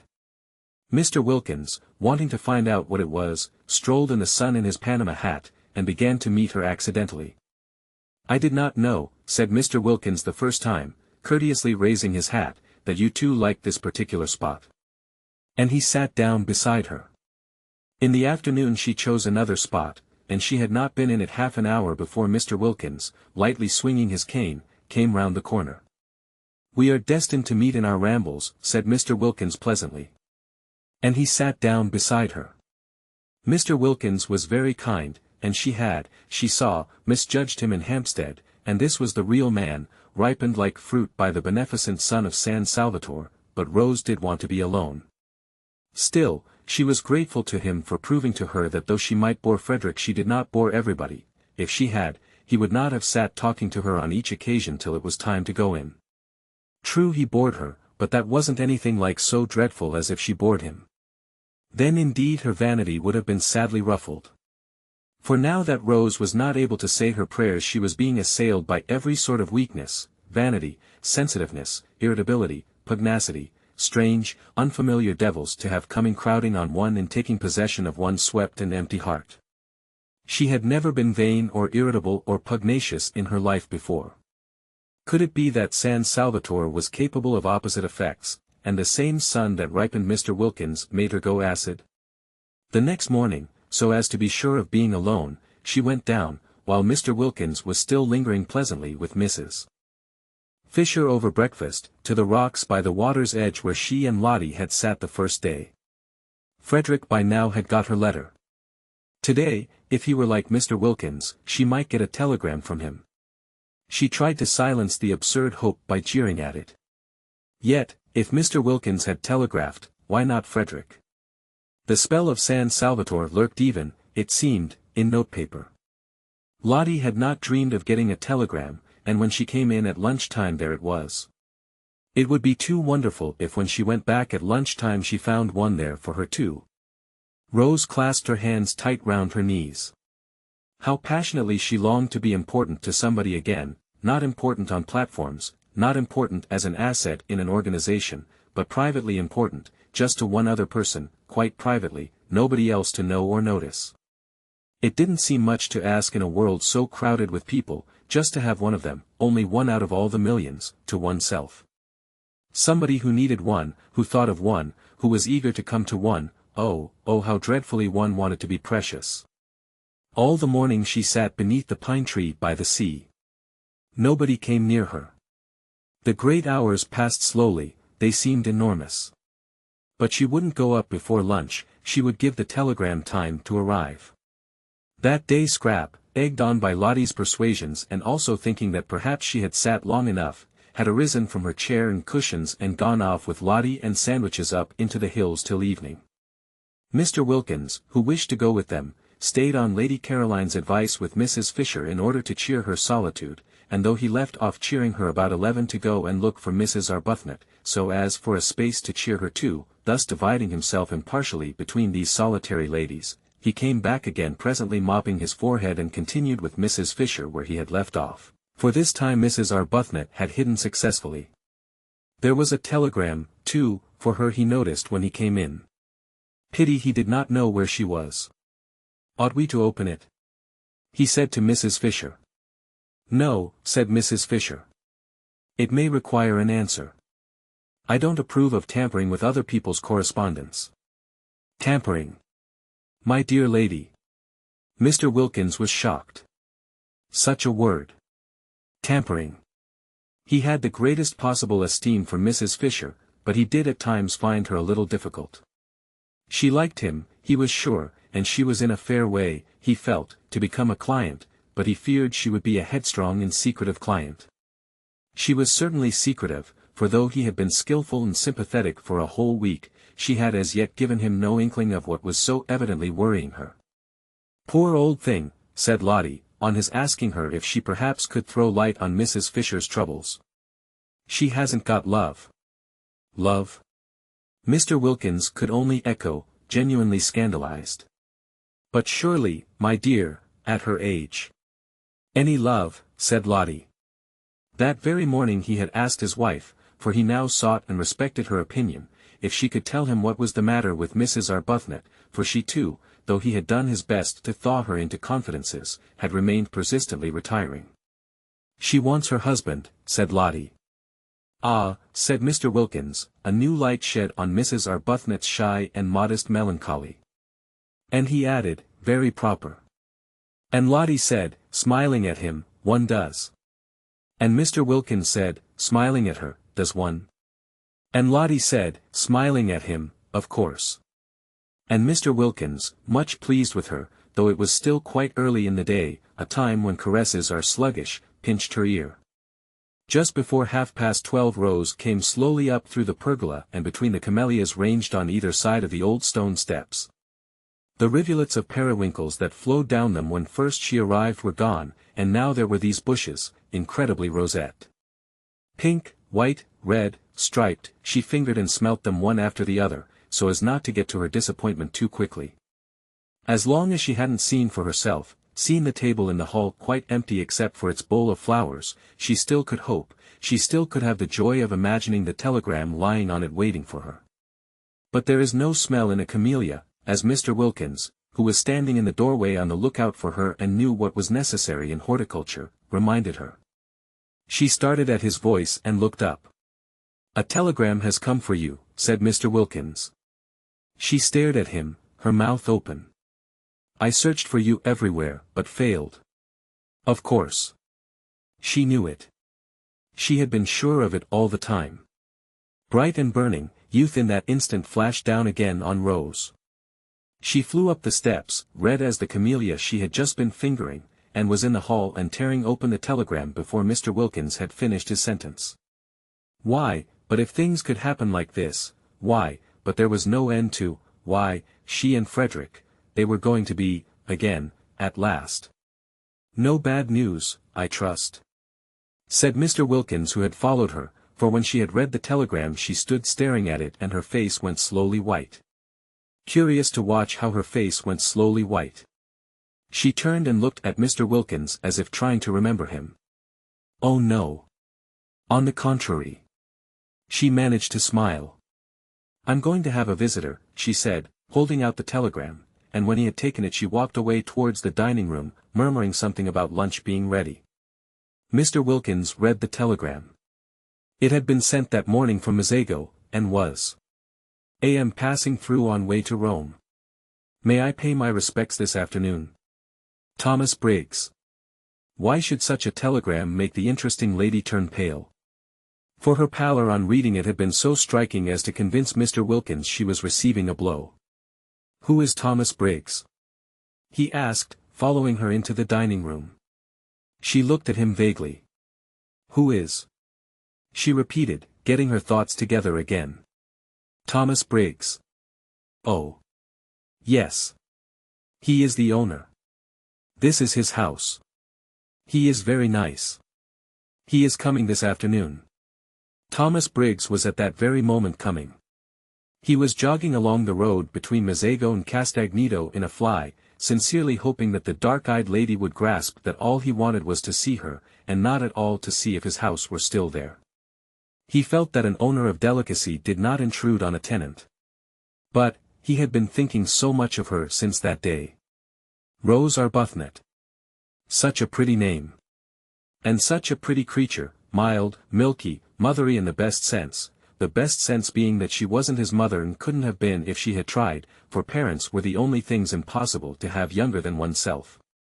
Also, he was passing so near. It seemed absurd not just to look in and see if she were comfortable. He longed to see her in his house. He longed to see it as her background, to see her sitting in his chairs, drinking out of his cups, using all his things.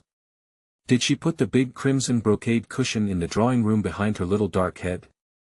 Her hair and the whiteness of her skin would look lovely against it. Had she seen the portrait of herself on the stairs?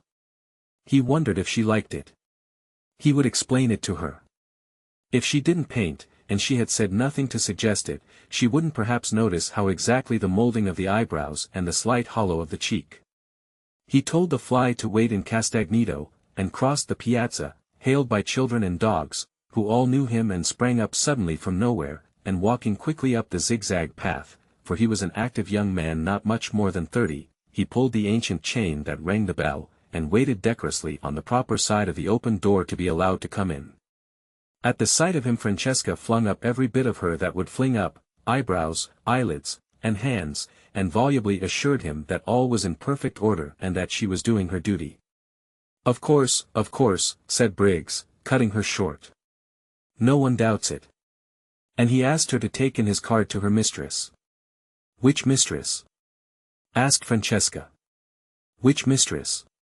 There are 4, said Francesca, scenting an irregularity on the part of the tenants, for her master looked surprised, and she felt pleased, for life was dull and irregularities helped it along at least a little. 4. He repeated surprised. Well, take it to the lot then, he said, recovering himself, for he noticed her expression. Coffee was being drunk in the top garden in the shade of the umbrella pine. Only Mrs. Fisher and Mr. Wilkins were drinking it, for Mrs. Arbuthnot, after eating nothing and being completely silent during lunch, had disappeared immediately afterwards. While Francesca went away into the garden with his card, her master stood examining the picture on the staircase of that Madonna by an early Italian painter, name unknown, picked up by him at Orvieto, who was so much like his tenant. It really was remarkable, the likeness. Of course his tenant that day in London had had her hat on, but he was pretty sure her hair grew just like that off her forehead. The expression of the eyes, grave and sweet, was exactly the same. He rejoiced to think that he would always have her portrait. He looked up at the sound of footsteps, and there she was, coming down the stairs just as he had imagined her in that place, dressed in white. She was astonished to see him so soon. She had supposed he would come about tea time, until then she had meant to sit somewhere out of doors where she could be by herself. He watched her coming down the stairs with the utmost eager interest. In a moment she would be level with her portrait. It really is extraordinary, said Briggs. How do you do, said Rose, intent only on a decent show of welcome. She did not welcome him. He was here, she felt, the telegram bitter in her heart, instead of Frederick, doing what she had longed Frederick would do, taking his place. Just stand still a moment. She obeyed automatically. Yes, quite astonishing. Do you mind taking off your hat? Rose, surprised, took it off obediently. Yes, I thought so, I just wanted to make sure. And look, have you noticed? He began to make odd swift passes with his hand over the face in the picture, measuring it, looking from it to her. Rose's surprise became amusement, and she could not help smiling. Have you come to compare me with my original? She asked. You do see how extraordinarily alike. I didn't know I looked so solemn. You don't. Not now. You did a minute ago, quite as solemn. "Oh yes, how do you do?" he finished suddenly, noticing her outstretched hand. And he laughed and shook it, flushing, a trick of his, to the roots of his fair hair. Francesca came back. "The Signora Fisher," she said, "will be pleased to see him." "Who is the Signora Fisher?" he asked Rose. "One of the 4 who are sharing your house." "Then there are 4 of you?" "Yes. My friend and I found we couldn't afford it by ourselves." "Oh, I say," began Briggs in confusion, for he would best have liked Rose Arbuthnot, pretty name, not to have to afford anything, but to stay at San Salvatore as long as she liked as his guest. "Mrs. Fisher is having coffee in the top garden," said Rose. "I'll take you to her and introduce you." "I don't want to go." "You've got your hat on, so you were going for a walk." "Mayn't I come too? I'd immensely like being shown round by you."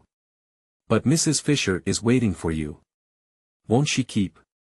"Yes," said Rose, with the smile that had so much attracted him the first day. "I think she will keep quite well till tea." "Do you speak Italian?" "No," said Rose. "Why?" On that he turned to Francesca, and told her at a great rate, for in Italian he was glib, to go back to the Signora in the top garden and tell her he had encountered his old friend the Signora Arbuthnot, and was going for a walk with her and would present himself to her later. "Do you invite me to tea?" he asked Rose, when Francesca had gone. "Of course. It's your house." "It isn't. It's yours. Till Monday week," she smiled.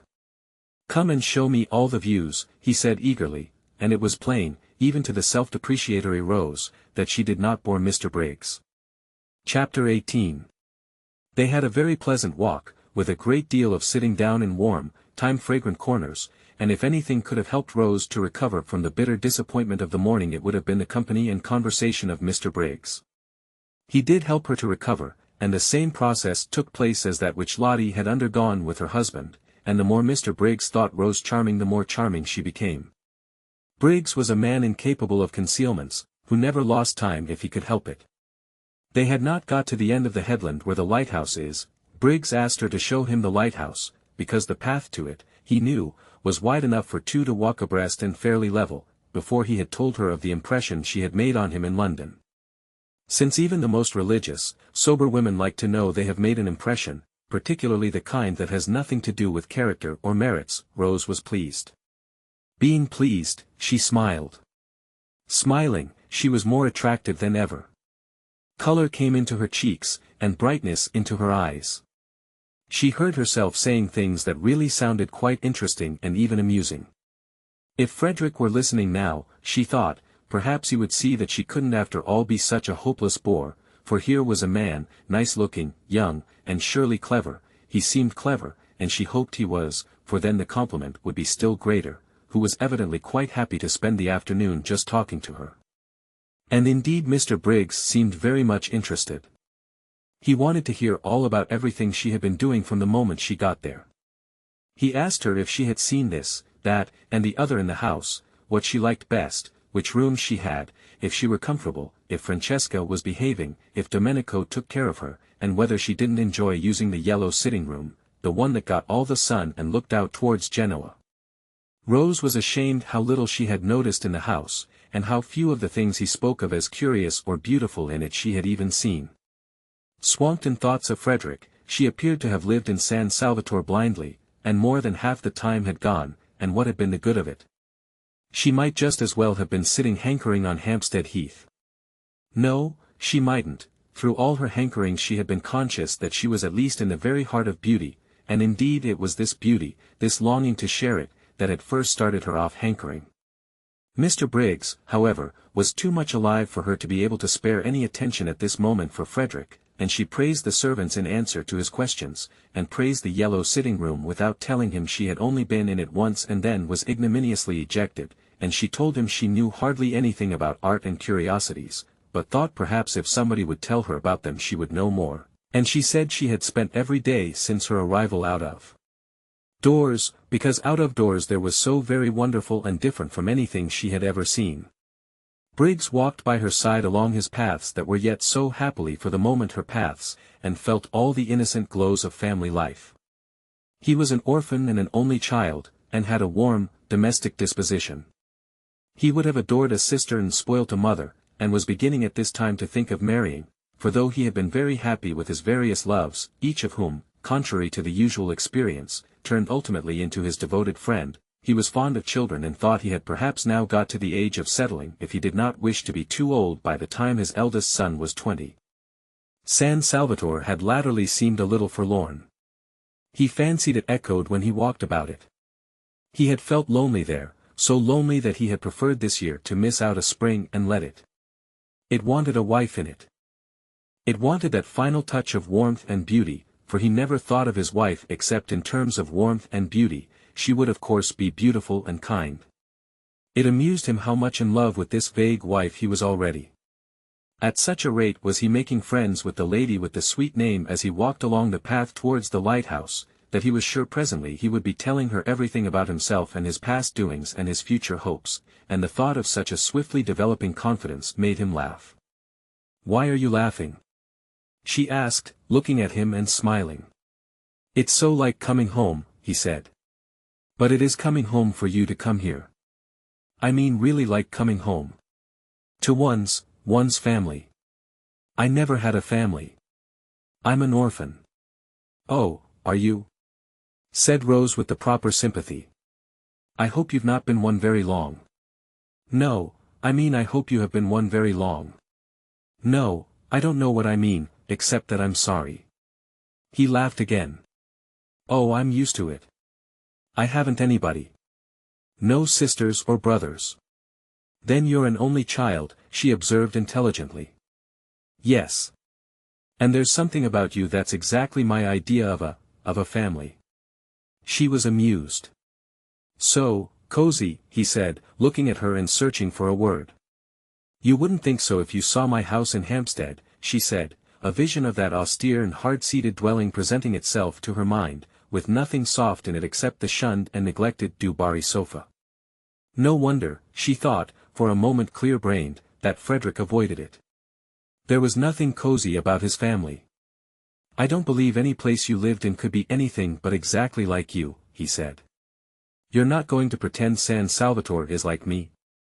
"Indeed I do pretend it." "Surely you admit that it is beautiful?" He said several things like that. She enjoyed her walk. She could not recollect any walk so pleasant since her courting days. She came back to tea, bringing Mr. Briggs, and looking quite different, Mr. Wilkins noticed, from what she had looked till then. Trouble here," thought Mr. Wilkins, mentally rubbing his professional hands. He could see himself being called in presently to advise. On the one hand there was Arbuthnot, on the other hand here was Briggs. Trouble brewing, trouble sooner or later. But why had Briggs's telegram acted on the lady like a blow? If she had turned pale from excess of joy, then trouble was nearer than he had supposed. She was not pale now, she was more like her name than he had yet seen her. Well, he was the man for trouble. He regretted, of course, that people should get into it, but being in he was their man. And Mr. Wilkins, invigorated by these thoughts, his career being very precious to him, proceeded to assist in doing the honors to Mr. Briggs, both in his quality of sharer in the temporary ownership of San Salvatore and of probable helper out of difficulties, with great hospitality, and pointed out the various features of the place to him, and led him to the parapet and showed him Azago across the bay. Mrs. Fisher too was gracious. This was this young man's house. He was a man of property. She liked property, and she liked men of property. Also there seemed a peculiar merit in being a man of property so young. Inheritance, of course, and inheritance was more respectable than acquisition. It did indicate fathers, and in an age where most people appeared neither to have them nor to want them she liked this too. Accordingly it was a pleasant meal, with everybody amiable and pleased. Briggs thought Mrs. Fisher a dear old lady, and showed he thought so, and again the magic worked, and she became a dear old lady. She developed benignity with him, and a kind of benignity which was almost playful, actually before tea was over, including in some observation she made him the words "my dear boy." Strange words in Mrs. Fisher's mouth. It is doubtful whether in her life she had used them before. Rose was astonished. How nice people really were. When would she leave off making mistakes about them? She hadn't suspected this side of Mrs. Fisher, and she began to wonder whether those other sides of her with which alone she was acquainted had not perhaps after all been the effect of her own militant and irritating behavior. Probably they were. How horrid, then, she must have been. She felt very penitent when she saw Mrs. Fisher beneath her eyes blossoming out into real amiability the moment someone came along who was charming to her, and she could have sunk into the ground with shame when Mrs. Fisher presently laughed, and she realized by the shock it gave her that the sound was entirely new. Not once before had she or anyone else there heard Mrs. Fisher laugh. What an indictment of the lot of them!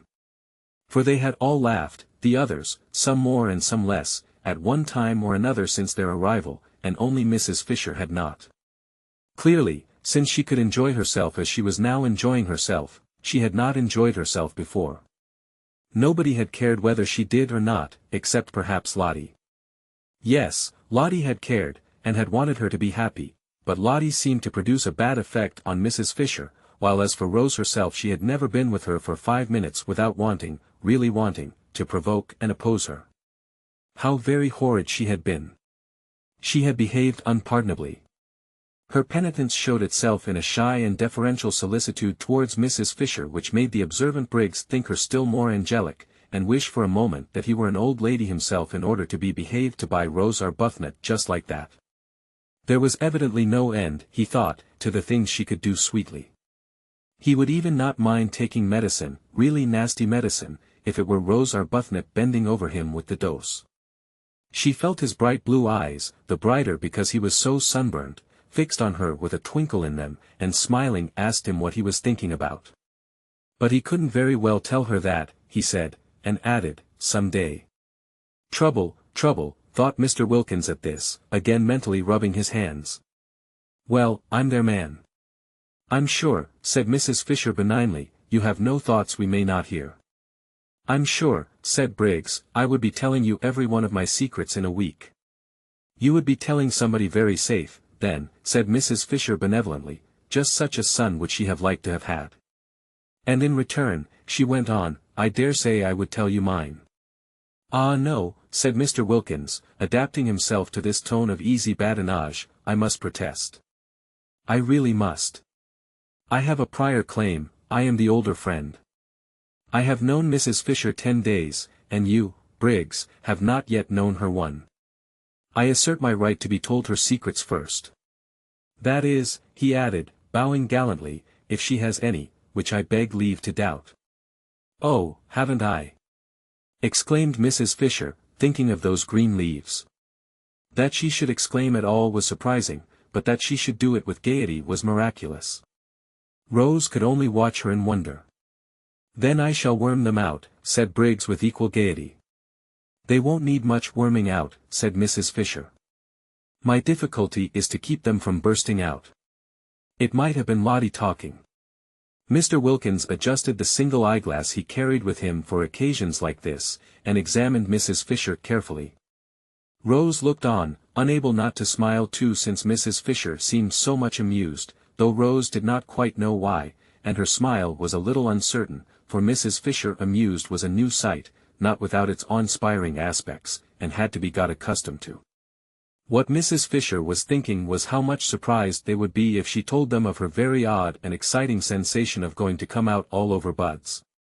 They would think she was an extremely silly old woman, and so would she have thought as lately as 2 days ago, but the bud idea was becoming familiar to her, she was more apprivoisée now, as dear Matthew Arnold used to say, and though it would undoubtedly be best if one's appearance and sensations matched, yet supposing they did not, and one couldn't have everything, was it not better to feel young somewhere rather than old everywhere? Time enough to be old everywhere again, inside as well as out, when she got back to her sarcophagus in Prince of Wales Terrace. Yet it is probable that without the arrival of Briggs Mrs. Fisher would have gone on secretly fermenting in her shell. The others only knew her as severe. It would have been more than her dignity could bear suddenly to relax, especially towards the 3 young women. But now came the stranger Briggs, a stranger who at once took to her as no young man had taken to her in her life, and it was the coming of Briggs and his real and manifest appreciation, for just such a grandmother, thought Briggs, hungry for home life and its concomitants, would he have liked to have, that released Mrs. Fisher from her shell, and here she was at last, as Lottie had predicted, pleased, good-humored and benevolent. Lottie, coming back half an hour later from her picnic, and following the sound of voices into the top garden in the hope of still finding tea, saw at once what had happened, for Mrs. Fisher at that very moment was laughing. She's burst her cocoon, thought Lottie, and swift as she was in all her movements, and impulsive, and also without any sense of propriety to worry and delay her, she bent over the back of Mrs. Fisher's chair and kissed her. "Good gracious!" cried Mrs. Fisher, starting violently, for such a thing had not happened to her since Mr. Fisher's earlier days, and then only gingerly. This kiss was a real kiss, and rested on Mrs. Fisher's cheek a moment with a strange, soft sweetness. When she saw whose it was, a deep flush spread over her face. Mrs. Wilkins kissing her and the kiss feeling so affectionate. Even if she had wanted to she could not in the presence of the appreciative Mr. Briggs resume her cast-off severity and begin rebuking again, but she did not want to. Was it possible Mrs. Wilkins liked her, had liked her all this time, while she had been so much disliking her herself? A queer little trickle of warmth filtered through the frozen defenses of Mrs. Fisher's heart.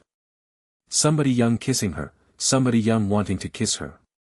Very much flushed, she watched the strange creature, apparently quite unconscious she had done anything extraordinary, shaking hands with Mr. Briggs, on her husband's introducing him, and immediately embarking on the friendliest conversation with him, exactly as if she had known him all her life. What a strange creature, what a very strange creature. It was natural, she being so strange, that one should have, perhaps, misjudged her. "I'm sure you want some tea," said Briggs with eager hospitality to Lottie. He thought her delightful, freckles, picnic untidiness and all. Just such a sister would he. "This is cold," he said, feeling the teapot. "I'll tell Francesca to make you some fresh." He broke off and blushed. "Aren't I forgetting myself," he said, laughing and looking round at them. Very natural," Mr. Wilkins reassured him. "I'll go and tell Francesca," said Rose, getting up. "No, no," said Briggs. "Don't go away." And he put his hands to his mouth and shouted. "Francesca!" shouted Briggs. She came running. No summons in their experience had been answered by her with such celerity. "Her master's voice," remarked Mr. Wilkins, aptly, he considered. "Make fresh tea," ordered Briggs in Italian.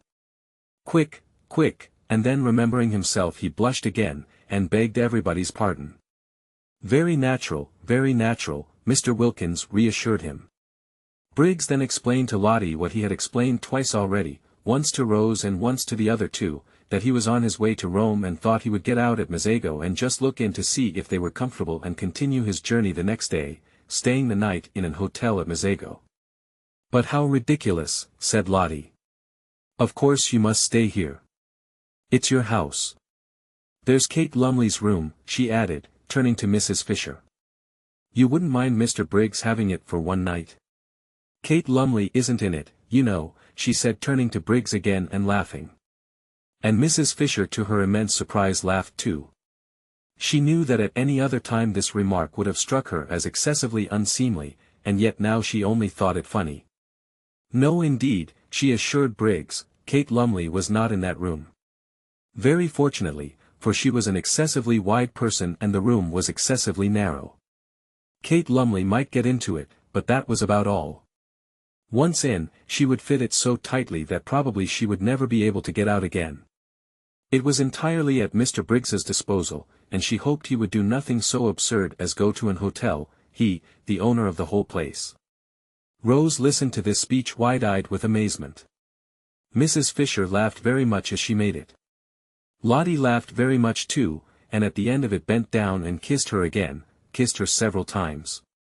"So you see, my dear boy," said Mrs. Fisher, "you must stay here and give us all a great deal of pleasure."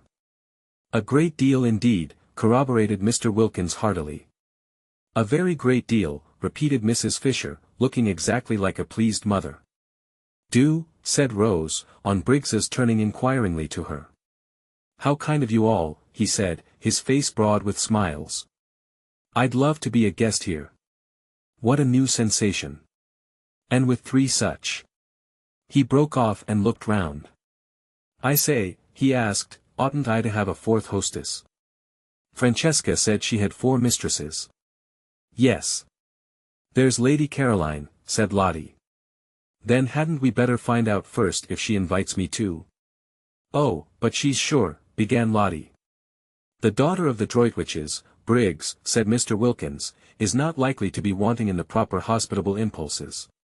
"The daughter of the," repeated Briggs, but he stopped dead, for there in the doorway was the daughter of the Droitwiches herself, or rather, coming towards him out of the dark doorway into the brightness of the sunset, was that which he had not in his life yet seen but only dreamed of, his ideal of absolute loveliness. Chapter 19. And then when she spoke, what chance was there for poor Briggs? He was undone. All Scrap said was, "How do you do," on Mr. Wilkins presenting him, but it was enough, it undid Briggs. From a cheerful, chatty, happy young man, overflowing with life and friendliness, he became silent, solemn, and with little beads on his temples.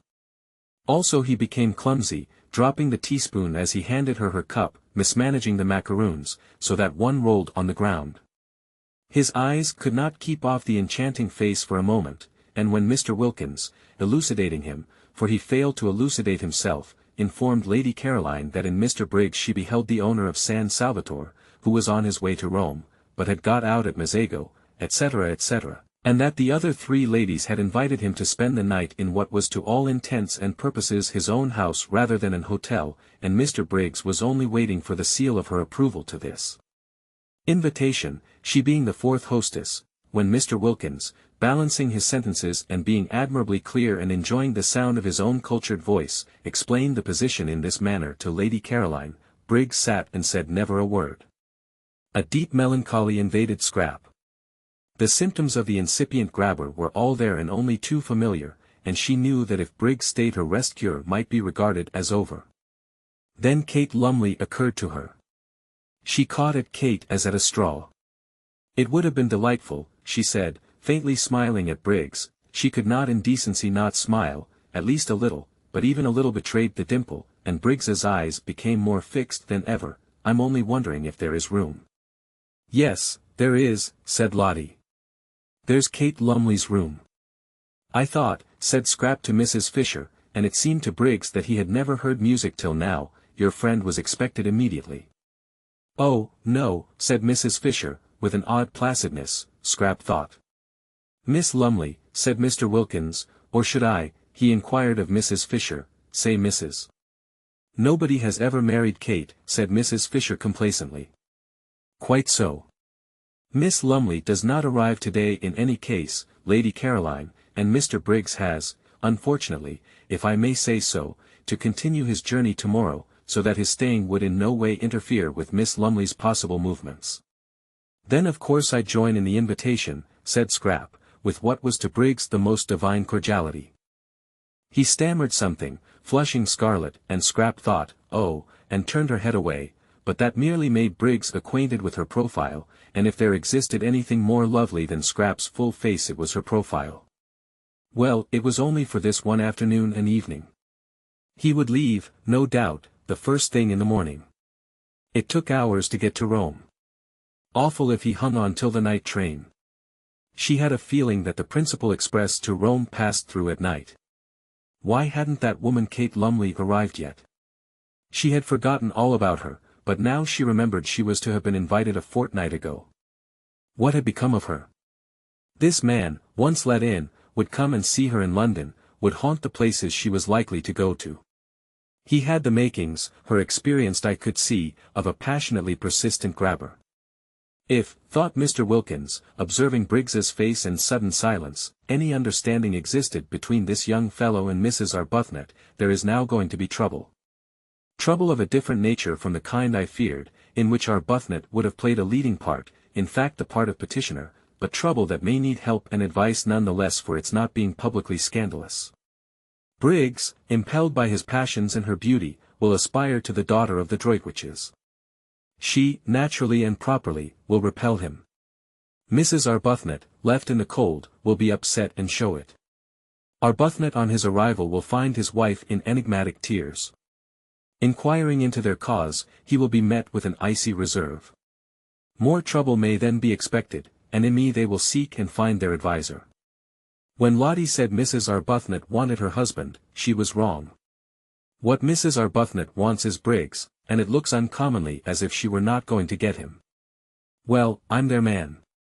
Where are your things, Mr. Briggs? Asked Mrs. Fisher, her voice round with motherliness. Oughtn't they to be fetched? For the sun was nearly in the sea now, and the sweet-smelling April dampness that followed immediately on its disappearance was beginning to steal into the garden. Briggs started. My things? He repeated. Oh yes, I must fetch them. They're in Mezzago. I'll send Domenico. My fly is waiting in the village. He can go back in it. I'll go and tell him. He got up. To whom was he talking? To Mrs. Fisher, ostensibly, yet his eyes were fixed on Scrap, who said nothing and looked at no one. Then, recollecting himself, he stammered, I'm awfully sorry, I keep on forgetting, I'll go down and fetch them myself. We can easily send Domenico, said Rose, and at her gentle voice he turned his head. Why, there was his friend, the sweet-named lady, but how had she not in this short interval changed? Was it the failing light making her so colorless, so vague-featured, so dim, so much like a ghost? A nice good ghost, of course, and still with a pretty name, but only a ghost. He turned from her to Scrap again, and forgot Rose Arbuthnot's existence. How was it possible for him to bother about anybody or anything else in this first moment of being face to face with his dream come true? Briggs had not supposed or hoped that anyone as beautiful as his dream of beauty existed. He had never till now met even an approximation. Pretty women, charming women by the score he had met and properly appreciated, but never the real, the godlike thing itself. He used to think, if ever I saw a perfectly beautiful woman I should die, and though, having now met what to his ideas was a perfectly beautiful woman, he did not die, he became very nearly as incapable of managing his own affairs as if he had. The others were obliged to arrange everything for him. By questions they extracted from him that his luggage was in the station cloakroom at Mezzago, and they sent for Domenico, and, urged and prompted by everybody except Scrap, who sat in silence and looked at no one, Briggs was induced to give him the necessary instructions for going back in the fly and bringing out his things. It was a sad sight to see the collapse of Briggs. Everybody noticed it, even Rose. Upon my word, thought Mrs. Fisher, the way one pretty face can turn a delightful man into an idiot is past all patience. And feeling the air getting chilly, and the sight of the enthralled Briggs painful, she went in to order his room to be got ready, regretting now that she had pressed the poor boy to stay. She had forgotten Lady Caroline's killjoy face for the moment, and the more completely owing to the absence of any ill effects produced by it on Mr. Wilkins. Poor boy. Such a charming boy too, left to himself. It was true she could not accuse Lady Caroline of not leaving him to himself, for she was taking no notice of him at all, but that did not help. Exactly like foolish moths did men, in other respects intelligent, flutter round the impassive lighted candle of a pretty face. She had seen them doing it. She had looked on only too often. Almost she laid a motherly hand on Briggs's fair head as she passed him. Poor boy. Then Scrap, having finished her cigarette, got up and went indoors too. She saw no reason why she should sit there in order to gratify Mr. Briggs's desire to stare. She would have liked to stay out longer, to go to her corner behind the daphne bushes and look at the sunset sky and watch the lights coming out one by one in the village below and smell the sweet moistness of the evening, but if she did Mr. Briggs would certainly follow her. The old familiar tyranny had begun again. Her holiday of peace and liberation was interrupted, perhaps over, for who knew if he would go away, after all, tomorrow? He might leave the house, driven out of it by Kate Lumley, but there was nothing to prevent his taking rooms in the village and coming up every day. This tyranny of one person over another. And she was so miserably constructed that she wouldn't even be able to frown him down without being misunderstood. Scrap, who loved this time of the evening in her corner, felt indignant with Mr. Briggs who was doing her out of it, and she turned her back on the garden and him and went towards the house without a look or a word.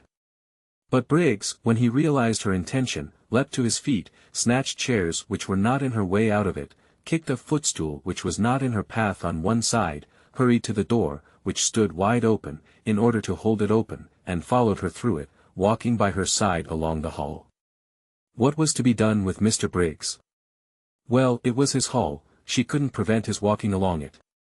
"I hope," he said, not able while walking to take his eyes off her, so that he knocked against several things he would otherwise have avoided, the corner of a bookcase, an ancient carved cupboard, the table with the flowers on it, shaking the water over, "that you are quite comfortable here. If you're not I'll flay them alive." His voice vibrated. What was to be done with Mr. Briggs? She could of course stay in her room the whole time, say she was ill, not appear at dinner, but again, the tyranny of this. "I'm very comfortable indeed," said Scrap. "If I had dreamed you were coming," he began. "It's a wonderful old place," said Scrap, doing her utmost to sound detached and forbidding, but with little hope of success.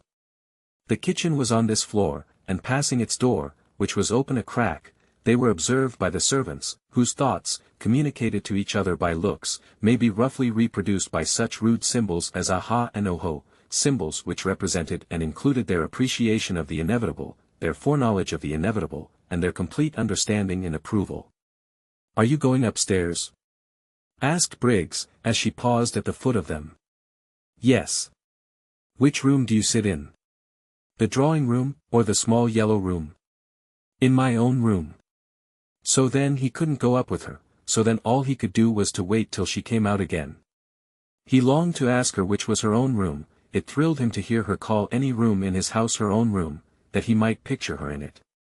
He longed to know if by any happy chance it was his room, for ever after to be filled with her wonder, but he didn't dare. He would find that out later from someone else, Francesca, anybody. "Then I shan't see you again till dinner." "Dinner is at 8, was Scrap's evasive answer as she went upstairs. He watched her go. She passed the Madonna, the portrait of Rose Arbuthnot, and the dark-eyed figure he had thought so sweet seemed to turn pale, to shrivel into insignificance as she passed.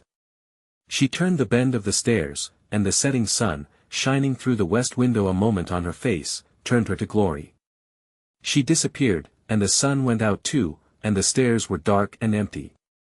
He listened till her footsteps were silent, trying to tell from the sound of the shutting door which room she had gone into, then wandered aimlessly away through the hall again, and found himself back in the top garden. Scrap from her window saw him there. She saw Lottie and Rose sitting on the end parapet, where she would have liked to have been, and she saw Mr. Wilkins buttonholing Briggs and evidently telling him the story of the oleander tree in the middle of the garden. Briggs was listening with a patience she thought rather nice, seeing that it was his oleander and his own father's story. She knew Mr. Wilkins was telling him the story by his gestures. Domenico had told it her soon after her arrival, and he had also told Mrs. Fisher, who had told Mr. Wilkins. Mrs. Fisher thought highly of this story, and often spoke of it. It was about a cherrywood walking stick.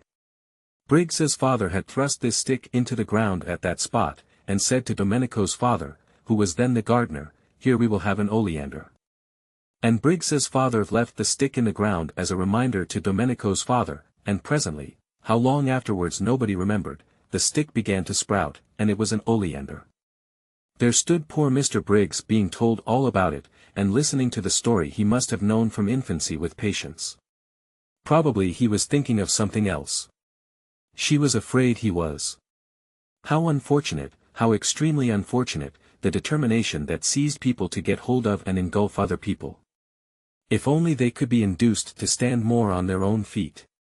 Why couldn't Mr. Briggs be more like Lottie, who never wanted anything of anybody, but was complete in herself and respected other people's completeness? One loved being with Lottie. With her one was free, and yet befriended.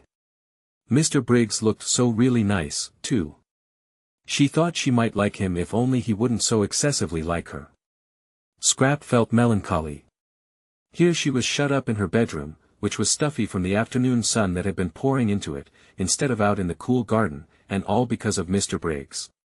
Intolerable tyranny, she thought, flaring up.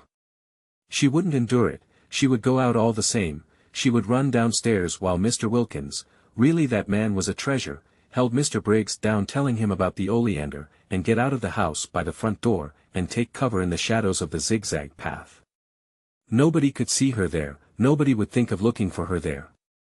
She snatched up a wrap, for she did not mean to come back for a long while, perhaps not even to dinner. It would be all Mr. Briggs's fault if she went dinnerless and hungry, and with another glance out of the window to see if she were still safe, she stole out and got away to the sheltering trees of the zigzag path, and there sat down on one of the seats placed at each bend to assist the upward journey of those who were breathless. Ah, this was lovely, thought Scrap with a sigh of relief. How cool! How good it smelt! She could see the quiet water of the little harbor through the pine trunks, and the lights coming out in the houses on the other side, and all round her the green dusk was splashed by the rose-pink of the gladioluses in the grass and the white of the crowding daisies. Ah, this was lovely! So still. Nothing moving, not a leaf, not a stalk. The only sound was a dog barking, far away somewhere up on the hills, or when the door of the little restaurant in the piazza below was opened and there was a burst of voices, silenced again immediately by the swinging to of the door. She drew in a deep breath of pleasure. Ah, this was. Her deep breath was arrested in the middle. What was that? She leaned forward listening, her body tense. Footsteps. On the zigzag path. Briggs. Finding her out. Should she run? No, the footsteps were coming up, not down. Someone from the village. Perhaps Angelo, with provisions. She relaxed again. But the steps were not the steps of Angelo, that swift and springy youth, they were slow and considered, and they kept on pausing. Someone who isn't used to hills, thought Scrap. The idea of going back to the house did not occur to her. She was afraid of nothing in life except love. Brigands or murderers as such held no terrors for the daughter of the Droitwiches, she only would have been afraid of them if they left off being brigands and murderers and began instead to try and make love. The next moment the footsteps turned the corner of her bit of path, and stood still. Getting his wind, thought Scrap, not looking round. Then as he, from the sounds of the steps she took them to belong to a man, did not move, she turned her head, and beheld with astonishment a person she had seen a good deal of lately in London, the well-known writer of amusing memoirs, Mr. Ferdinand Arundel. She stared. Nothing in the way of being followed surprised her any more, but that he should have discovered where she was surprised her. Her mother had promised faithfully to tell no one. You. She said, feeling betrayed. Here. He came up to her and took off his hat. His forehead beneath the hat was wet with the beads of unaccustomed climbing. He looked ashamed and entreating, like a guilty but devoted dog. You must forgive me, he said. Lady Droitwich told me where you were, and as I happened to be passing through on my way to Rome I thought I would get out at Mazego and just look in and see how you were. But, didn't my mother tell you I was doing a rest cure? Yes. She did. And that's why I haven't intruded on you earlier in the day. I thought you would probably sleep all day, and wake up about now so as to be fed. But. I know. I've got nothing to say in excuse. I couldn't help myself. This, thought Scrap, comes of mother insisting on having authors to lunch, and me being so much more amiable in appearance than I really am. She had been amiable to Ferdinand Arundel, she liked him, or rather she did not dislike him. He seemed a jovial, simple man, and had the eyes of a nice dog. Also, though it was evident that he admired her, he had not in London grabbed. There he had merely been a good-natured, harmless person of entertaining conversation, who helped to make luncheons agreeable. Now it appeared that he too was a grabber. Fancy following her out there, daring to. Nobody else had. Perhaps her mother had given him the address because she considered him so absolutely harmless, and thought he might be useful and see her home. Well, whatever he was he couldn't possibly give her the trouble an active young man like Mr. Briggs might give her. Mr. Briggs, infatuated, would be reckless, she felt, would stick at nothing, would lose his head publicly. She could imagine Mr. Briggs doing things with rope ladders, and singing all night under her window, being really difficult and uncomfortable. Mr. Arundel hadn't the figure for any kind of recklessness. He had lived too long and too well. She was sure he couldn't sing, and wouldn't want to. He must be at least 40. How many good dinners could not a man have eaten by the time he was 40? And if during that time instead of taking exercise he had sat writing books, he would quite naturally acquire the figure Mr. Arundel had in fact acquired, the figure rather for conversation than adventure. Scrap, who had become melancholy at the sight of Briggs, became philosophical at the sight of Arundel.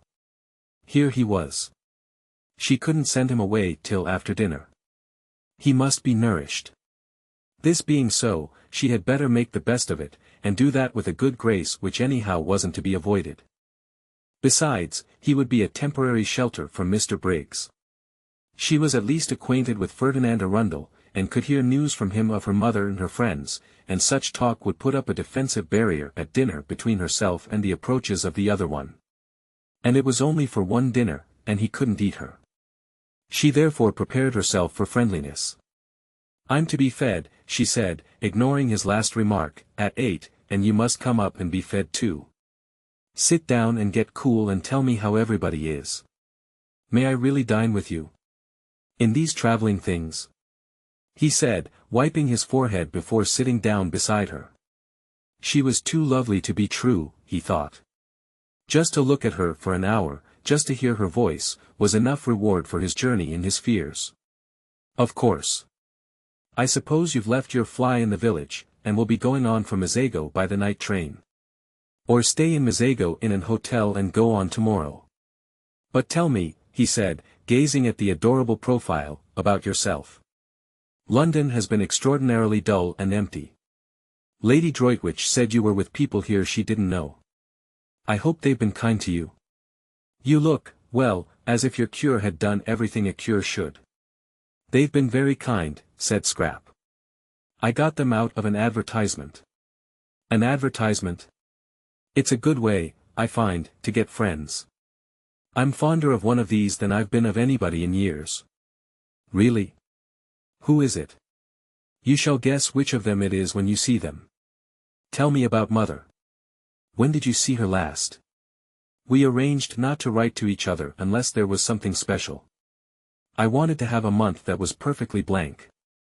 And now I've come and interrupted. I can't tell you how ashamed I am, both of having done it and of not having been able to help it."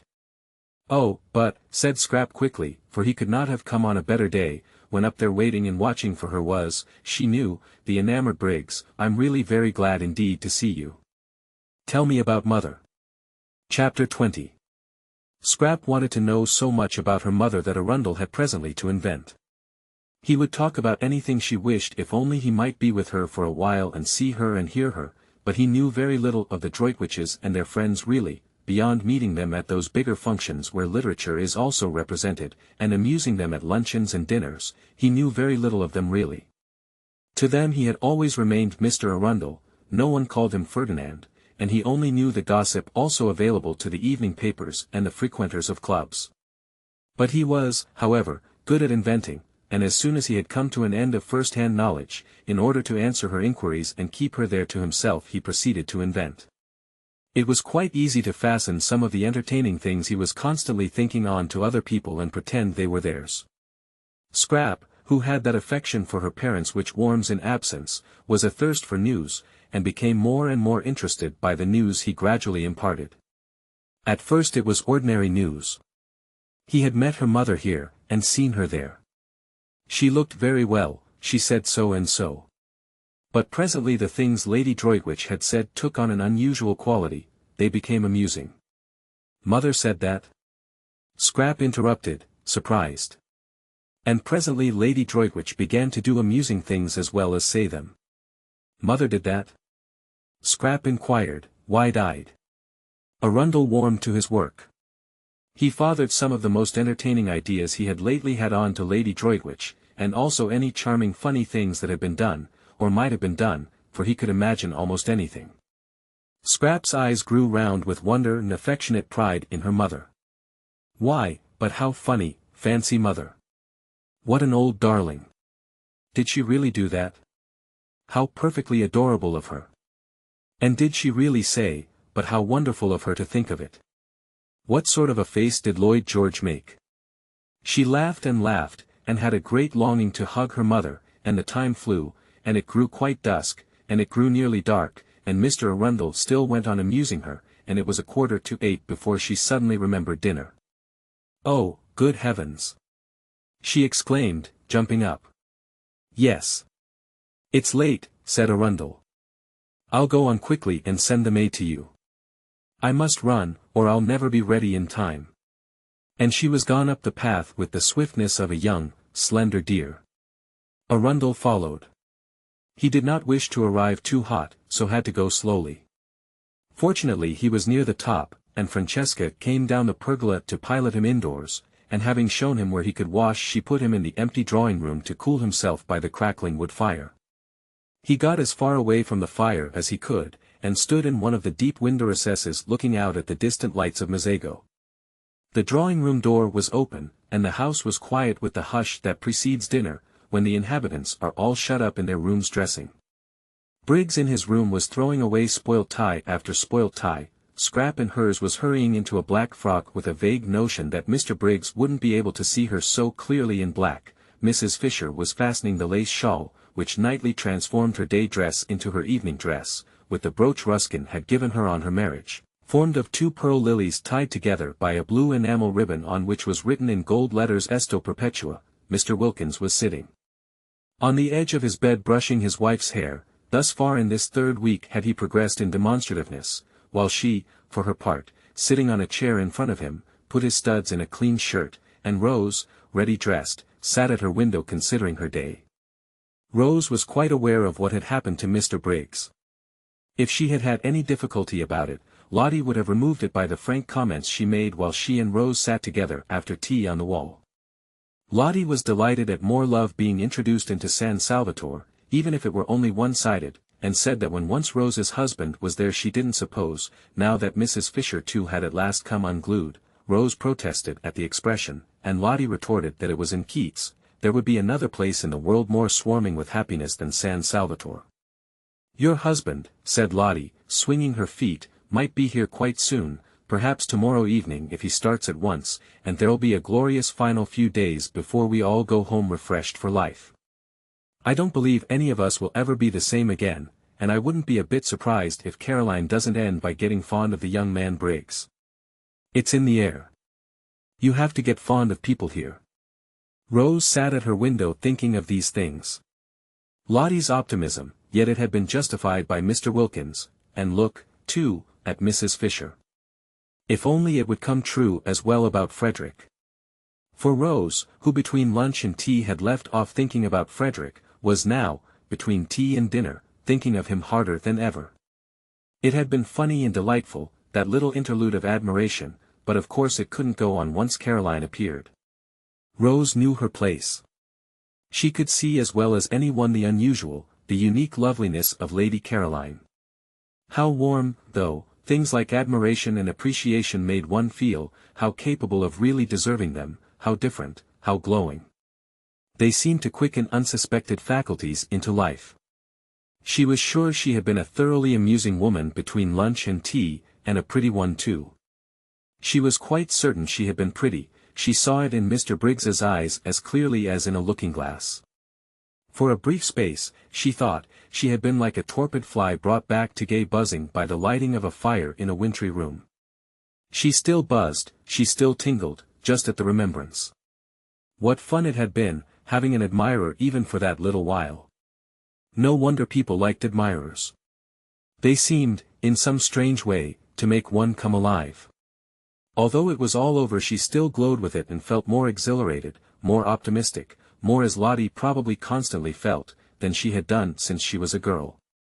She dressed with care, though she knew Mr. Briggs would no longer see her, but it gave her pleasure to see how pretty, while she was about it, she could make herself look, and very nearly she stuck a crimson camellia in her hair down by her ear. She did hold it there for a minute, and it looked almost sinfully attractive and was exactly the color of her mouth, but she took it out again with a smile and a sigh and put it in the proper place for flowers, which is water. She mustn't be silly, she thought. Think of the poor. Soon she would be back with them again, and what would a camellia behind her ear seem like then? Simply fantastic. But on one thing she was determined: the first thing she would do when she got home would be to have it out with Frederick. If he didn't come to San Salvatore, that is what she would do, the very first thing. Long ago she ought to have done this, but always she had been handicapped, when she tried to, by being so dreadfully fond of him and so much afraid that fresh wounds were going to be given her wretched, soft heart. But now let him wound her as much as he chose, as much as he possibly could, she would still have it out with him. Not that he ever intentionally wounded her, she knew he never meant to, she knew he often had no idea of having done it. For a person who wrote books, thought Rose, Frederick didn't seem to have much imagination. Anyhow, she said to herself, getting up from the dressing table, things couldn't go on like this. She would have it out with him. This separate life, this freezing loneliness, she had had enough of it. Why shouldn't she too be happy? Why on earth, the energetic expression matched her mood of rebelliousness, shouldn't she too be loved and allowed to love? She looked at her little clock. Still 10 minutes before dinner. Tired of staying in her bedroom, she thought she would go on to Mrs. Fisher's battlements, which would be empty at this hour, and watch the moon rise out of the sea. She went into the deserted upper hall with this intention, but was attracted on her way along it by the firelight shining through the open door of the drawing-room. How gay it looked! The fire transformed the room. A dark, ugly room in the daytime, it was transformed just as she had been transformed by the warmth of— no, she wouldn't be silly, she would think of the poor, the thought of them always brought her down to sobriety at once. She peeped in. Firelight and flowers, and outside the deep slits of windows hung the blue curtain of the night. How pretty! What a sweet place San Salvatore was! And that gorgeous lilac on the table, she must go and put her face in it. But she never got to the lilac. She went one step towards it, and then stood still, for she had seen the figure looking out of the window in the farthest corner, and it was Frederick. All the blood in Rose's body rushed to her heart and seemed to stop its beating. Frederick! Come! She stood quite still. He had not heard her. He did not turn round. She stood looking at him. The miracle had happened, and he had come. She stood holding her breath. So he needed her, for he had come instantly. So he too must have been thinking, longing. Her heart, which had seemed to stop beating, was suffocating her now, the way it raced along. Frederick did love her then, he must love her, or why had he come? Something, perhaps her absence, had made him turn to her, want her, and now the understanding she had made up her mind to have with him would be quite easy. Her thoughts wouldn't go on. Her mind stammered. She couldn't think. She could only see and feel. She didn't know how it had happened. It was a miracle. God could do miracles. God had done this one. God could. Her mind stammered again, and broke off. Frederick, she tried to say, but no sound came, or if it did the crackling of the fire covered it up. She must go nearer. She began to creep towards him, softly. He did not move. He had not heard. She stole nearer and nearer, and the fire crackled and he heard nothing. She stopped a moment, unable to breathe. She was afraid. Suppose he, oh, but he had come. She went on again, close up to him, and her heart beat so loud that she thought he must hear it. And couldn't he feel, didn't he know? Frederick, she whispered, hardly able even to whisper, choked by the beating of her heart. He spun round on his heels. Rose! He exclaimed, staring blankly. But she did not see his stare, for her arms were round his neck, and her cheek was against his, and she was murmuring, her lips on his ear, I knew you would come, in my very heart I always knew you would come. Chapter 21. Now Frederick was not the man to hurt anything if he could help it, besides, he was completely bewildered. Not only was his wife here, of all places in the world, but she was clinging to him as she had not clung for years, and murmuring love, and welcoming him. If she welcomed him she must have been expecting him. Strange as this was, it was the only thing in the situation which was evident, that, and the softness of her cheek against his, and the long-forgotten sweet smell of her. Frederick was bewildered. But not being the man to hurt anything if he could help it, he too put his arms round her, and having put them round her he also kissed her, and presently he was kissing her almost as tenderly as she was kissing him, and presently he was kissing her quite as tenderly, and again presently he was kissing her more tenderly, and just as if he had never left off. He was bewildered, but he still could kiss. It seemed curiously natural to be doing it.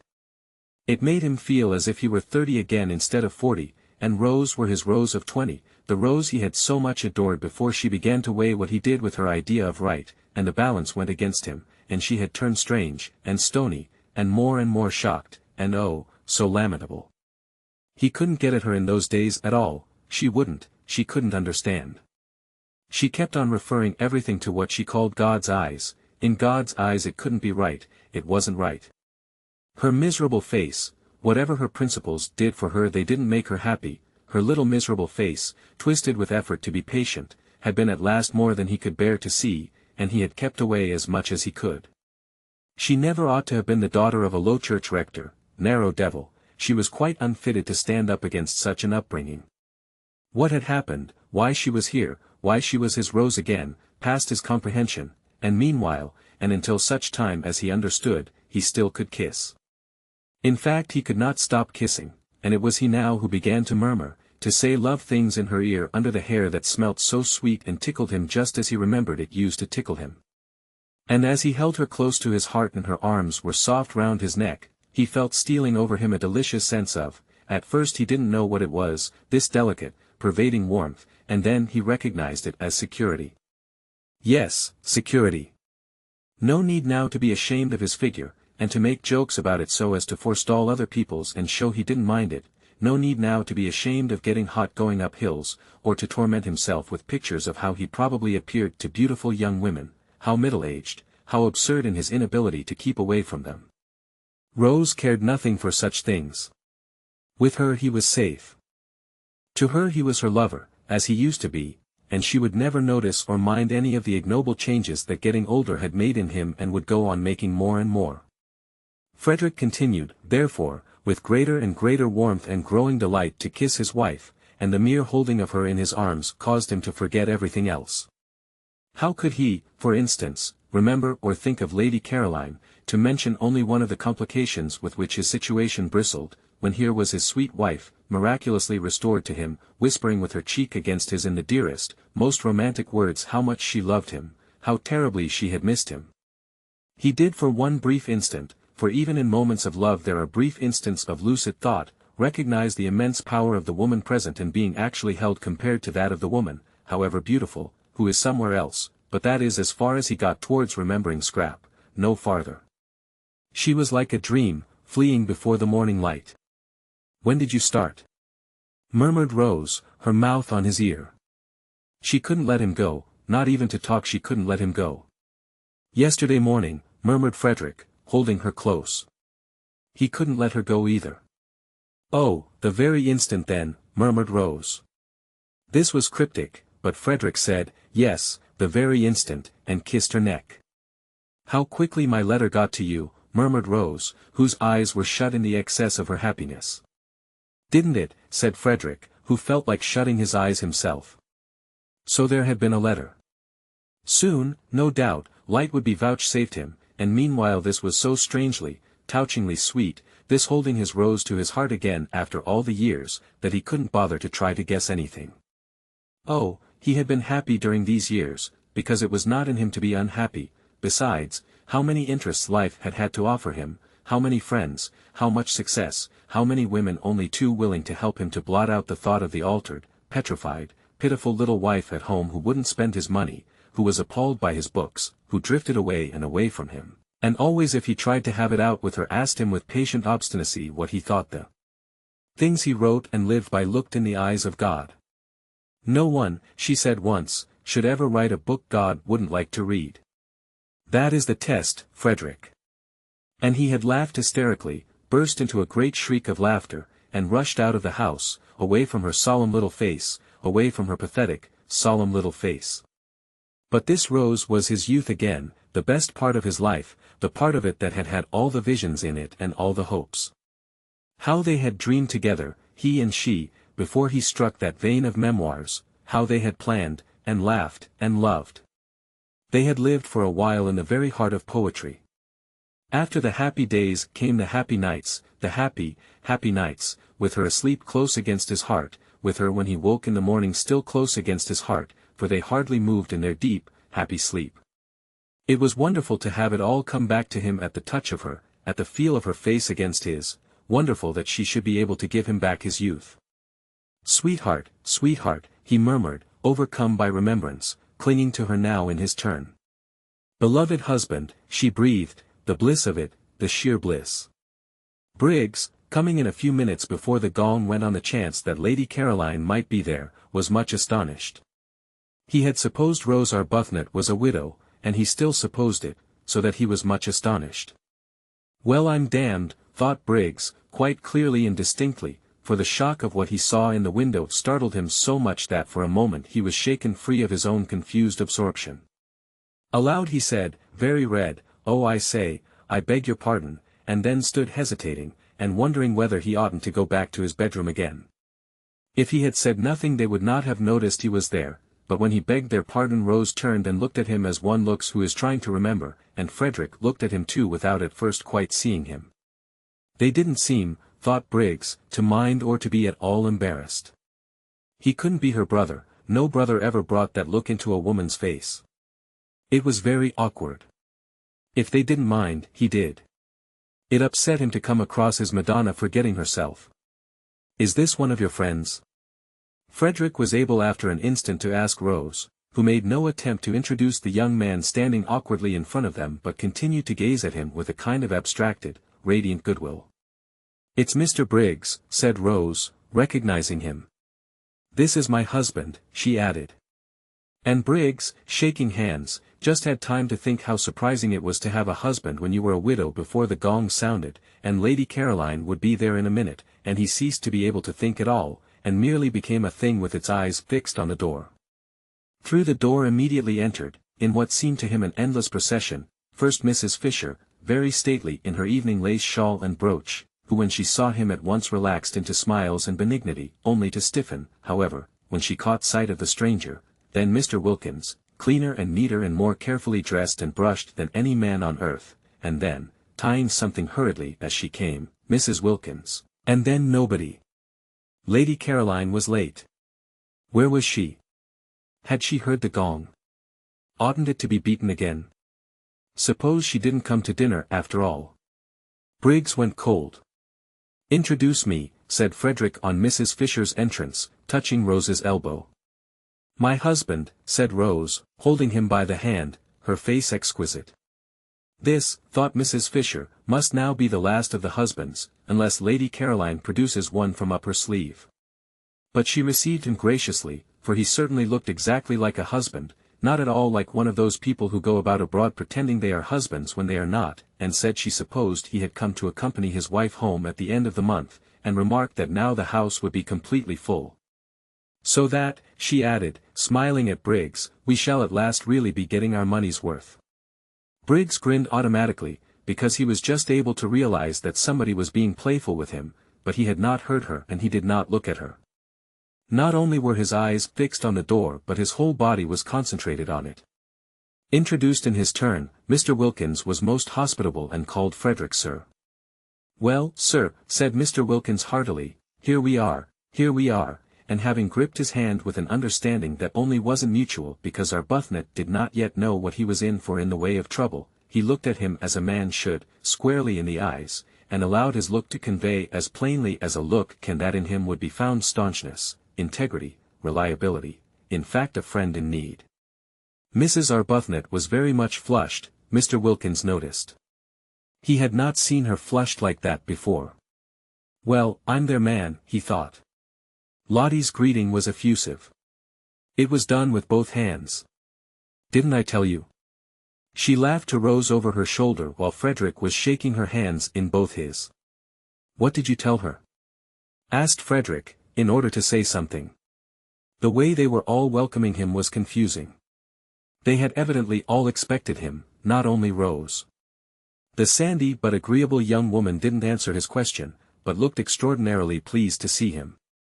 Why should she be extraordinarily pleased to see him? "What a delightful place this is," said Frederick, confused, and making the first remark that occurred to him. "It's a tub of love," said the sandy young woman earnestly, which confused him more than ever. And his confusion became excessive at the next words he heard, spoken, by the old lady, who said, "We won't wait." Lady Caroline is always late, for he only then, on hearing her name, really and properly remembered Lady Caroline, and the thought of her confused him to excess. He went into the dining room like a man in a dream. He had come out to this place to see Lady Caroline, and had told her so. He had even told her in his fatuousness, it was true, but how fatuous, that he hadn't been able to help coming. She didn't know he was married. She thought his name was Arundel. Everybody in London thought his name was Arundel. He had used it and written under it so long that he almost thought it was himself.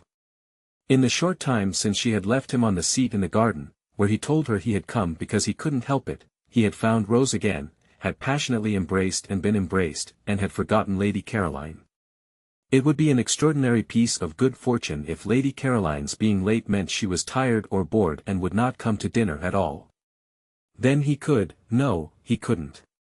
He turned a deeper red even than usual, he being a man of full habit and red anyhow, at the thought of such cowardice. No, he couldn't go away after dinner and catch his train and disappear to Rome, not unless, that is, Rose came with him. But even so, what a running away. No, he couldn't. When they got to the dining room Mrs. Fisher went to the head of the table. Was this Mrs. Fisher's house? He asked himself. He didn't know anything, and Rose, who in her earlier days of defying Mrs. Fisher had taken the other end as her place, for after all no one could say by looking at a table which was its top and which its bottom, led Frederick to the seat next to her. If only, he thought, he could have been alone with Rose, just 5 minutes more alone with Rose, so that he could have asked her. But probably he wouldn't have asked her anything, and only gone on kissing her. He looked round. The sandy young woman was telling the man they called Briggs to go and sit beside Mrs. Fisher. Was the house, then, the sandy young woman's and not Mrs. Fisher's? He didn't know anything, and she herself sat down on Rose's other side, so that she was opposite him, Frederick, and next to the genial man who had said "Here we are," when it was only too evident that there they were indeed. Next to Frederick, and between him and Briggs, was an empty chair, Lady Caroline's. No more than Lady Caroline knew of the presence in Frederick's life of Rose was Rose aware of the presence in Frederick's life of Lady Caroline. What would each think? He didn't know anything. Yes, he did know something, and that was that his wife had made it up with him, suddenly, miraculously, unaccountably, and divinely. Beyond that he knew nothing. The situation was one with which he felt he could not cope. It must lead him whither it would. He could only drift. In silence Frederick ate his soup, and the eyes, the large expressive eyes of the young woman opposite, were on him, he could feel, with a growing look in them of inquiry. They were, he could see, very intelligent and attractive eyes, and full, apart from the inquiry of goodwill. Probably she thought he ought to talk, but if she knew everything she wouldn't think so. Briggs didn't talk either. Briggs seemed uneasy. What was the matter with Briggs? And Rose too didn't talk, but then that was natural. She never had been a talker. She had the loveliest expression on her face. How long would it be on it after Lady Caroline's entrance? He didn't know anything. But the genial man on Mrs. Fisher's left was talking enough for everybody. That fellow ought to have been a parson. Pulpits were the place for a voice like his, it would get him a bishopric in 6 months. He was explaining to Briggs, who shuffled about in his seat. Why did Briggs shuffle about in his seat? That he must have come out by the same train as Arbuthnot, and when Briggs, who said nothing, wriggled in apparent dissent, he undertook to prove it to him, and did prove it to him in long clear sentences. "Who's the man with the voice?" Frederick asked Rose in a whisper, and the young woman opposite, whose ears appeared to have the quickness of hearing of wild creatures, answered, "He's my husband." "Then by all the rules," said Frederick pleasantly, pulling himself together, "you oughtn't to be sitting next to him." But I want to. I like sitting next to him. I didn't before I came here. Frederick could think of nothing to say to this, so he only smiled generally. It's this place, she said, nodding at him. It makes one understand. You've no idea what a lot you'll understand before you've done here. I'm sure I hope so, said Frederick with real fervor. The soup was taken away, and the fish was brought. Briggs, on the other side of the empty chair, seemed more uneasy than ever. What was the matter with Briggs? Didn't he like fish? Frederick wondered what Briggs would do in the way of fidgets if he were in his own situation. Frederick kept on wiping his mustache, and was not able to look up from his plate, but that was as much as he showed of what he was feeling. Though he didn't look up, he felt the eyes of the young woman opposite raking him like searchlights, and Rose's eyes were on him too, he knew, but they rested on him unquestioningly, beautifully, like a benediction. How long would they go on doing that once Lady Caroline was there? He didn't know anything. He wiped his mustache for the 20th unnecessary time, and could not quite keep his hand steady, and the young woman opposite saw his hand not being quite steady, and her eyes raked him persistently. Why did her eyes rake him persistently? He didn't know anything. Then Briggs leapt to his feet. What was the matter with Briggs? Oh, yes, quite, she had come. Frederick wiped his mustache and got up too. He was in for it now. Absurd, fantastic situation.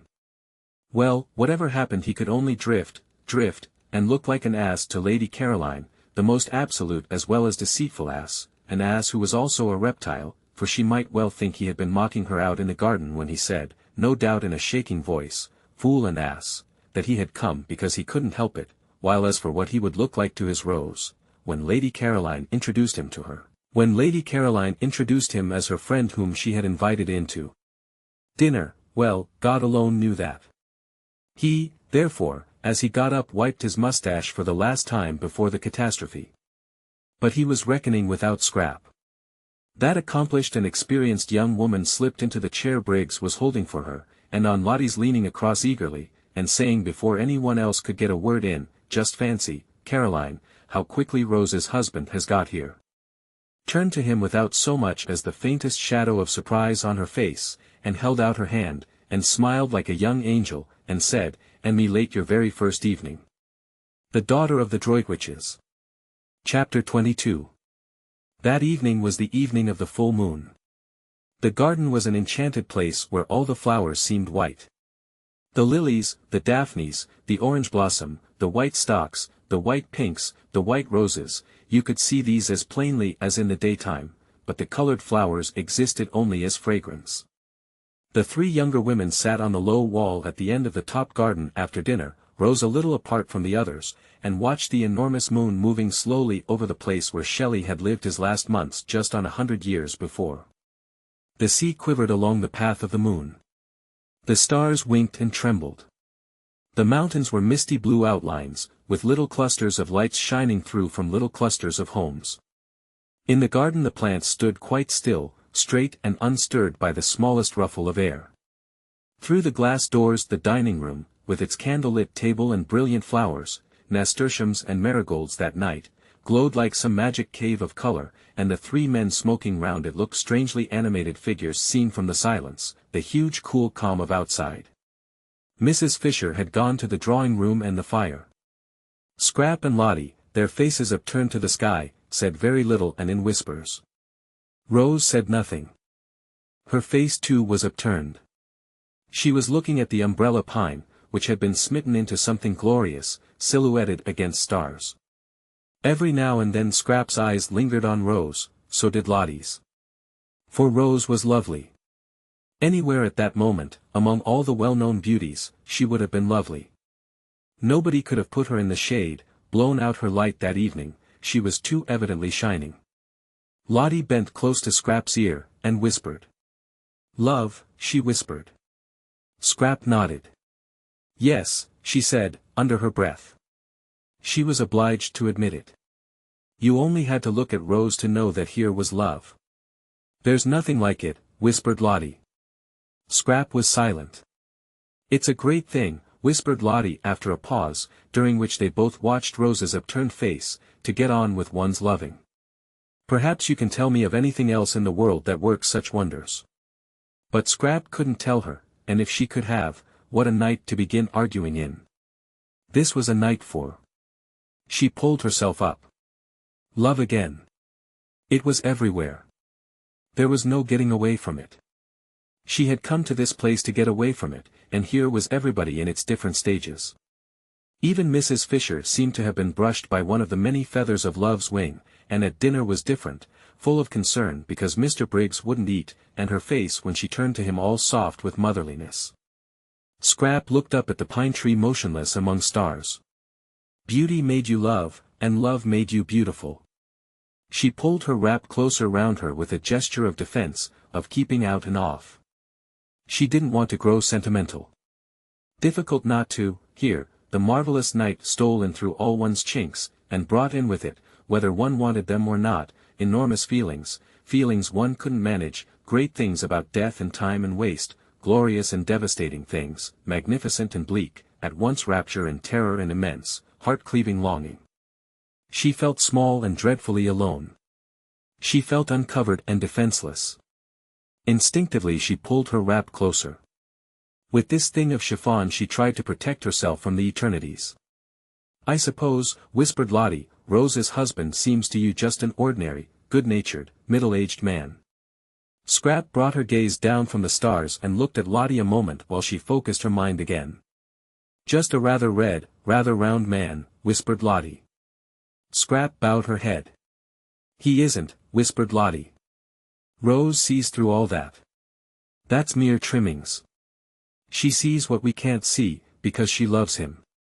Always love.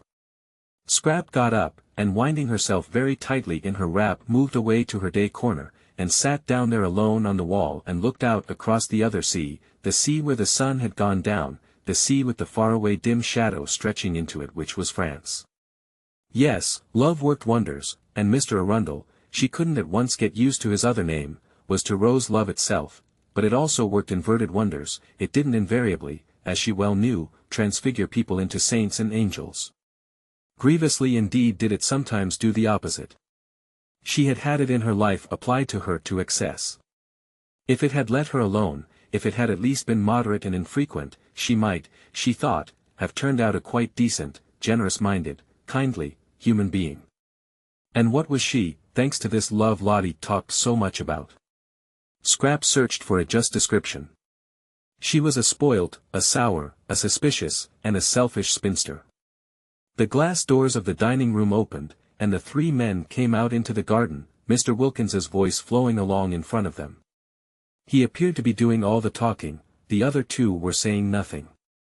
Perhaps she had better go back to Lottie and Rose, it would be tiresome to be discovered and hemmed into that cul-de-sac by Mr. Briggs.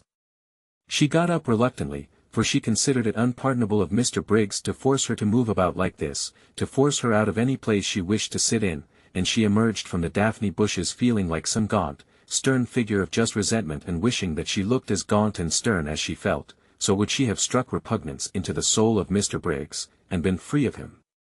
But she knew she didn't look like that, however hard she might try. At dinner his hand shook when he drank, and he couldn't speak to her without flushing scarlet and then going pale, and Mrs. Fisher's eyes had sought hers with the entreaty of one who asks that her only son may not be hurt. How could a human being, thought Scrap, frowning as she issued forth from her corner, how could a man made in God's image behave so, and he fitted for better things she was sure, with his youth, his attractiveness, and his brains.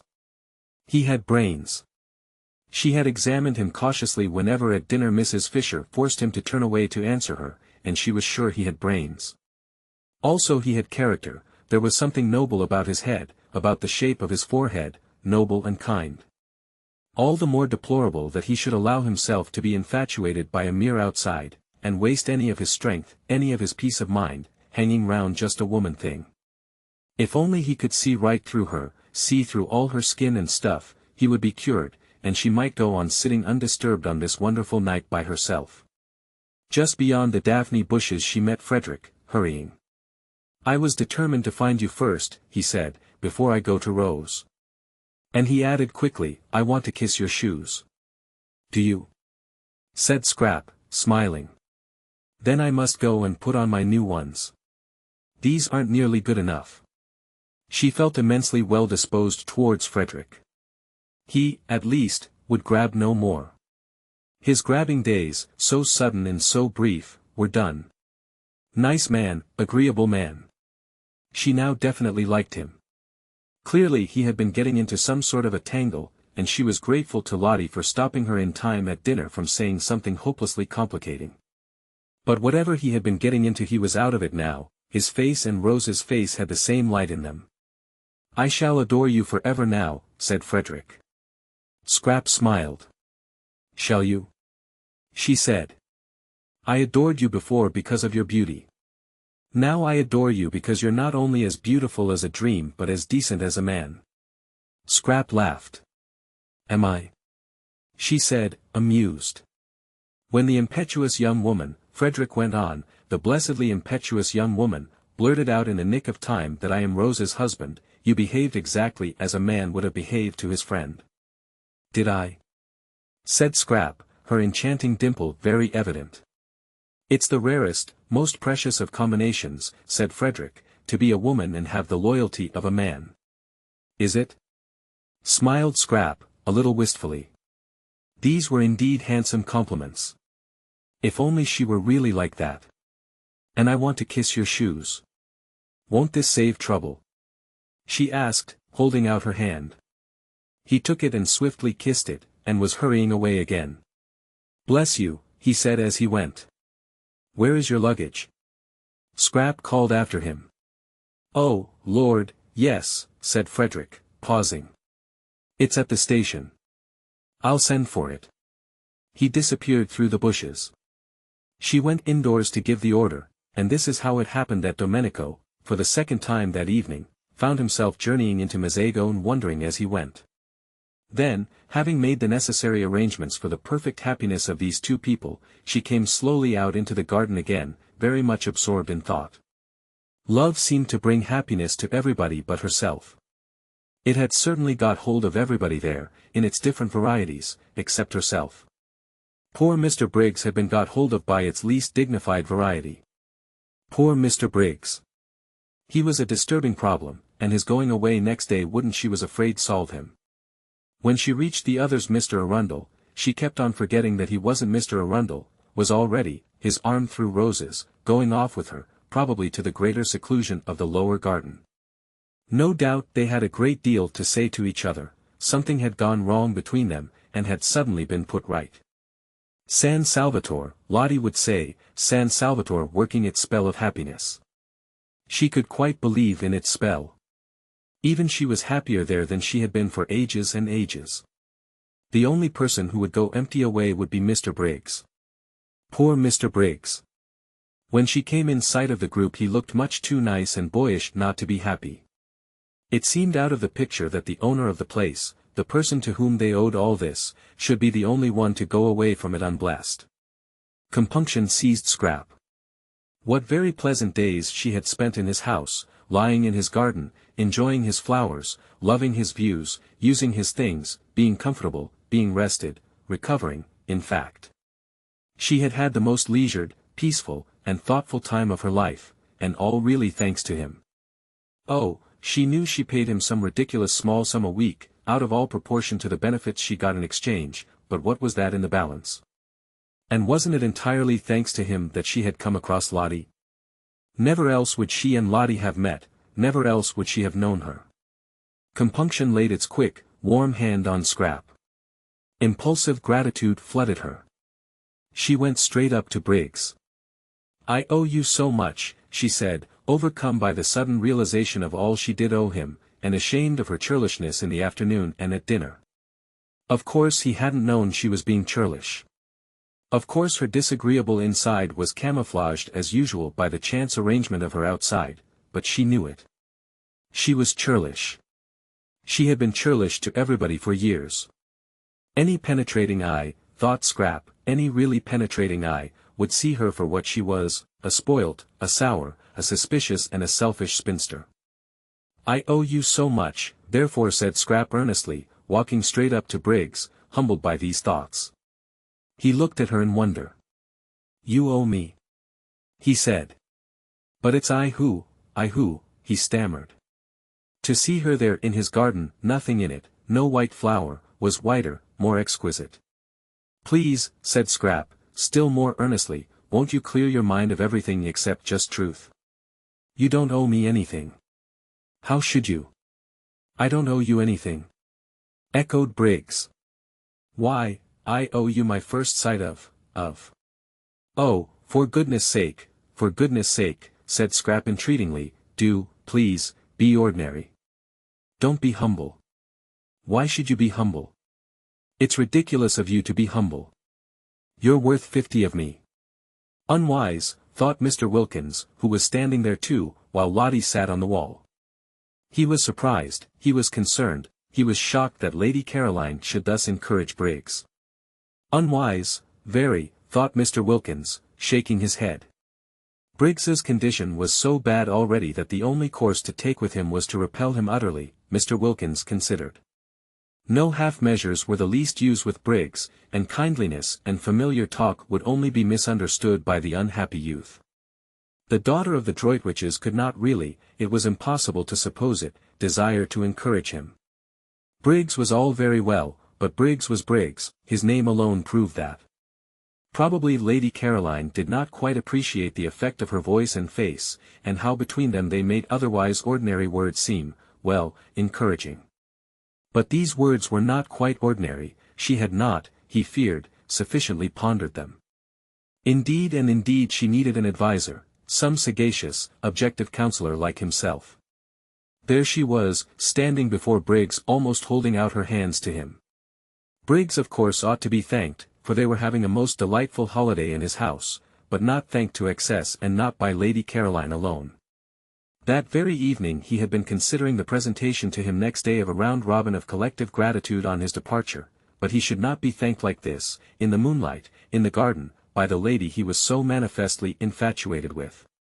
Mr. Wilkins therefore, desiring to assist Lady Caroline out of this situation by swiftly applied tact, said with much heartiness, "It is most proper, Briggs, that you should be thanked. You will please allow me to add my expressions of indebtedness, and those of my wife, to Lady Caroline's. We ought to have proposed a vote of thanks to you at dinner. You should have been toasted. There certainly ought to have been some." But Briggs took no notice of him whatever, he simply continued to look at Lady Caroline as though she were the first woman he had ever seen. Neither, Mr. Wilkins observed, did Lady Caroline take any notice of him, she too continued to look at Briggs, and with that odd air of almost appeal. Most unwise. Most. Lottie, on the other hand, took too much notice of him, choosing this moment when Lady Caroline needed special support and protection to get up off the wall and put her arm through his and draw him away. "I want to tell you something, Mellersh," said Lottie at this juncture, getting up. "Presently," said Mr. Wilkins, waving her aside. "No, now," said Lottie, and she drew him away. He went with extreme reluctance. Briggs should be given no rope at all, not an inch. "Well, what is it?" he asked impatiently, as she led him towards the house. "Lady Caroline ought not to be left like that, exposed to annoyance." "Oh, but she isn't," Lottie assured him, just as if he had said this aloud, which he certainly had not. "Caroline is perfectly all right." "Not at all right. That young Briggs is." "Of course he is. What did you expect? Let's go indoors to the fire and Mrs. Fisher. She's all by herself." "I cannot," said Mr. Wilkins, trying to draw back, "leave Lady Caroline alone in the garden." "Don't be silly, Mellersh, she isn't alone. Besides, I want to tell you something." "Well, tell me, then." "Indoors." With a reluctance that increased at every step Mr. Wilkins was taken farther and farther away from Lady Caroline. He believed in his wife now and trusted her, but on this occasion he thought she was making a terrible mistake. In the drawing-room sat Mrs. Fisher by the fire, and it certainly was to Mr. Wilkins, who preferred rooms and fires after dark to gardens and moonlight, more agreeable to be in there than out of doors if he could have brought Lady Caroline safely in with him.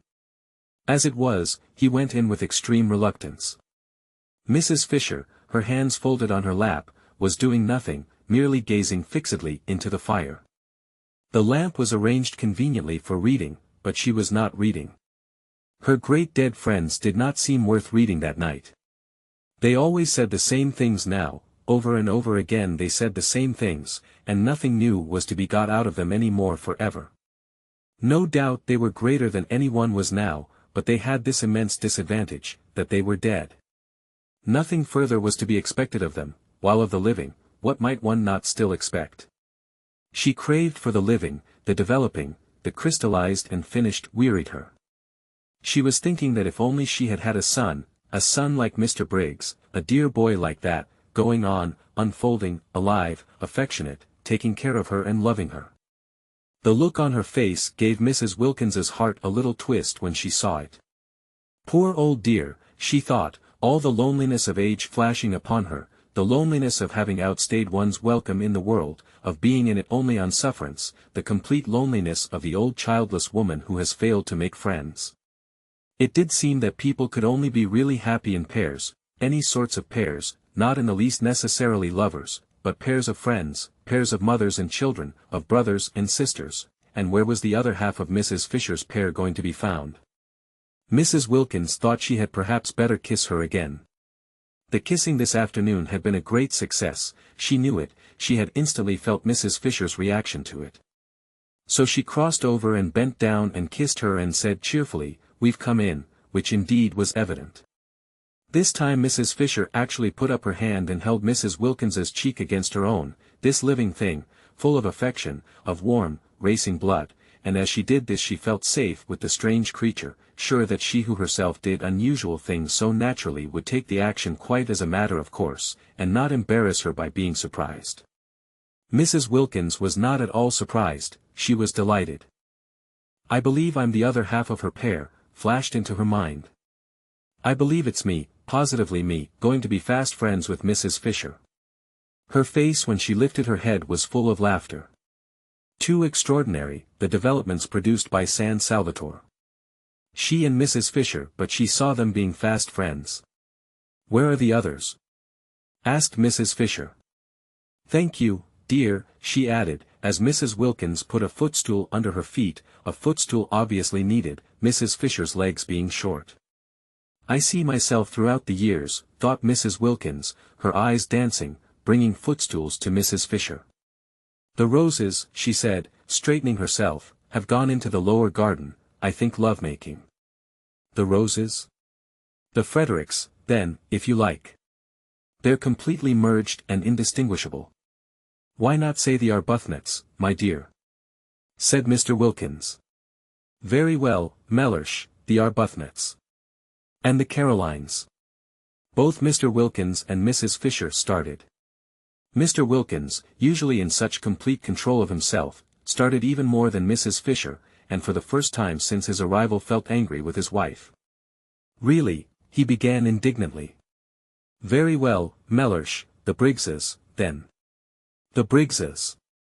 cried Mr. Wilkins, now very angry indeed, for the implication was to him a most outrageous insult to the entire race of Desters, dead Desters, living Desters, and Desters still harmless because they were yet unborn. "Really?"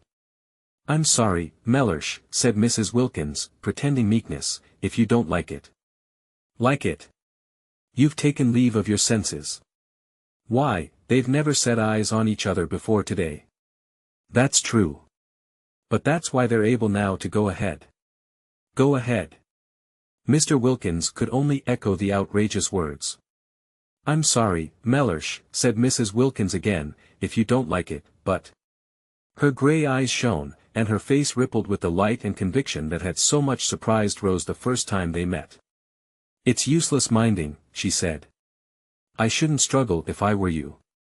Because—" She stopped, and looked first at one alarmed solemn face and then at the other, and laughter as well as light flickered and danced over her. "I see them being the Briggses," finished Mrs. Wilkins. "That last week the syringa came out at San Salvatore, and all the acacias flowered. No one had noticed how many acacias there were till one day the garden was full of a new scent, and there were the delicate trees, the lovely successors to the wisteria, hung all over among their trembling leaves with blossom. To lie under an acacia tree that last week and look up through the branches at its frail leaves and white flowers quivering against the blue of the sky, while the least movement of the air shook down their scent, was a great happiness. Indeed, the whole garden dressed itself gradually towards the end in white, and grew more and more scented. There were the lilies, as vigorous as ever, and the white stocks and white pinks and white banksia roses, and the syringa and the jessamine, and at last the crowning fragrance of the acacias. When, on the 1st of May, everybody went away, even after they had got to the bottom of the hill and passed through the iron gates out into the village, they still could smell the acacias. The words kept ringing in her ears as she stood on the platform talking of sad things to the sparsely attended meeting. She had never been to Italy. Was that really what her nest egg was to be spent on after all? Though she couldn't approve of the way Mrs. Wilkins was introducing the idea of predestination into her immediate future, just as if she had no choice, just as if to struggle, or even to reflect, were useless, it yet influenced her. Mrs. Wilkins's eyes had been the eyes of a seer. Some people were like that, Mrs. Arbuthnot knew, and if Mrs. Wilkins had actually seen her at the medieval castle, it did seem probable that struggling would be a waste of time. Still, to spend her nest egg on self-indulgence, the origin of this egg had been corrupt, but she had at least supposed its end was to be creditable. Was she to deflect it from its intended destination, which alone had appeared to justify her keeping it, and spend it on giving herself pleasure? Mrs. Arbuthnot spoke on, so much practiced in the kind of speech that she could have said it all in her sleep, and at the end of the meeting, her eyes dazzled by her secret visions, she hardly noticed that nobody was moved in any way whatever, least of all in the way of contributions. But the vicar noticed. The vicar was disappointed. Usually his good friend and supporter Mrs. Arbuthnot succeeded better than this. And, what was even more unusual, she appeared, he observed, not even to mind. "I can't imagine," he said to her as they parted, speaking irritably, for he was irritated both by the audience and by her, "what these people are coming to. Nothing seems to move them." "Perhaps they need a holiday," suggested Mrs. Arbuthnot, an unsatisfactory, a queer reply, the vicar thought. "In February?" he called after her sarcastically. "Oh no, not till April," said Mrs. Arbuthnot over her shoulder. Very odd, thought the vicar. Very odd indeed. And he went home and was not perhaps quite Christian to his wife. That night in her prayers Mrs. Arbuthnot asked for guidance. She felt she ought really to ask, straight out and roundly, that the medieval castle should already have been taken by someone else and the whole thing thus be settled, but her courage failed her. Suppose her prayer were to be answered?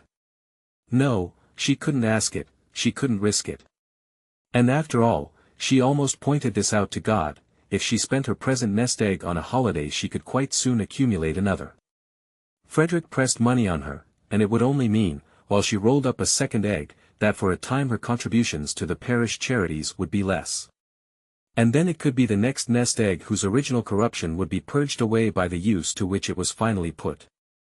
For Mrs. Arbuthnot, who had no money of her own, was obliged to live on the proceeds of Frederick's activities, and her very nest egg was the fruit, posthumously ripened, of ancient sin. The way Frederick made his living was one of the standing distresses of her life. He wrote immensely popular memoirs, regularly, every year, of the mistresses of kings. There were in history numerous kings who had had mistresses, and there were still more numerous mistresses who had had kings, so that he had been able to publish a book of memoirs during each year of his married life, and even so there were great further piles of these ladies waiting to be dealt with. Mrs. Arbuthnot was helpless. Whether she liked it or not, she was obliged to live on the proceeds. He gave her a dreadful sofa once, after the success of his Du Barry memoir, with swollen cushions and soft, receptive lap, and it seemed to her a miserable thing that there, in her very home, should flaunt this reincarnation of a dead old French sinner. Simply good, convinced that morality is the basis of happiness, the fact that she and Frederick should draw their sustenance from guilt, however much purged by the passage of centuries, was one of the secret reasons of her sadness. The more the memoired lady had forgotten herself, the more his book about her was read and the more free-handed he was to his wife, and all that he gave her was spent, after adding slightly to her nest egg, for she did hope and believe that some day people would cease to want to read of wickedness, and then Frederick would need supporting, on helping the poor. The parish flourished because, to take a handful at random, of the ill behavior of the ladies du Barry, Montespan, Pompadour, Ninon de l'Enclos, and even of learned Maintenon. The poor were the filter through which the money was passed, to come out, Mrs. Arbuthnot hoped, purified. She could do no more. She had tried in days gone by to think the situation out, to discover the exact right course for her to take, but had found it, as she had found Frederick, too difficult, and had left it, as she had left Frederick, to God. Nothing of this money was spent on her house or dress, those remained, except for the great soft sofa, austere. It was the poor who profited. Their very boots were stout with sins. But how difficult it had been. Mrs. Arbuthnot, groping for guidance, prayed about it to exhaustion. Ought she perhaps to refuse to touch the money, to avoid it as she would have avoided the sins which were its source? But then what about the parish's boots? She asked the vicar what he thought, and, through much delicate language, evasive and cautious, it did finally appear that he was for the boots. At least she had persuaded Frederick. When first he began his terrible successful career, he only began it after their marriage. When she married him he had been a blameless official attached to the library of the British Museum, to publish the memoirs under another name, so that she was not publicly branded. Hampstead read the books with glee, and had no idea that their writer lived in its midst. Frederick was almost unknown, even by sight, in Hampstead. He never went to any of its gatherings. Whatever it was he did in the way of recreation was done in London, but he never spoke of what he did or whom he saw. He might have been perfectly friendless for any mention he ever made of friends to his wife. Only the vicar knew where the money for the parish came from, and he regarded it, he told Mrs. Arbuthnot, as a matter of honor not to mention it. And at least her little house was not haunted by the loose-lived ladies, for Frederick did his work away from home. He had 2 rooms near the British Museum, which was the scene of his exhumations, and there he went every morning, and he came back long after his wife was asleep. Sometimes he did not come back at all. Sometimes she did not see him for several days together. Then he would suddenly appear at breakfast, having let himself in with his latchkey the night before, very jovial and good-natured and free-handed and glad if she would allow him to give her something, a well-fed man, contented with the world, a jolly, full-blooded, satisfied man. And she was always gentle, and anxious that his coffee should be as he liked it. He seemed very happy. Life, she often thought, however much one tabulated, was yet a mystery. There were always some people it was impossible to place. Frederick was one of them. He didn't seem to bear the remotest resemblance to the original Frederick. He didn't seem to have the least need of any of the things he used to say were so important and beautiful: love, home, complete communion of thoughts, complete immersion in each other's interests. After those early painful attempts to hold him up to the point from which they had hand in hand so splendidly started, attempts in which she herself had got terribly hurt and the Frederick she supposed she had married was mangled out of recognition, she hung him up finally by her bedside as the chief subject of her prayers, and left him, except for those, entirely to God. She had loved Frederick too deeply to be able now to do anything but pray for him. He had no idea that he never went out of the house without her blessing going with him too, hovering, like a little echo of finished love, round that once dear head. She didn't dare think of him as he used to be, as he had seemed to her to be in those marvelous first days of their love-making, of their marriage. Her child had died, she had nothing, nobody of her own to lavish herself on. The poor became her children, and God the object of her love. What could be happier than such a life, she sometimes asked herself, but her face, and particularly her eyes, continued sad. Perhaps when we're old, perhaps when we are both quite old, she would think wistfully. Chapter 3. The owner of the medieval castle was an Englishman, a Mr. Briggs, who was in London at the moment and wrote that it had beds enough for 8 people, exclusive of servants, 3 sitting rooms, battlements, dungeons, and electric light. The rent was £60 for the month, the servants' wages were extra, and he wanted references. He wanted assurances that the second half of his rent would be paid, the first half being paid in advance, and he wanted assurances of respectability from a solicitor, or a doctor, or a clergyman. He was very polite in his letter, explaining that his desire for references was what was usual and should be regarded as a mere formality. Mrs. Arbuthnot and Mrs. Wilkins had not thought of references, and they had not dreamed a rent could be so high. In their minds had floated sums like 3 guineas a week, or less, seeing that the place was small and old. £60 for a single month. It staggered them. Before Mrs. Arbuthnot's eyes rose up boots, endless vistas, all the stout boots that £60 would buy, and besides the rent there would be the servants' wages, and the food, and the railway journeys out and home. While as for references, these did indeed seem a stumbling block, it did seem impossible to give any without making their plan more public than they had intended.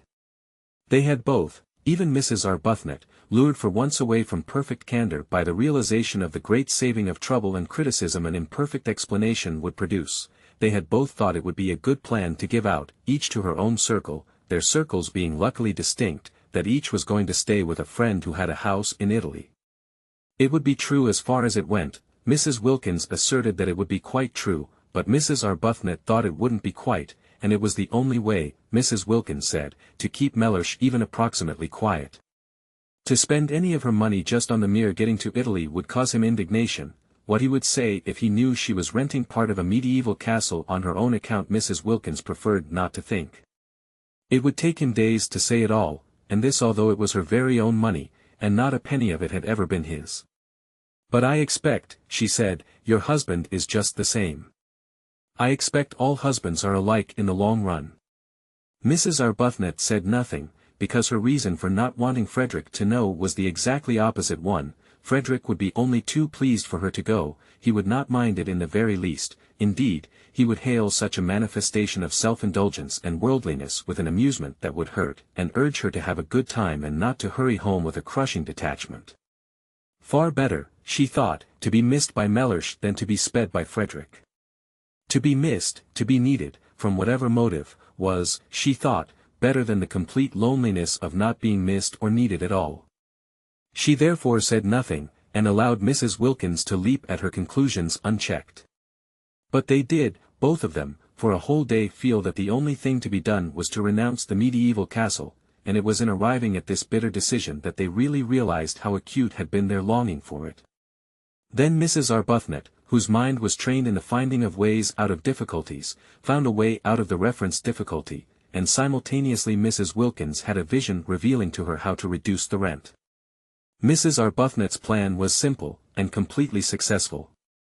She took the whole of the rent in person to the owner, drawing it out of her savings bank. Again she looked furtive and apologetic, as if the clerk must know the money was wanted for purposes of self-indulgence, and, going up with the 6 £10 notes in her handbag to the address near the Brompton Oratory where the owner lived, presented them to him, waiving her right to pay only half.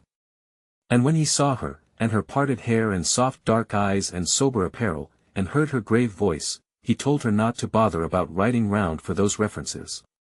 "It'll be all right," he said, scribbling a receipt for the rent. "Do sit down, won't you? Nasty day, isn't it?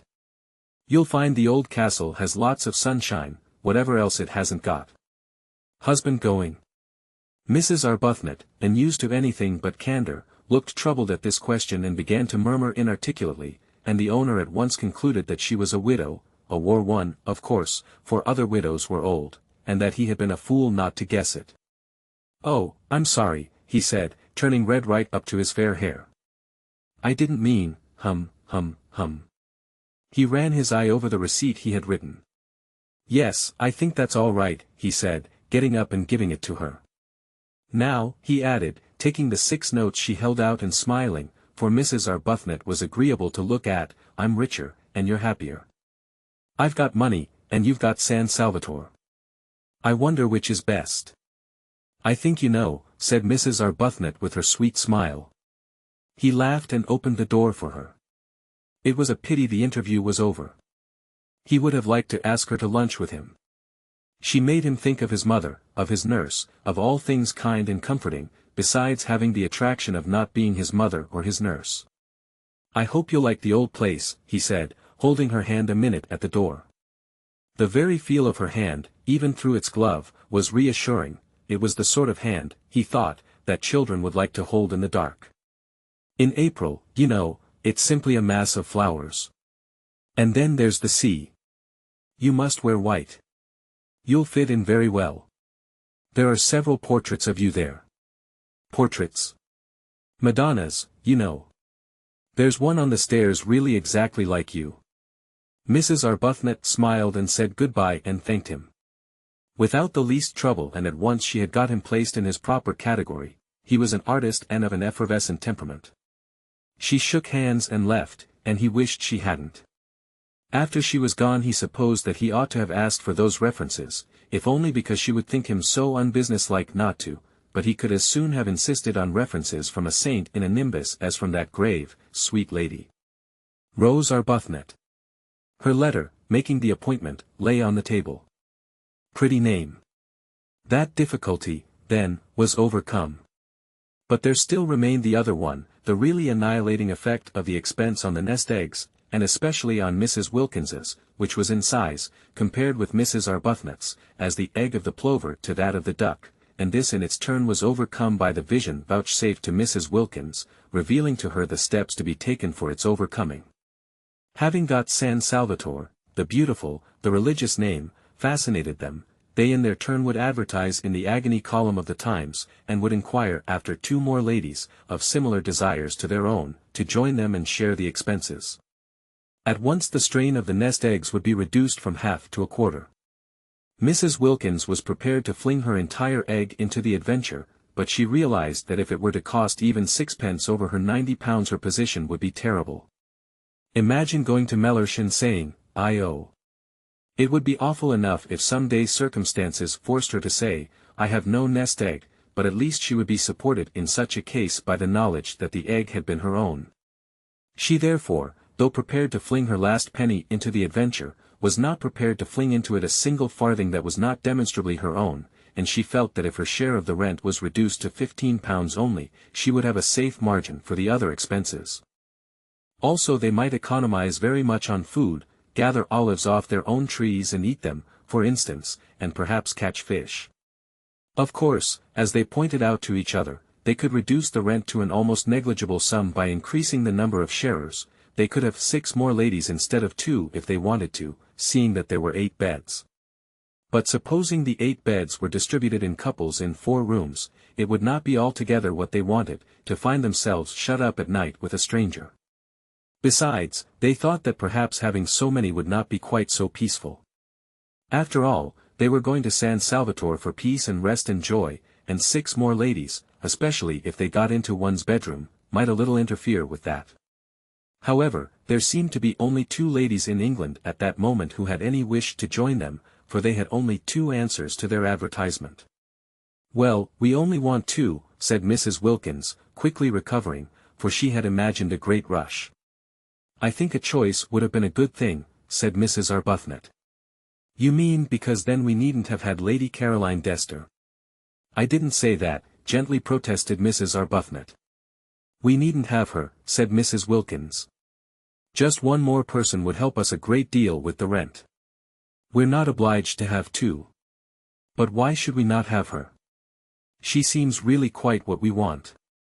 "Yes, she does from her letter," said Mrs. Wilkins doubtfully. She felt she would be terribly shy of Lady Caroline. Incredible as it may seem, seeing how they get into everything, Mrs. Wilkins had never come across any members of the aristocracy. They interviewed Lady Caroline, and they interviewed the other applicant, a Mrs. Fisher. Lady Caroline came to the club in Shaftesbury Avenue, and appeared to be wholly taken up by one great longing, a longing to get away from everybody she had ever known. When she saw the club, and Mrs. Arbuthnot, and Mrs. Wilkins, she was sure that here was exactly what she wanted.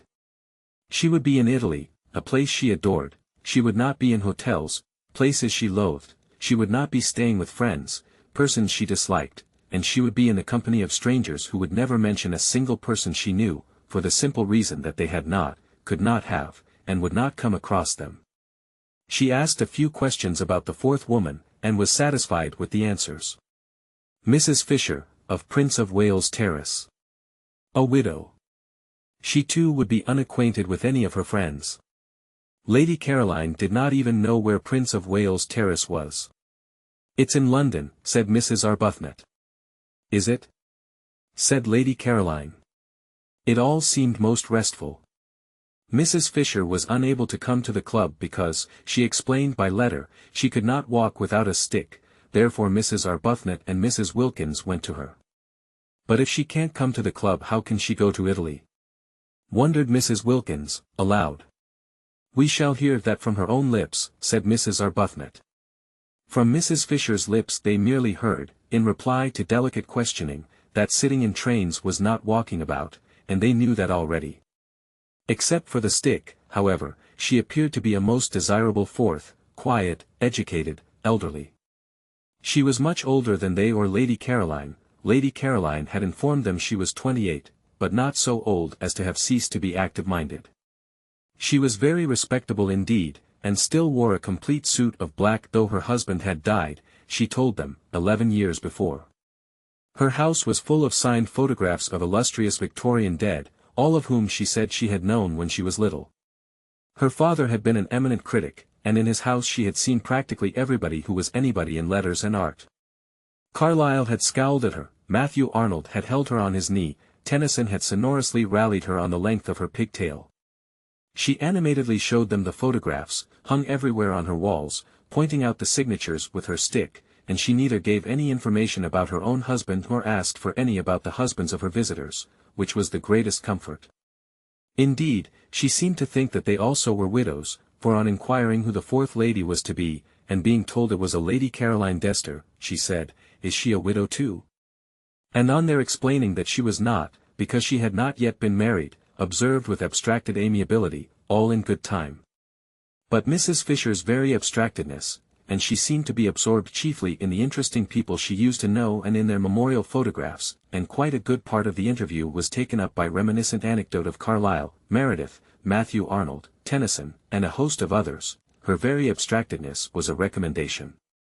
She only asked, she said, to be allowed to sit quiet in the sun and remember. That was all Mrs. Arbuthnot and Mrs. Wilkins asked of their sharers.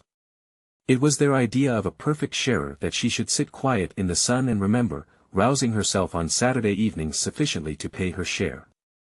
Mrs. Fisher was very fond, too, she said, of flowers, and once when she was spending a weekend with her father at Box Hill. Who lived at Box Hill? Interrupted Mrs. Wilkins, who hung on Mrs. Fisher's reminiscences, intensely excited by meeting somebody who had actually been familiar with all the really and truly and undoubtedly great, actually seen them, heard them talking, touched them. Mrs. Fisher looked at her over the top of her glasses in some surprise. Mrs. Wilkins, in her eagerness to tear the heart out quickly of Mrs. Fisher's reminiscences, afraid that at any moment Mrs. Arbuthnot would take her away and she wouldn't have heard half, had already interrupted several times with questions which appeared ignorant to Mrs. Fisher. Meredith, of course, said Mrs. Fisher rather shortly. I remember a particular weekend, she continued. My father often took me, but I always remember this weekend particularly. Did you know Keats? Eagerly interrupted Mrs. Wilkins. Mrs. Fisher, after a pause, said with subacid reserve that she had been unacquainted with both Keats and Shakespeare. Oh, of course, how ridiculous of me! Cried Mrs. Wilkins, flushing scarlet. It's because, she floundered, it's because the immortals somehow still seem alive, don't they, as if they were here, going to walk into the room in another minute, and one forgets they are dead. In fact, one knows perfectly well that they're not dead, not nearly so dead as you and I even now, she assured Mrs. Fisher, who observed her over the top of her glasses. I thought I saw Keats the other day, Mrs. Wilkins incoherently proceeded, driven on by Mrs. Fisher's look over the top of her glasses. In Hampstead, crossing the road in front of that house, you know, the house where he lived. Mrs. Arbuthnot said they must be going. Mrs. Fisher did nothing to prevent them. I really thought I saw him, protested Mrs. Wilkins, appealing for belief first to one and then to the other while waves of color passed over her face, and totally unable to stop because of Mrs. Fisher's glasses and the steady eyes looking at her over their tops. I believe I did see him, he was dressed in a... Even Mrs. Arbuthnot looked at her now, and in her gentlest voice said they would be late for lunch. It was at this point that Mrs. Fisher asked for references. She had no wish to find herself shut up for 4 weeks with somebody who saw things. It is true that there were 3 sitting rooms, besides the garden and the battlements at San Salvatore, so that there would be opportunities of withdrawal from Mrs. Wilkins, but it would be disagreeable to Mrs. Fisher, for instance, if Mrs. Wilkins were suddenly to assert that she saw Mr. Fisher. Mr. Fisher was dead, let him remain so. She had no wish to be told he was walking about the garden. The only reference she really wanted, for she was much too old and firmly seated in her place in the world for questionable associates to matter to her, was one with regard to Mrs. Wilkins's health. Was her health quite normal? Was she an ordinary, everyday, sensible woman? Mrs. Fisher felt that if she were given even one address she would be able to find out what she needed. So she asked for references, and her visitors appeared to be so much taken aback, Mrs. Wilkins, indeed, was instantly sobered, that she added, "It is usual." Mrs. Wilkins found her speech first. "But," she said, "aren't we the ones who ought to ask for some from you?" And this seemed to Mrs. Arbuthnot too the right attitude. Surely it was they who were taking Mrs. Fisher into their party, and not Mrs. Fisher who was taking them into it. For answer Mrs. Fisher, leaning on her stick, went to the writing table and in a firm hand wrote down 3 names and offered them to Mrs. Wilkins, and the names were so respectable, more, they were so momentous, they were so nearly august, that just to read them was enough. The President of the Royal Academy, the Archbishop of Canterbury, and the Governor of the Bank of England, who would dare disturb such personages in their meditations with inquiries as to whether a female friend of theirs was all she should be? "They have known me since I was little," said Mrs. Fisher.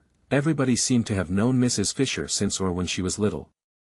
"I don't think references are nice things at all between ordinary decent women," burst out Mrs. Wilkins, made courageous by being, as she felt, at bay, for she very well knew that the only reference she could give without getting into trouble was shoalbread, and she had little confidence in that, as it would be entirely based on Mellish's fish. "We're not business people. We needn't distrust each other." And Mrs. Arbuthnot said, with a dignity that yet was sweet, "I'm afraid references do bring an atmosphere into our holiday plan that isn't quite what we want, and I don't think we'll take yours up or give you any ourselves. So that I suppose you won't wish to join us." And she held out her hand in goodbye. Then Mrs. Fisher, her gaze diverted to Mrs. Arbuthnot, who inspired trust and liking even in tube officials, felt that she would be idiotic to lose the opportunity of being in Italy in the particular conditions offered, and that she and this calm-browed woman between them would certainly be able to curb the other one when she had her attacks. So she said, taking Mrs. Arbuthnot's offered hand, "Very well. I waive references." She waived references. The two as they walked to the station in Kensington High Street could not help thinking that this way of putting it was lofty. Even Mrs. Arbuthnot, spendthrift of excuses for lapses, thought Mrs. Fisher might have used other words, and Mrs. Wilkins, by the time she got to the station, and the walk and the struggle on the crowded pavement with other people's umbrellas had warmed her blood, actually suggested waving Mrs. Fisher. "If there is any waving to be done, do let us be the ones who wave," she said eagerly.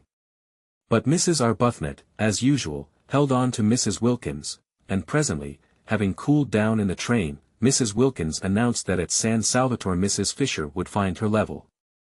"I see her finding her level there," she said, her eyes very bright. Whereupon Mrs. Arbuthnot, sitting with her quiet hands folded, turned over in her mind how best she could help Mrs. Wilkins not to see quite so much, or at least, if she must see, to see in silence. Chapter 4. It had been arranged that Mrs. Arbuthnot and Mrs. Wilkins, traveling together, should arrive at San Salvatore on the evening of March 31st. The owner, who told them how to get there, appreciated their disinclination to begin their time in it on April 1st, and Lady Caroline and Mrs. Fisher, as yet unacquainted and therefore under no obligations to bore each other on the journey, for only towards the end would they find out by a process of sifting who they were to arrive on the morning of April 2nd. In this way everything would be got nicely ready for the two who seemed, in spite of the equality of the sharing, yet to have something about them of guests. There were disagreeable incidents towards the end of March, when Mrs. Wilkins, her heart in her mouth and her face a mixture of guilt, terror and determination, told her husband that she had been invited to Italy, and he declined to believe it. Of course he declined to believe it. Nobody had ever invited his wife to Italy before. There was no precedent. He required proofs. The only proof was Mrs. Arbuthnot, and Mrs. Wilkins had produced her, but after what entreaties, what passionate persuading. Mrs. Arbuthnot had not imagined she would have to face Mr. Wilkins and say things to him that were short of the truth, and it brought home to her what she had for some time suspected, that she was slipping more and more away from God. Indeed, the whole of March was filled with unpleasant, anxious moments. It was an uneasy month. Mrs. Arbuthnot's conscience, made supersensitive by years of pampering, could not reconcile what she was doing with its own high standard of what was right. It gave her little peace. It nudged her at her prayers. It punctuated her entreaties for divine guidance with disconcerting questions, such as, "Are you not a hypocrite? Do you really mean that? Would you not, frankly, be disappointed if that prayer were granted?" The prolonged wet, raw weather was on the side too of her conscience, producing far more sickness than usual among the poor. They had bronchitis, they had fevers, there was no end to the distress.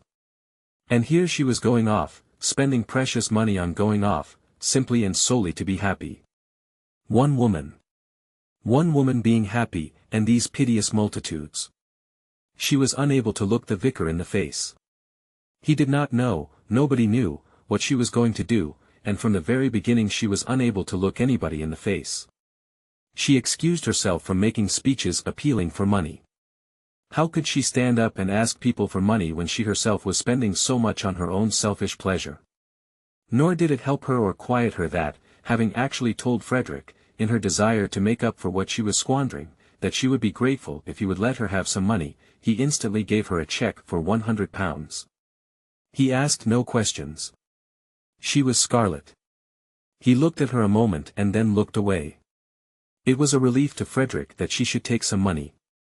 She gave it all immediately to the organization she worked with, and found herself more tangled in doubts than ever. Mrs. Wilkins, on the contrary, had no doubts. She was quite certain that it was a most proper thing to have a holiday, and altogether right and beautiful to spend one's own hard-collected savings on being happy. "Think how much nicer we shall be when we come back," she said to Mrs. Arbuthnot, encouraging that pale lady. No, Mrs. Wilkins had no doubts, but she had fears, and March was for her too an anxious month, with the unconscious Mr. Wilkins coming back daily to his dinner and eating his fish in the silence of imagined security. Also things happen so awkwardly. It really is astonishing, how awkwardly they happen. Mrs. Wilkins, who was very careful all this month to give Mellersh only the food he liked, buying it and hovering over its cooking with a zeal more than common, succeeded so well that Mellersh was pleased, definitely pleased, so much pleased that he began to think that he might, after all, have married the right wife instead of, as he had frequently suspected, the wrong one. The result was that on the third Sunday in the month, Mrs. Wilkins had made up her trembling mind that on the fourth Sunday, there being 5 in that March and it being on the 5th of them that she and Mrs. Arbuthnot were to start, she would tell Mellersh of her invitation, on the third Sunday, then, after a very well-cooked lunch in which the Yorkshire pudding had melted in his mouth and the apricot tart had been so perfect that he ate it all, Mellersh, smoking his cigar by the brightly burning fire the while hail gusts banged on the window, said, "I am thinking of taking you to Italy for Easter." And paused for her astounded and grateful ecstasy. None came.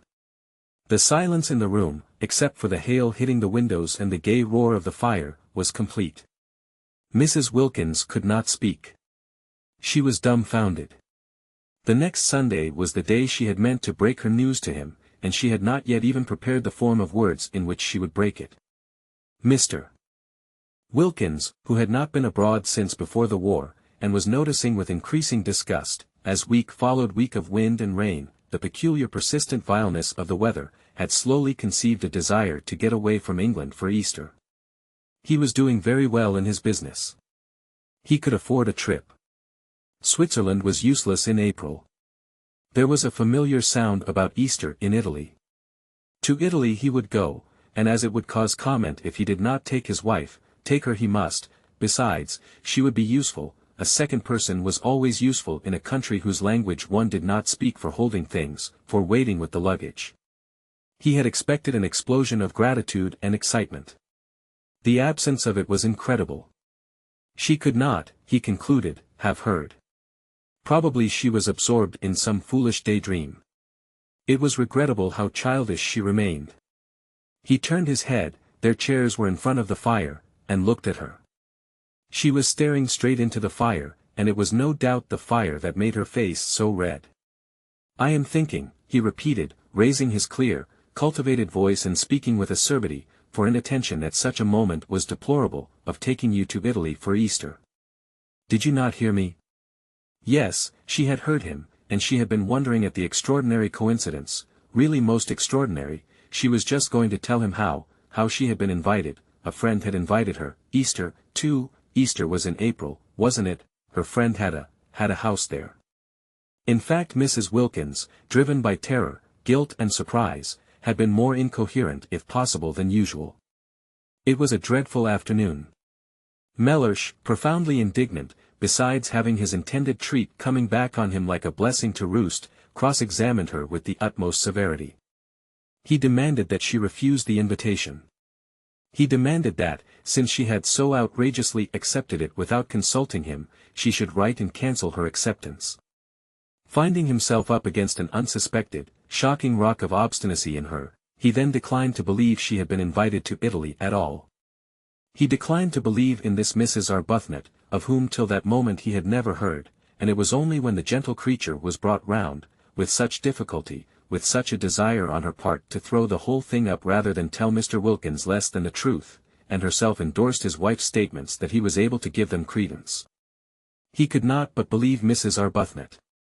She produced the precise effect on him that she did on tube officials. She hardly needed to say anything. But that made no difference to her conscience, which knew and would not let her forget that she had given him an incomplete impression. "Do you," asked her conscience, "see any real difference between an incomplete impression and a completely stated lie?" God sees none. The remainder of March was a confused bad dream. Both Mrs. Arbuthnot and Mrs. Wilkins were shattered, try as they would not to, both felt extraordinarily guilty, and when on the morning of the 30th they did finally get off there was no exhilaration about the departure, no holiday feeling at all. "We've been too good, much too good," Mrs. Wilkins kept on murmuring as they walked up and down the platform at Victoria, having arrived there an hour before they need have, "and that's why we feel as though we're doing wrong. We're browbeaten, we're not any longer real human beings. Real human beings aren't ever as good as we've been. Oh," she clenched her thin hands, "to think that we ought to be so happy now, here on the very station, actually starting, and we're not, and it's being spoilt for us just simply because we've spoilt them. What have we done, what have we done, I should like to know," she inquired of Mrs. Arbuthnot indignantly, "except for once want to go away by ourselves and have a little rest from them." Mrs. Arbuthnot, patiently pacing, did not ask who she meant by them, because she knew. Mrs. Wilkins meant their husbands, persisting in her assumption that Frederick was as indignant as Mellersh over the departure of his wife, whereas Frederick did not even know his wife had gone. Mrs. Arbuthnot, always silent about him, had said nothing of this to Mrs. Wilkins. Frederick went too deep into her heart for her to talk about him. He was having an extra bout of work finishing another of those dreadful books, and had been away practically continually the last few weeks, and was away when she left. Why should she tell him beforehand? Sure as she so miserably was that he would have no objection to anything she did, she merely wrote him a note and put it on the hall table ready for him if and when he should come home. She said she was going for a month's holiday as she needed a rest and she had not had one for so long, and that Gladys, the efficient parlour-maid, had orders to see to his comforts. She did not say where she was going, there was no reason why she should, he would not be interested, he would not care. The day was wretched, blustering and wet, the crossing was atrocious, and they were very sick. But after having been very sick, just to arrive at Calais and not be sick was happiness, and it was there that the real splendor of what they were doing first began to warm their benumbed spirits. It got hold of Mrs. Wilkins first, and spread from her like a rose-colored flame over her pale companion. Mellersh at Calais, where they restored themselves with sols because of Mrs. Wilkins's desire to eat a sole Mellersh wasn't having, Mellersh at Calais had already begun to dwindle and seem less important. None of the French porters knew him, not a single official at Calais cared a fig for Mellersh. In Paris there was no time to think of him because their train was late and they only just caught the Turin train at the Gare de Lyons, and by the afternoon of the next day when they got into Italy, England, Frederick, Mellersh, the vicar, the poor, Hampstead, the club, Shoolbred, everybody and everything, the whole inflamed sore dreariness, had faded to the dimness of a dream. Chapter 5. It was cloudy in Italy, which surprised them. They had expected brilliant sunshine. But never mind, it was Italy, and the very clouds looked fat. Neither of them had ever been there before. Both gazed out of the windows with rapt faces. The hours flew as long as it was daylight, and after that there was the excitement of getting nearer, getting quite near, getting there. At Genoa it had begun to rain, Genoa. Imagine actually being at Genoa, seeing its name written up in the station just like any other name. At Nervi it was pouring, and when at last towards midnight, for again the train was late, they got to Mezzago, the rain was coming down in what seemed solid sheets. But it was Italy. Nothing it did could be bad. The very rain was different, straight rain, falling properly onto one's umbrella, not that violently blowing English stuff that got in everywhere. And it did leave off, and when it did, behold the earth would be strewn with roses. Mr. Briggs, San Salvatore's owner, had said, "You get out at Mezzago, and then you drive." But he had forgotten what he amply knew, that trains in Italy are sometimes late, and he had imagined his tenants arriving at Mezzago at 8 o'clock and finding a string of flies to choose from. The train was 4 hours late, and when Mrs. Arbuthnot and Mrs. Wilkins scrambled down the ladder-like high steps of their carriage into the black downpour, their skirts sweeping off great pools of sooty wet because their hands were full of suitcases, if it had not been for the vigilance of Domenico, the gardener at San Salvatore, they would have found nothing for them to drive in. All ordinary flies had long since gone home. Domenico, foreseeing this, had sent his aunt's fly, driven by her son his cousin, and his aunt and her fly lived in Castagneto, the village crouching at the feet of San Salvatore, and therefore, however late the train was, the fly would not dare come home without containing that which it had been sent to fetch. Domenico's cousin's name was Beppo, and he presently emerged out of the dark where Mrs. Arbuthnot and Mrs. Wilkins stood, uncertain what to do next after the train had gone on, for they could see no porter and they thought from the feel of it that they were standing not so much on a platform as in the middle of the permanent way. Beppo, who had been searching for them, emerged from the dark with a kind of pounce and talked Italian to them vociferously. Beppo was a most respectable young man, but he did not look as if he were, especially not in the dark, and he had a dripping hat slouched over one eye. They did not like the way he seized their suitcases. He could not be, they thought, a porter. However, they presently from out of his streaming talk discerned the word San Salvatore, and after that they kept on saying them to him, for it was the only Italian they knew, as they hurried after him, unwilling to lose sight of their suitcases, stumbling across rails and through puddles out to where in the road a small, high fly stood. Its hood was up, and its horse was in an attitude of thought. They climbed in, and the minute they were in, Mrs. Wilkins, indeed, could hardly be called in, the horse awoke with a start from its reverie and immediately began going home rapidly, without Beppo, without the suitcases. Beppo darted after him, making the night ring with his shouts, and caught the hanging reins just in time. He explained proudly, and as it seemed to him with perfect clearness, that the horse always did that, being a fine animal full of corn and blood, and cared for by him, Beppo, as if he were his own son, and the ladies must not be alarmed. He had noticed they were clutching each other, but clear, and loud, and profuse of words though he was, they only looked at him blankly. He went on talking, however, while he piled the suitcases up round them, sure that sooner or later they must understand him, especially as he was careful to talk very loud and illustrate everything he said with the simplest elucidatory gestures, but they both continued only to look at him. They both, he noticed sympathetically, had white faces, and they both had big eyes, fatigued eyes. They were beautiful ladies, he thought, and their eyes, looking at him over the tops of the suitcases watching his every movement, there were no trunks, only numbers of suitcases, were like the eyes of the Mother of God. The only thing the ladies said, and they repeated it at regular intervals, even after they had started, gently prodding him as he sat on his box to call his attention to it, was, San Salvatore. And each time he answered vociferously, encouragingly, Si, San Salvatore. We don't know of course if he's taking us there, said Mrs. Arbuthnot at last in a low voice, after they had been driving as it seemed to them a long while, and had got off the paving stones of the sleep-shrouded town and were out on a winding road with what they could just see was a low wall on their left beyond which was a great black emptiness and the sound of the sea. On their right was something close and steep and high and black, rocks, they whispered to each other, huge rocks. No, we don't know, agreed Mrs. Wilkins, a slight coldness passing down her spine. They felt very uncomfortable. It was so late. It was so dark. The road was so lonely. Suppose a will came off. Suppose they met fascisti, or the opposite of fascisti. How sorry they were now that they had not slept at Genoa and come on the next morning in daylight. But that would have been the 1st of April, said Mrs. Wilkins, in a low voice. It is that now, said Mrs. Arbuthnot beneath her breath. So it is, murmured Mrs. Wilkins. They were silent. Beppo turned round on his box, a disquieting habit already noticed, for surely his horse ought to be carefully watched, and again addressed them with what he was convinced was lucidity, no patois, and the clearest explanatory movements. How much they wished their mothers had made them learn Italian when they were little. If only now they could have said, please sit round the right way and look after the horse. They did not even know what horse was in Italian.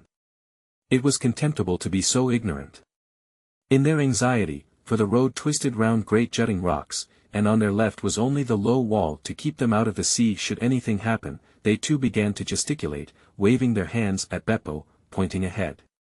They wanted him to turn round again and face his horse, that was all.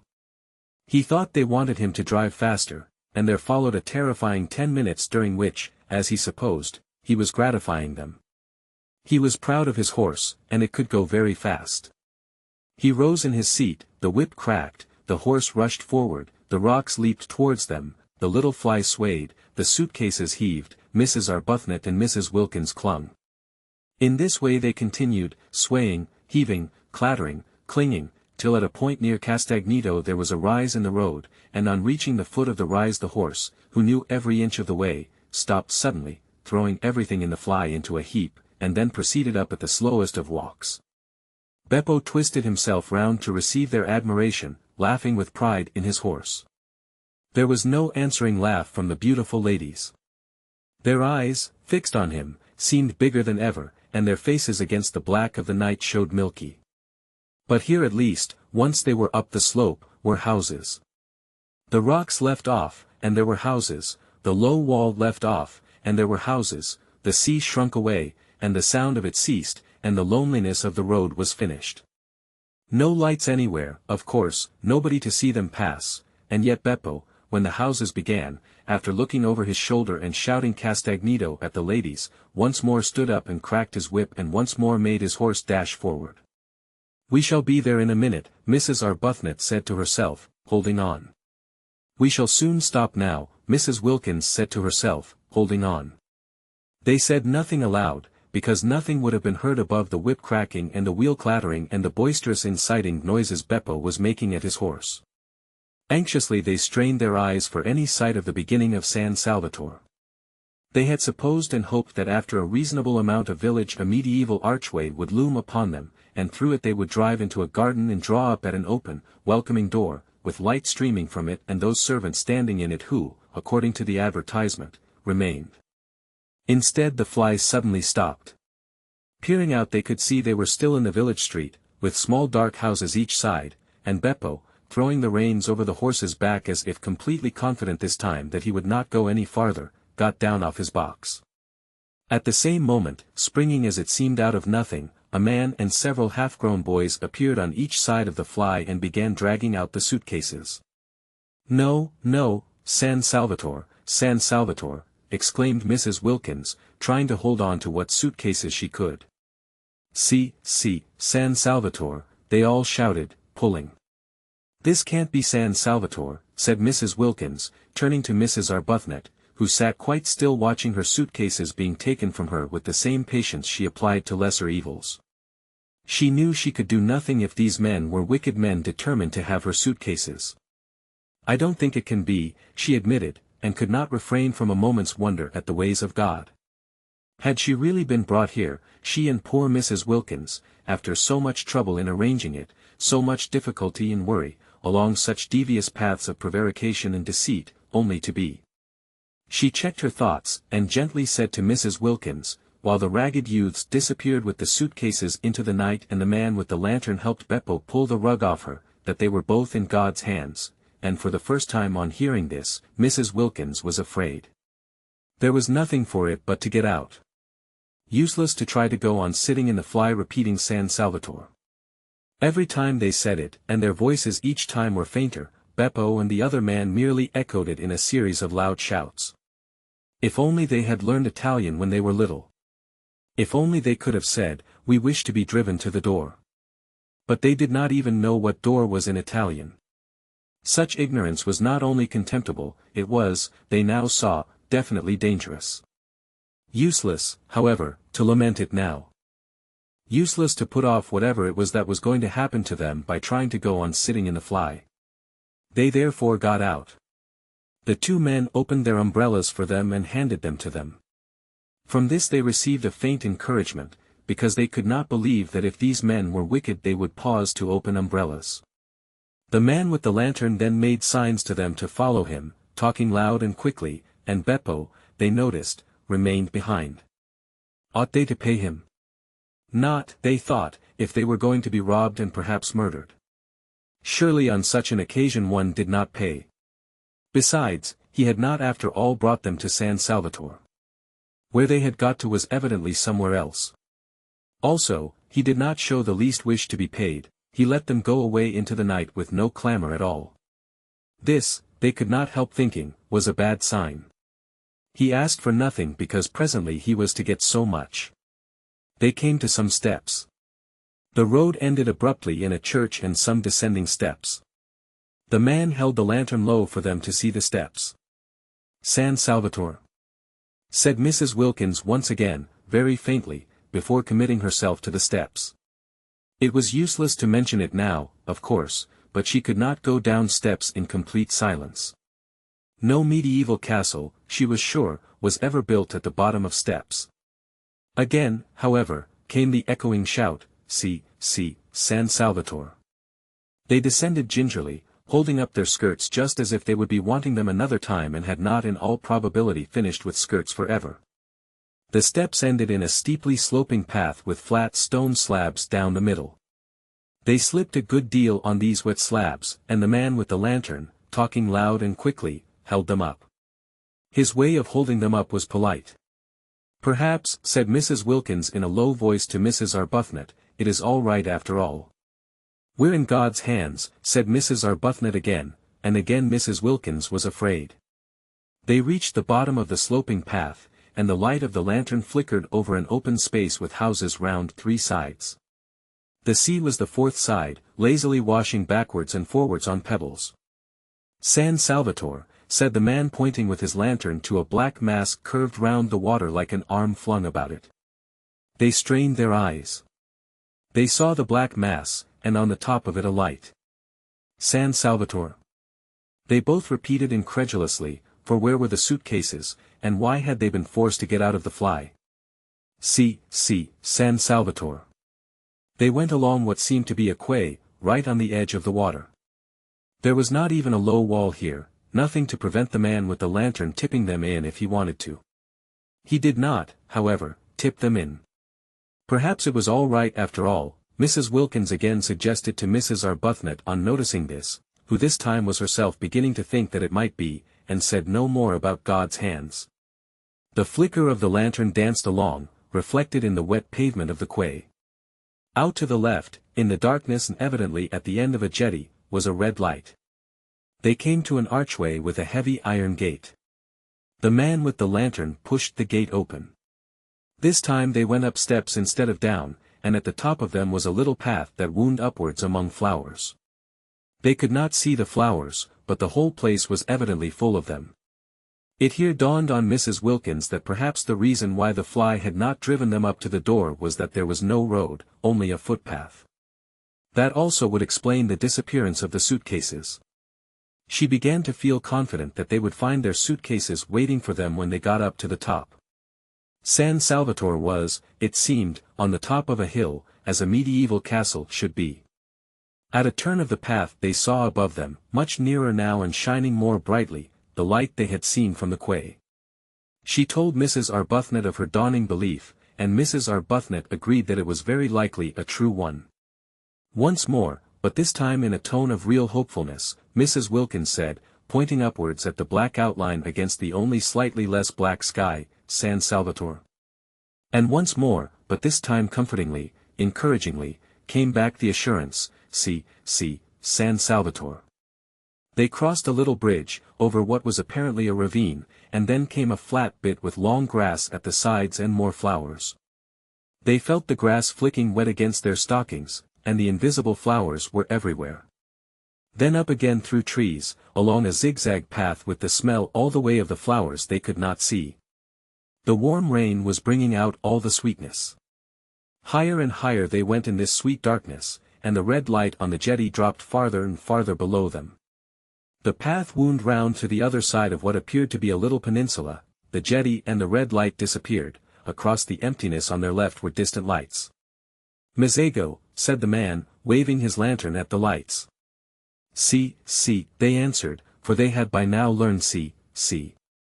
Upon which the man congratulated them in a great flow of polite words, not one of which they understood, on their magnificent Italian, for this was Domenico, the vigilant and accomplished gardener of San Salvatore, the prop and stay of the establishment, the resourceful, the gifted, the eloquent, the courteous, the intelligent Domenico. Only they did not know that yet, and he did in the dark, and even sometimes in the light, look, with his knife-sharp swarthy features and swift, panther movements, very like somebody wicked. They passed along another flat bit of path, with a black shape like a high wall towering above them on their right, and then the path went up again under trellises, and trailing sprays of scented things caught at them and shook raindrops on them, and the light of the lantern flickered over lilies, and then came a flight of ancient steps worn with centuries, and then another iron gate, and then they were inside, though still climbing a twisting flight of stone steps with old walls on either side. Like the walls of dungeons, and with a vaulted roof. At the top was a wrought iron door, and through it shone a flood of electric light. "Ecco," said Domenico, lively running up the last few steps ahead and pushing the door open. And there they were, arrived, and it was San Salvatore, and their suitcases were waiting for them, and they had not been murdered. They looked at each other's white faces and blinking eyes very solemnly. It was a wonderful moment. Here they were, in their medieval castle at last. Their feet touched its stones. Mrs. Wilkins put her arm round Mrs. Arbuthnot's neck and kissed her. "The first thing to happen in this house," she said softly, solemnly, "shall be a kiss." "Dear Lottie," said Mrs. Arbuthnot. "Dear Rose," said Mrs. Wilkins, her eyes brimming with gladness. Domenico was delighted. He liked to see beautiful ladies kiss. He made them a most appreciative speech of welcome, and they stood arm in arm, holding each other up, for they were very tired, blinking smilingly at him, and not understanding a word. Chapter 6. When Mrs. Wilkins woke next morning she lay in bed a few minutes before getting up and opening the shutters. What would she see out of her window? A shining world, or a world of rain? But it would be beautiful, whatever it was would be beautiful. She was in a little bedroom with bare white walls and a stone floor and sparse old furniture. The beds, there were two, were made of iron, enameled black and painted with bunches of gay flowers. She lay putting off the great moment of going to the window as one puts off opening a precious letter, gloating over it. She had no idea what time it was, she had forgotten to wind up her watch ever since, centuries ago, she last went to bed in Hampstead. No sounds were to be heard in the house, so she supposed it was very early, yet she felt as if she had slept a long while, so completely rested, so perfectly content. She lay with her arms clasped round her head thinking how happy she was, her lips curved upwards in a delighted smile. In bed by herself, adorable condition. She had not been in a bed without Mellersh once now for 5 whole years, and the cool roominess of it, the freedom of one's movements, the sense of recklessness, of audacity, in giving the blankets a pull if one wanted to, or twitching the pillows more comfortably. It was like the discovery of an entirely new joy. Mrs. Wilkins longed to get up and open the shutters, but where she was really so very delicious. She gave a sigh of contentment, and went on lying there looking round her, taking in everything in her room, her own little room, her very own to arrange just as she pleased for this one blessed month, her room bought with her own savings, the fruit of her careful denials, whose door she could bolt if she wanted to, and nobody had the right to come in. It was such a strange little room, so different from any she had known, and so sweet. It was like a cell. Except for the 2 beds, it suggested a happy austerity. And the name of the chamber, she thought, quoting and smiling round at it, was Peace. Well, this was delicious, to lie there thinking how happy she was, but outside those shutters it was more delicious still. She jumped up, pulled on her slippers, for there was nothing on the stone floor but one small rug, ran to the window and threw open the shutters. "Oh!" cried Mrs. Wilkins. All the radiance of April in Italy lay gathered together at her feet. The sun poured in on her. The sea lay asleep in it, hardly stirring. Across the bay the lovely mountains, exquisitely different in color, were asleep too in the light, and underneath her window, at the bottom of the flower-starred grass slope from which the wall of the castle rose up, was a great cypress, cutting through the delicate blues and violets and rose-colors of the mountains and the sea like a great black sword. She stared. Such beauty, and she there to see it. Such beauty, and she alive to feel it. Her face was bathed in light. Lovely scents came up to the window and caressed her. A tiny breeze gently lifted her hair. Far out in the bay a cluster of almost motionless fishing boats hovered like a flock of white birds on the tranquil sea. How beautiful, how beautiful! Not to have died before this, to have been allowed to see, breathe, feel this. She stared, her lips parted. Happy. Poor, ordinary, everyday word. But what could one say, how could one describe it? It was as though she could hardly stay inside herself, it was as though she were too small to hold so much of joy, it was as though she were washed through with light. And how astonishing to feel this sheer bliss, for here she was, not doing and not going to do a single unselfish thing, not going to do a thing she didn't want to do. According to everybody she had ever come across she ought at least to have twinges. She had not one twinge. Something was wrong somewhere. Wonderful that at home she should have been so good, so terribly good, and merely felt tormented. Twinges of every sort had there been her portion, aches, hurts, discouragements, and she the whole time being steadily unselfish. Now she had taken off all her goodness and left it behind her like a heap of rain-sodden clothes, and she only felt joy.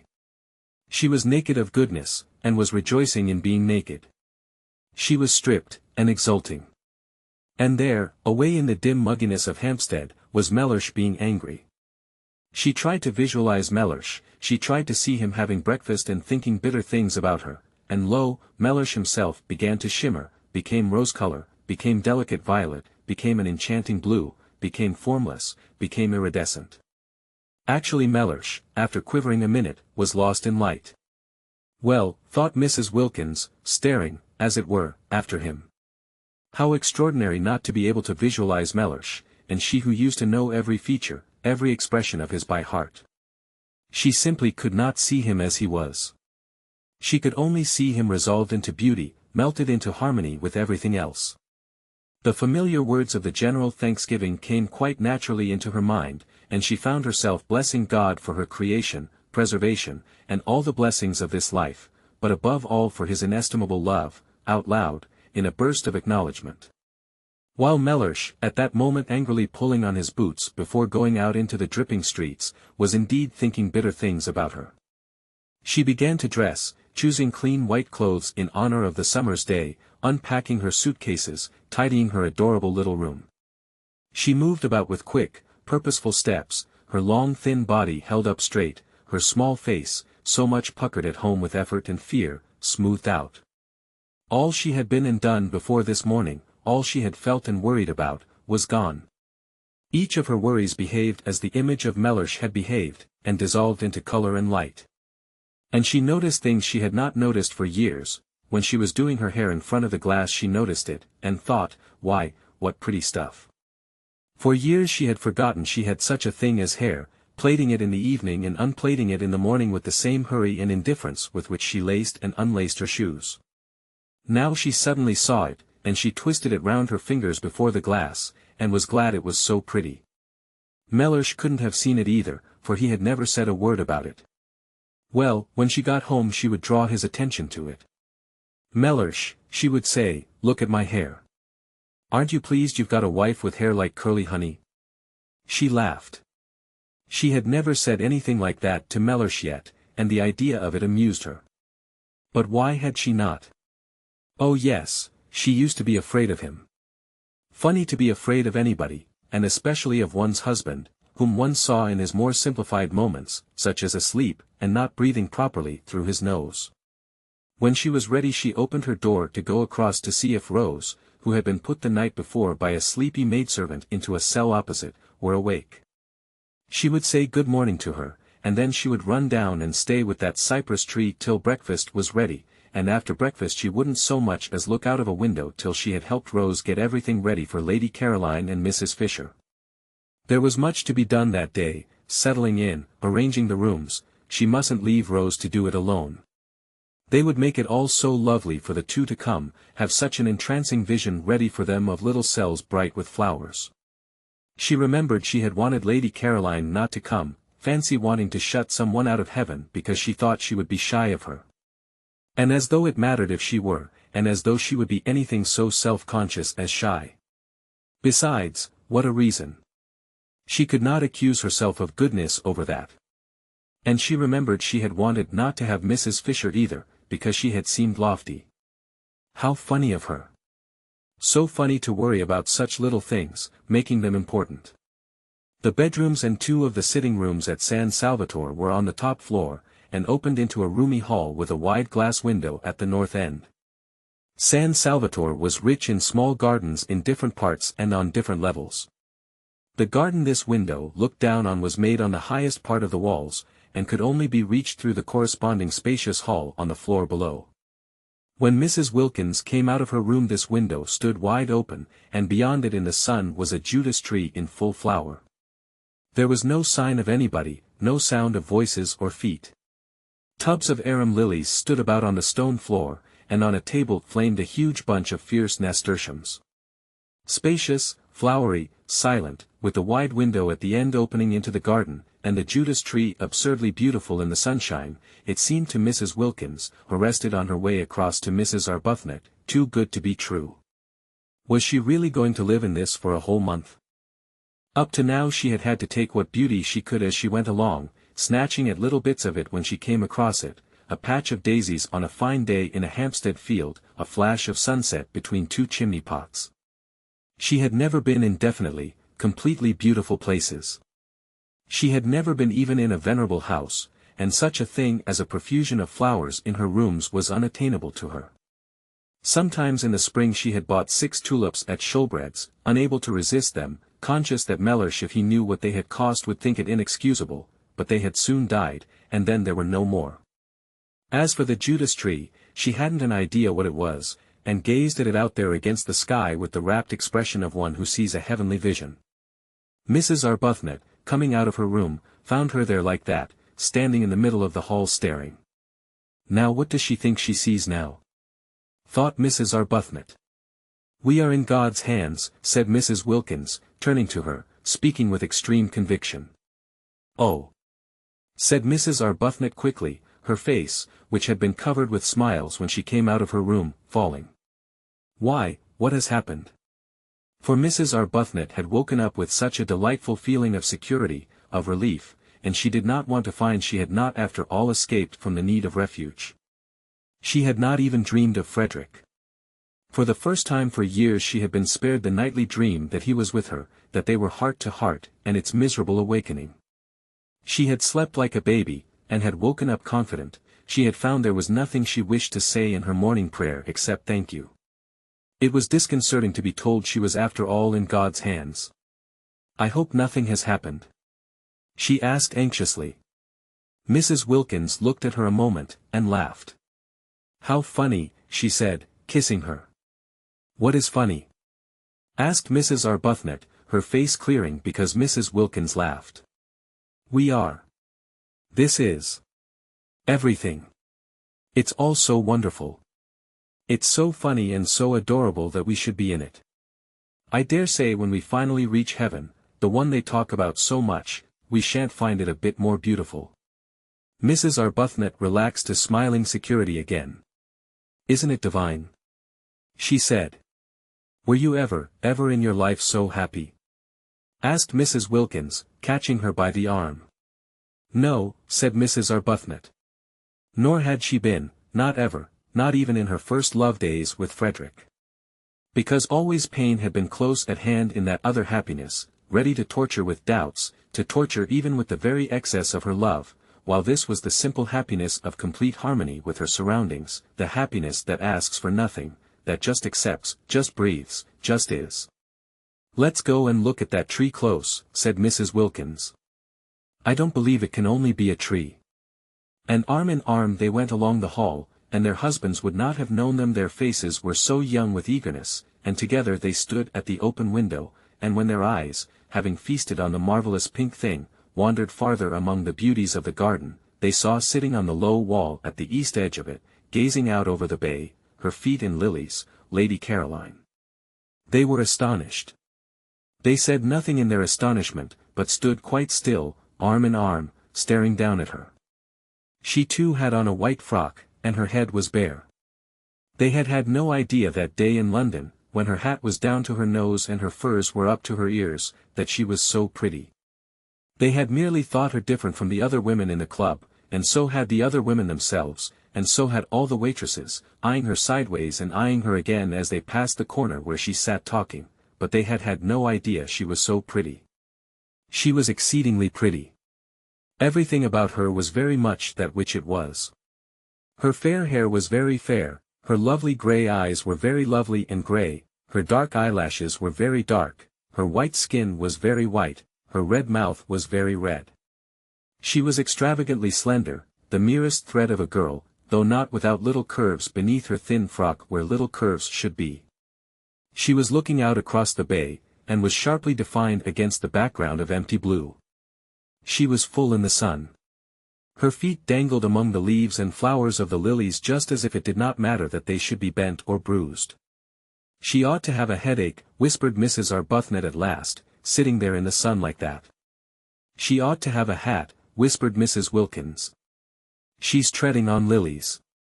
But they're hers as much as ours. Only 1/4 of them." Lady Caroline turned her head. She looked up at them a moment, surprised to see them so much younger than they had seemed that day at the club, and so much less unattractive. Indeed, they were really almost quite attractive, if any one could ever be really quite attractive in the wrong clothes. Her eyes, swiftly glancing over them, took in every inch of each of them in a half-second before she smiled and waved her hand and called out good morning. There was nothing, she saw at once, to be hoped for in the way of interest from their clothes. She did not consciously think this, for she was having a violent reaction against beautiful clothes and a slavery they impose on one, her experience being that the instant one had got them they took one in hand and gave one no peace till they had been everywhere and been seen by everybody. You didn't take your clothes to parties, they took you. It was quite a mistake to think that a woman, a really well-dressed woman, wore out her clothes. It was the clothes that wore out the woman, dragging her about at all hours of the day and night. No wonder men stayed young longer. Just new trousers couldn't excite them. She couldn't suppose that even the newest trousers ever behaved like that, taking the bit between their teeth. Her images were disorderly, but she thought as she chose, she used what images she liked. As she got off the wall and came towards the window, it seemed a restful thing to know she was going to spend an entire month with people in dresses made as she dimly remembered dresses used to be made 5 summers ago. "I got here yesterday morning," she said, looking up at them and smiling. She really was bewitching. She had everything, even a dimple. "It's a great pity," said Mrs. Arbuthnot, smiling back, "because we were going to choose the nicest room for you." "Oh, but I've done that," said Lady Caroline. "At least, I think it's the nicest. It looks 2 ways, I adore a room that looks 2 ways, don't you? Over the sea to the west, and over this Judas tree to the north. And we had meant to make it pretty for you with flowers," said Mrs. Wilkins. "Oh, Domenico did that. I told him to directly I got here. He's the gardener. He's wonderful." "It's a good thing, of course," said Mrs. Arbuthnot a little hesitatingly, "to be independent, and to know exactly what one wants. Yes, it saves trouble, agreed Lady Caroline. But one shouldn't be so independent, said Mrs. Wilkins, as to leave no opportunity for other people to exercise their benevolences on one. Lady Caroline, who had been looking at Mrs. Arbuthnot, now looked at Mrs. Wilkins. That day at that queer club she had had merely a blurred impression of Mrs. Wilkins, for it was the other one who did all the talking, and her impression had been of somebody so shy, so awkward that it was best to take no notice of her. She had not even been able to say goodbye properly, doing it in an agony, turning red, turning damp. Therefore she now looked at her in some surprise, and she was still more surprised when Mrs. Wilkins added, gazing at her with the most obvious sincere admiration, speaking indeed with a conviction that refused to remain unuttered, "I didn't realize you were so pretty." She stared at Mrs. Wilkins. She was not usually told this quite so immediately and roundly. Abundantly as she was used to it, impossible not to be after 28 solid years, it surprised her to be told it with such bluntness, and by a woman. "It's very kind of you to think so," she said. "Why, you're lovely," said Mrs. Wilkins. Quite lovely." "I hope," said Mrs. Arbuthnot pleasantly, "you make the most of it." Lady Caroline then stared at Mrs. Arbuthnot. "Oh yes," she said. "I make the most of it.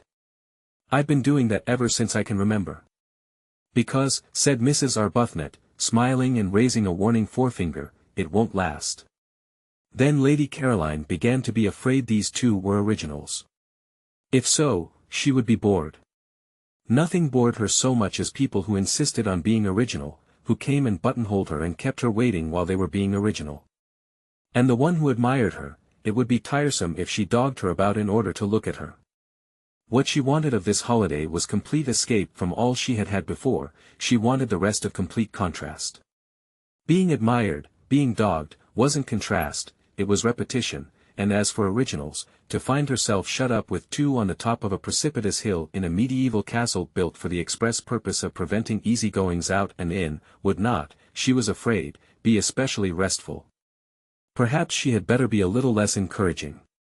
They had seemed such timid creatures, even the dark one, she couldn't remember their names, that day at the club, that she had felt it quite safe to be very friendly.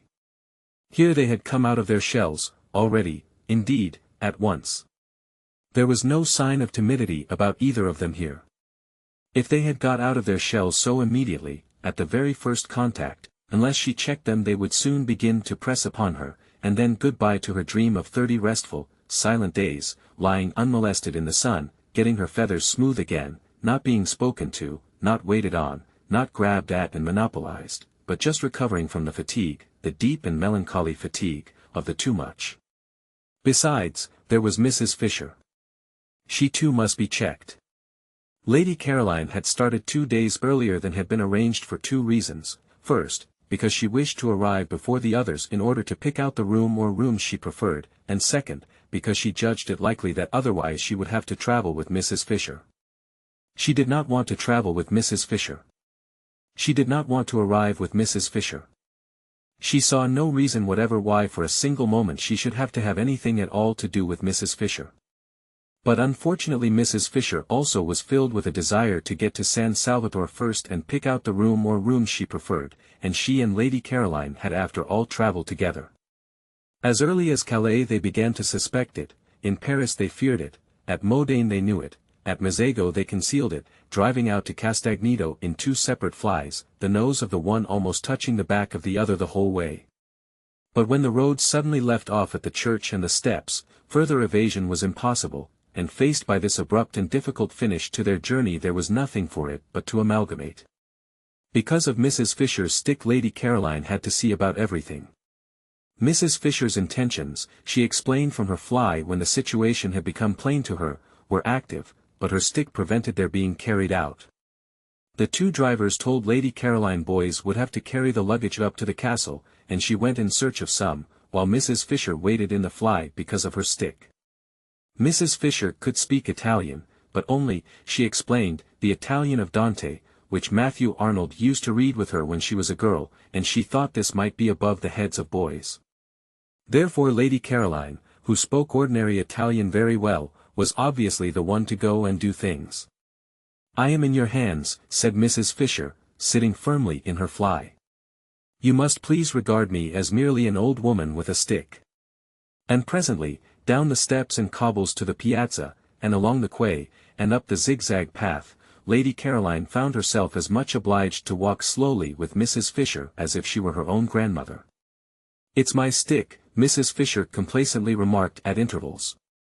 And when they rested at those bends of the zigzag path where seats were, and Lady Caroline, who would have liked to run on and get to the top quickly, was forced in common humanity to remain with Mrs. Fisher because of her stick, Mrs. Fisher told her how she had been on a zigzag path once with Tennyson. "Isn't his cricket wonderful?" said Lady Caroline absently. "The Tennyson," said Mrs. Fisher, turning her head and observing her a moment over her spectacles. "Isn't he?" said Lady Caroline. "I am speaking," said Mrs. Fisher, "of Alfred." "Oh," said Lady Caroline. "And it was a path, too," Mrs. Fisher went on severely, curiously like this.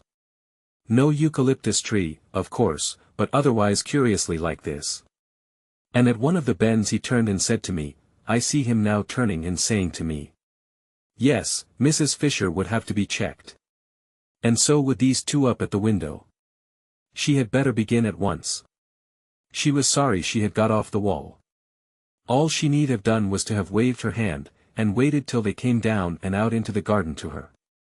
So she ignored Mrs. Arbuthnot's remark and raised forefinger, and said with marked coldness, at least, she tried to make it sound marked, that she supposed they would be going to breakfast, and that she had had hers, but it was her fate that however coldly she sent forth her words they came out sounding quite warm and agreeable.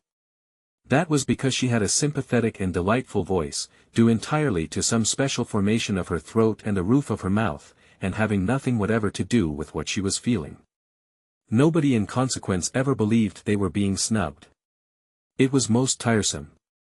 And if she stared icily it did not look icy at all, because her eyes, lovely to begin with, had the added loveliness of very long, soft, dark eyelashes. No icy stare could come out of eyes like that, it got caught and lost in the soft eyelashes, and the person stared at merely thought they were being regarded with a flattering and exquisite attentiveness. And if ever she was out of humor or definitely cross, and who would not be sometimes in such a world, she only looked so pathetic that people all rushed to comfort her, if possible by means of kissing. It was more than tiresome, it was maddening. Nature was determined that she should look and sound angelic. She could never be disagreeable or rude without being completely misunderstood. "I had my breakfast in my room," she said, trying her utmost to sound curt. "Perhaps I'll see you later." And she nodded, and went back to where she had been sitting on the wall, with the lilies being nice and cool round her feet. Chapter 7. Their eyes followed her admiringly. They had no idea they had been snubbed. It was a disappointment, of course, to find she had forestalled them and that they were not to have the happiness of preparing for her, of watching her face when she arrived and first saw everything, but there was still Mrs. Fisher. They would concentrate on Mrs. Fisher, and would watch her face instead, only, like everybody else, they would have preferred to watch Lady Caroline's. Perhaps, then, as Lady Caroline had talked of breakfast, they had better begin by going and having it, for there was too much to be done that day to spend any more time gazing at the scenery, servants to be interviewed, the house to be gone through and examined, and finally Mrs. Fisher's room to be got ready and adorned. They waved their hands gaily at Lady Caroline, who seemed absorbed in what she saw and took no notice, and turning away found the maidservant of the night before had come up silently behind them in cloth slippers with string soles. She was Francesca, the elderly parlour maid, who had been with the owner, he had said, for years, and whose presence made inventories unnecessary, and after wishing them good morning and hoping they had slept well, she told them breakfast was ready in the dining room on the floor below, and if they would follow her she would lead. They did not understand a single word of the very many in which Francesca succeeded in clothing this simple information, but they followed her, for it at least was clear that they were to follow, and going down the stairs, and along the broad hall like the one above except for glass doors at the end instead of a window opening into the garden, they were shown into the dining room, where, sitting at the head of the table having her breakfast, was Mrs. Fisher. This time they exclaimed. Even Mrs. Arbuthnot exclaimed, though her exclamation was only "Oh." Mrs. Wilkins exclaimed at greater length. "Why, but it's like having the bread taken out of one's mouth." exclaimed Mrs. Wilkins. "How do you do?" said Mrs. Fisher. "I can't get up because of my stick." And she stretched out her hand across the table. They advanced and shook it. "We had no idea you were here," said Mrs. Arbuthnot. "Yes," said Mrs. Fisher, resuming her breakfast. "Yes. I am here." And with composure she removed the top of her egg. "It's a great disappointment," said Mrs. Wilkins. "We had meant to give you such a welcome." This was the one, Mrs. Fisher remembered, briefly glancing at her, who when she came to Prince of Wales Terrace said she had seen Keats. She must be careful with this one, curb her from the beginning. She therefore ignored Mrs. Wilkins and said gravely, with a downward face of impenetrable calm bent on her egg, "Yes. I arrived yesterday with Lady Caroline." "It's really dreadful," said Mrs. Wilkins, exactly as if she had not been ignored. "There's nobody left to get anything ready for now. I feel thwarted. I feel as if the bread had been taken out of my mouth just when I was going to be happy swallowing it." "Where will you sit?" asked Mrs. Fisher of Mrs. Arbuthnot, markedly of Mrs. Arbuthnot. The comparison with the bread seemed to her most unpleasant.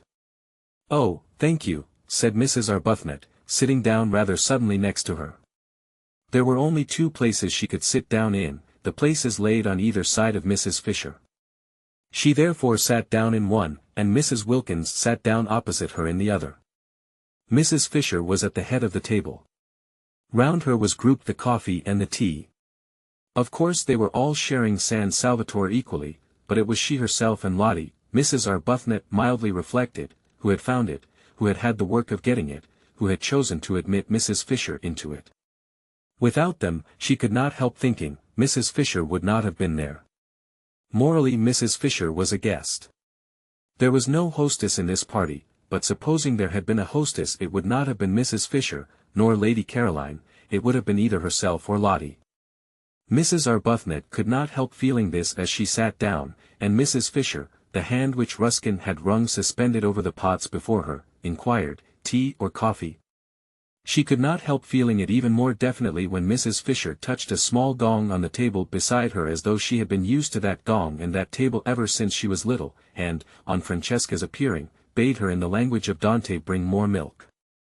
There was a curious air about Mrs. Fisher, thought Mrs. Arbuthnot, of being in possession, and if she herself had not been so happy she would have perhaps minded. Mrs. Wilkins noticed it too, but it only made her discursive brain think of cuckoos. She would no doubt immediately have begun to talk of cuckoos, incoherently, unrestrainably and deplorably, if she had been in the condition of nerves and shyness she was in last time she saw Mrs. Fisher. But happiness had done away with shyness, she was very serene, she could control her conversation, she did not have, horrified, to listen to herself saying things she had no idea of saying when she began, she was quite at her ease, and completely natural. The disappointment of not going to be able to prepare a welcome for Mrs. Fisher had evaporated at once, for it was impossible to go on being disappointed in heaven. Nor did she mind her behaving as hostess. What did it matter? You did not mind things in heaven.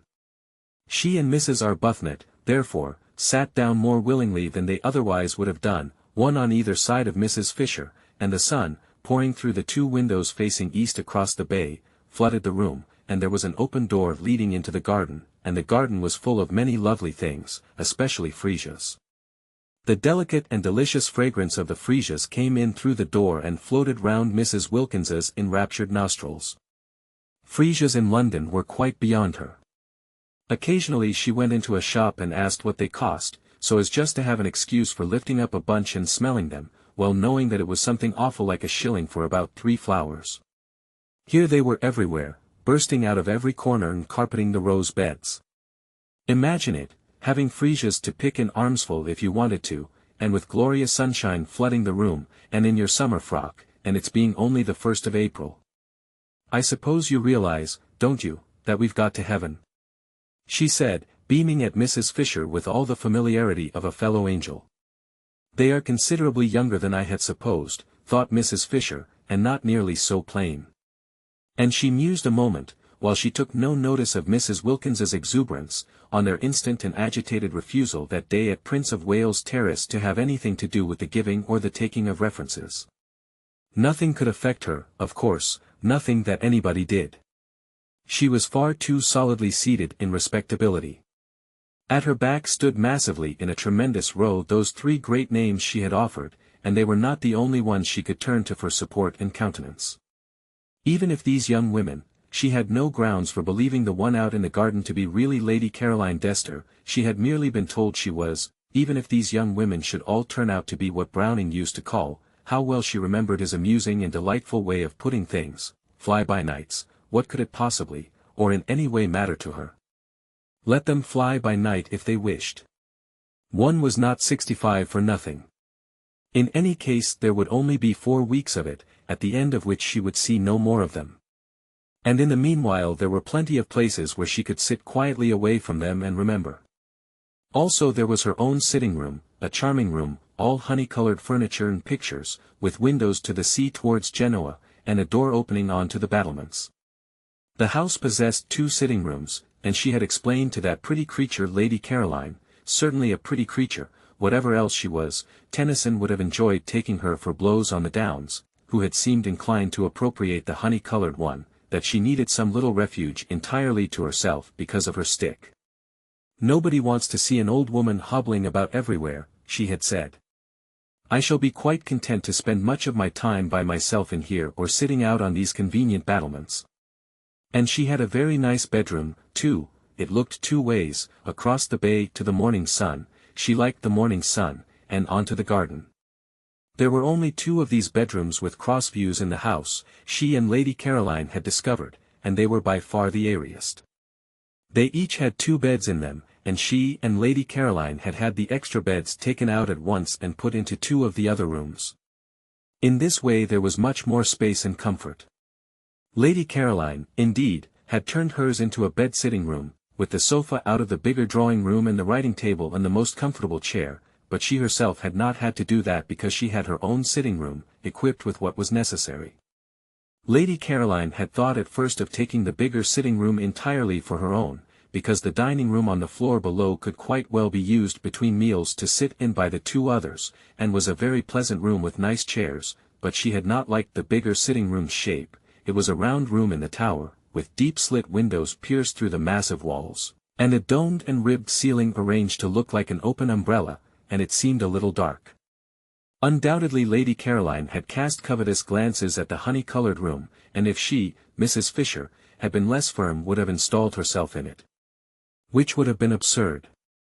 I hope, said Mrs. Arbuthnot, smilingly making an attempt to convey to Mrs. Fisher that though she, Mrs. Fisher, might not be exactly a guest she certainly was not in the very least a hostess, your room is comfortable. Quite, said Mrs. Fisher. Will you have some more coffee? No, thank you. Will you? No, thank you. There were 2 beds in my bedroom, filling it up unnecessarily, and I had one taken out. It has made it much more convenient. Oh, that's why I've got 2 beds in my room, exclaimed Mrs. Wilkins, illuminated. The second bed in her little cell had seemed an unnatural and inappropriate object from the moment she saw it. I gave no directions, said Mrs. Fisher, addressing Mrs. Arbuthnot, I merely asked Francesca to remove it. I have 2 in my room as well, said Mrs. Arbuthnot. Your second one must be Lady Caroline's. She had hers removed too, said Mrs. Fisher. It seems foolish to have more beds in a room than there are occupiers. But we haven't got any husbands here either, said Mrs. Wilkins, and I don't see any use in extra beds in one's room if one hasn't got husbands to put in them. Can't we have them taken away too? Beds, said Mrs. Fisher coldly, cannot be removed from one room after another. They must remain somewhere. Mrs. Wilkins's remarks seemed to Mrs. Fisher persistently unfortunate.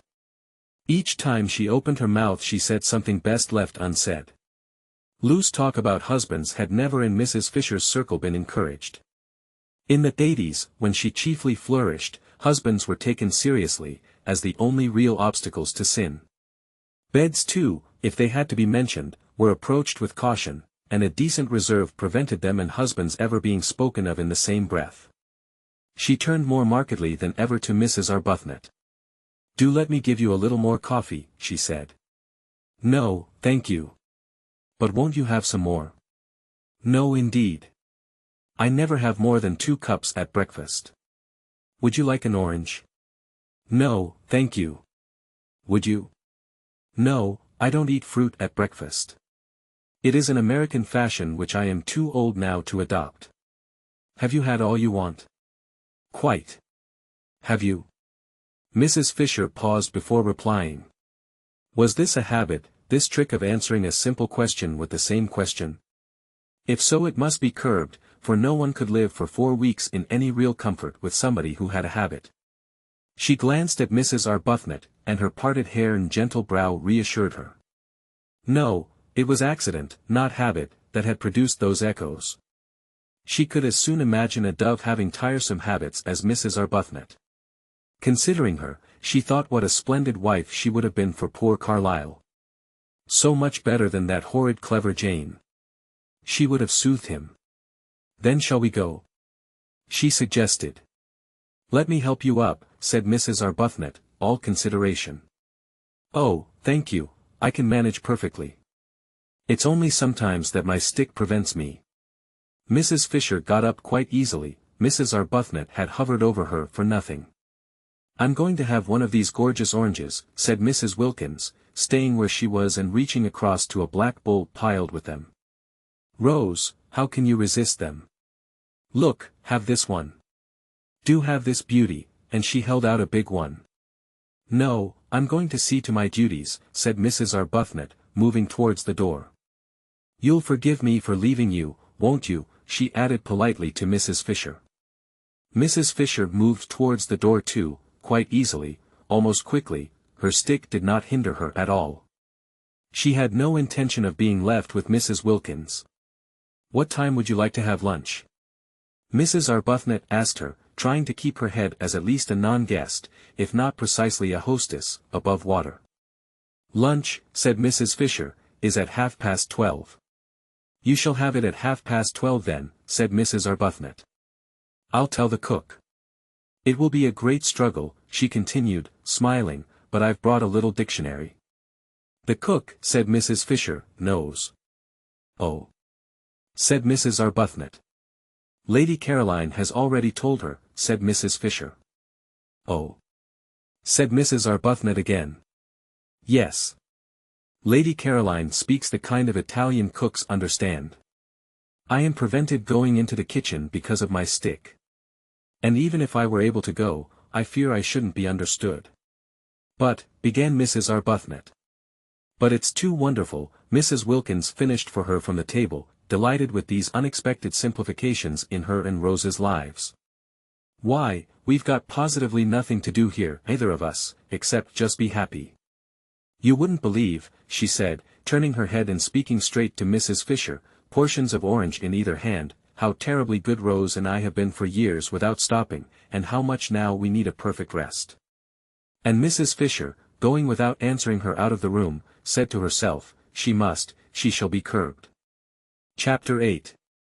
Presently, when Mrs. Wilkins and Mrs. Arbuthnot, unhampered by any duties, wandered out and down the worn stone steps and under the pergola into the lower garden, Mrs. Wilkins said to Mrs. Arbuthnot, who seemed pensive, "Don't you see that if somebody else does the ordering it frees us?"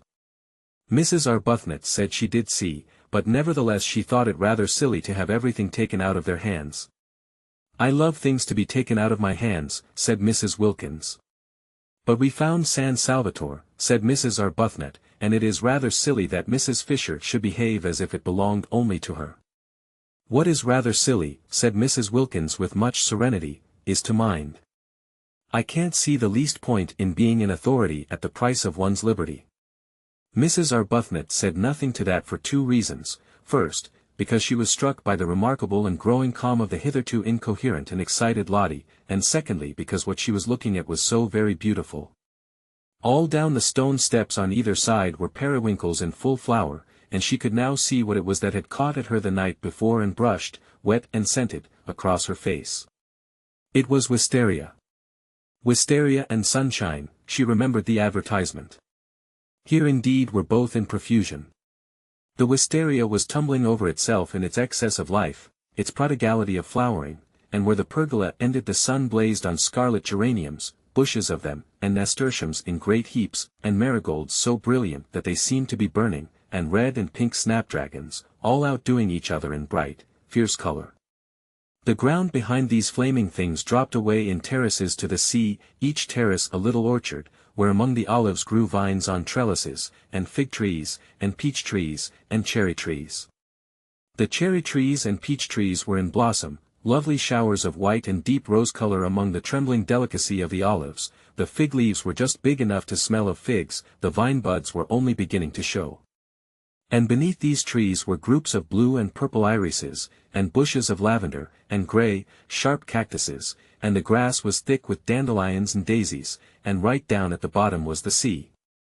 Color seemed flung down anyhow, anywhere, every sort of color, piled up in heaps, pouring along in rivers. The periwinkles looked exactly as if they were being poured down each side of the steps, and flowers that grow only in borders in England, proud flowers keeping themselves to themselves over there, such as the great blue irises and the lavender, were being jostled by small, shining common things like dandelions and daisies and the white bells of the wild onion, and only seemed the better, and the more exuberant for it.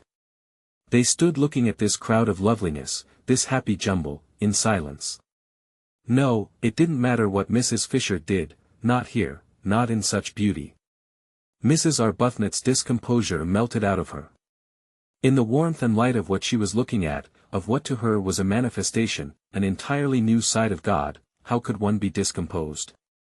If only Frederick were with her, seeing it too, seeing as he would have seen it when first they were lovers, in the days when he saw what she saw and loved what she loved. She sighed. "You mustn't sigh in heaven," said Mrs. Wilkins. "One doesn't." "I was thinking how one longs to share this with those one loves," said Mrs. Arbuthnot. "You mustn't long in heaven," said Mrs. Wilkins. "You're supposed to be quite complete there. And it is heaven, isn't it, Rose? See how everything has been let in together, the dandelions and the irises, the vulgar and the superior, me and Mrs. Fisher, all welcome, all mixed up anyhow, and all so visibly happy in enjoying ourselves." "Mrs. Fisher doesn't seem happy, not visibly, anyhow," said Mrs. Arbuthnot, smiling. "She'll begin soon, you'll see." Mrs. Arbuthnot said she didn't believe that after a certain age people began anything. Mrs. Wilkins said she was sure no one, however old and tough, could resist the effects of perfect beauty. Before many days, perhaps only hours, they would see Mrs. Fisher bursting out into every kind of exuberance. "I'm quite sure," said Mrs. Wilkins, "that we've got to heaven, and once Mrs. Fisher realizes that that's where she is, she's bound to be different. You'll see. She'll leave off being ossified, and go all soft and able to stretch, and we shall get why, I shouldn't be surprised if we get quite fond of her." The idea of Mrs. Fisher bursting out into anything, she who seemed so particularly firmly fixed inside her buttons, made Mrs. Arbuthnot laugh. She condoned Lottie's loose way of talking of heaven, because in such a place, on such a morning, condonation was in the very air. Besides, what an excuse there was. And Lady Caroline, sitting where they had left her before breakfast on the wall, peeped over when she heard laughter, and saw them standing on the path below, and thought what a mercy it was they were laughing down there and had not come up and done it round her. She disliked jokes at all times, but in the morning she hated them, especially close up, especially crowding in her ears. She hoped the originals were on their way out for a walk, and not on their way back from one. They were laughing more and more. What could they possibly find to laugh at? She looked down on the tops of their heads with a very serious face, for the thought of spending a month with laughers was a grave one, and they, as though they felt her eyes, turned suddenly and looked up. The dreadful geniality of those women. She shrank away from their smiles and wavings, but she could not shrink out of sight without falling into the lilies. She neither smiled nor waved back, and turning her eyes to the more distant mountains surveyed them carefully till the two, tired of waving, moved away along the path and turned the corner and disappeared. This time they both did notice that they had been met with, at least, unresponsiveness. "If we weren't in heaven," said Mrs. Wilkins serenely, "I should say we had been snubbed, but as nobody snubs anybody there of course we can't have been." "Perhaps she is unhappy," said Mrs. Arbuthnot. "Whatever it is she'll get over it here," said Mrs. Wilkins with conviction. We must try and help her, said Mrs. Arbuthnot. Oh, but nobody helps anybody in heaven. That's finished with. You don't try to be, or do. You simply are. Well, Mrs. Arbuthnot wouldn't go into that, not here, not today. The vicar, she knew, would have called Lottie's talk levity, if not profanity. How old he seemed from here, an old, old vicar. They left the path, and clambered down the olive terraces, down and down, to where at the bottom the warm, sleepy sea heaved gently among the rocks. There a pine tree grew close to the water, and they sat under it, and a few yards away was a fishing boat lying motionless and green-bellied on the water. The ripples of the sea made little gurgling noises at their feet. They screwed up their eyes to be able to look into the blaze of light beyond the shade of their tree. The hot smell from the pine needles and from the cushions of wild thyme that padded the spaces between the rocks, and sometimes a smell of pure honey from a clump of warm irises up behind them in the sun, puffed across their faces. Very soon Mrs. Wilkins took her shoes and stockings off, and let her feet hang in the water. After watching her a minute Mrs. Arbuthnot did the same. Their happiness was then complete. Their husbands would not have known them. They left off talking. They ceased to mention heaven. They were just cups of acceptance. Meanwhile Lady Caroline, on her wall, was considering her position. The garden on the top of the wall was a delicious garden, but its situation made it insecure and exposed to interruptions.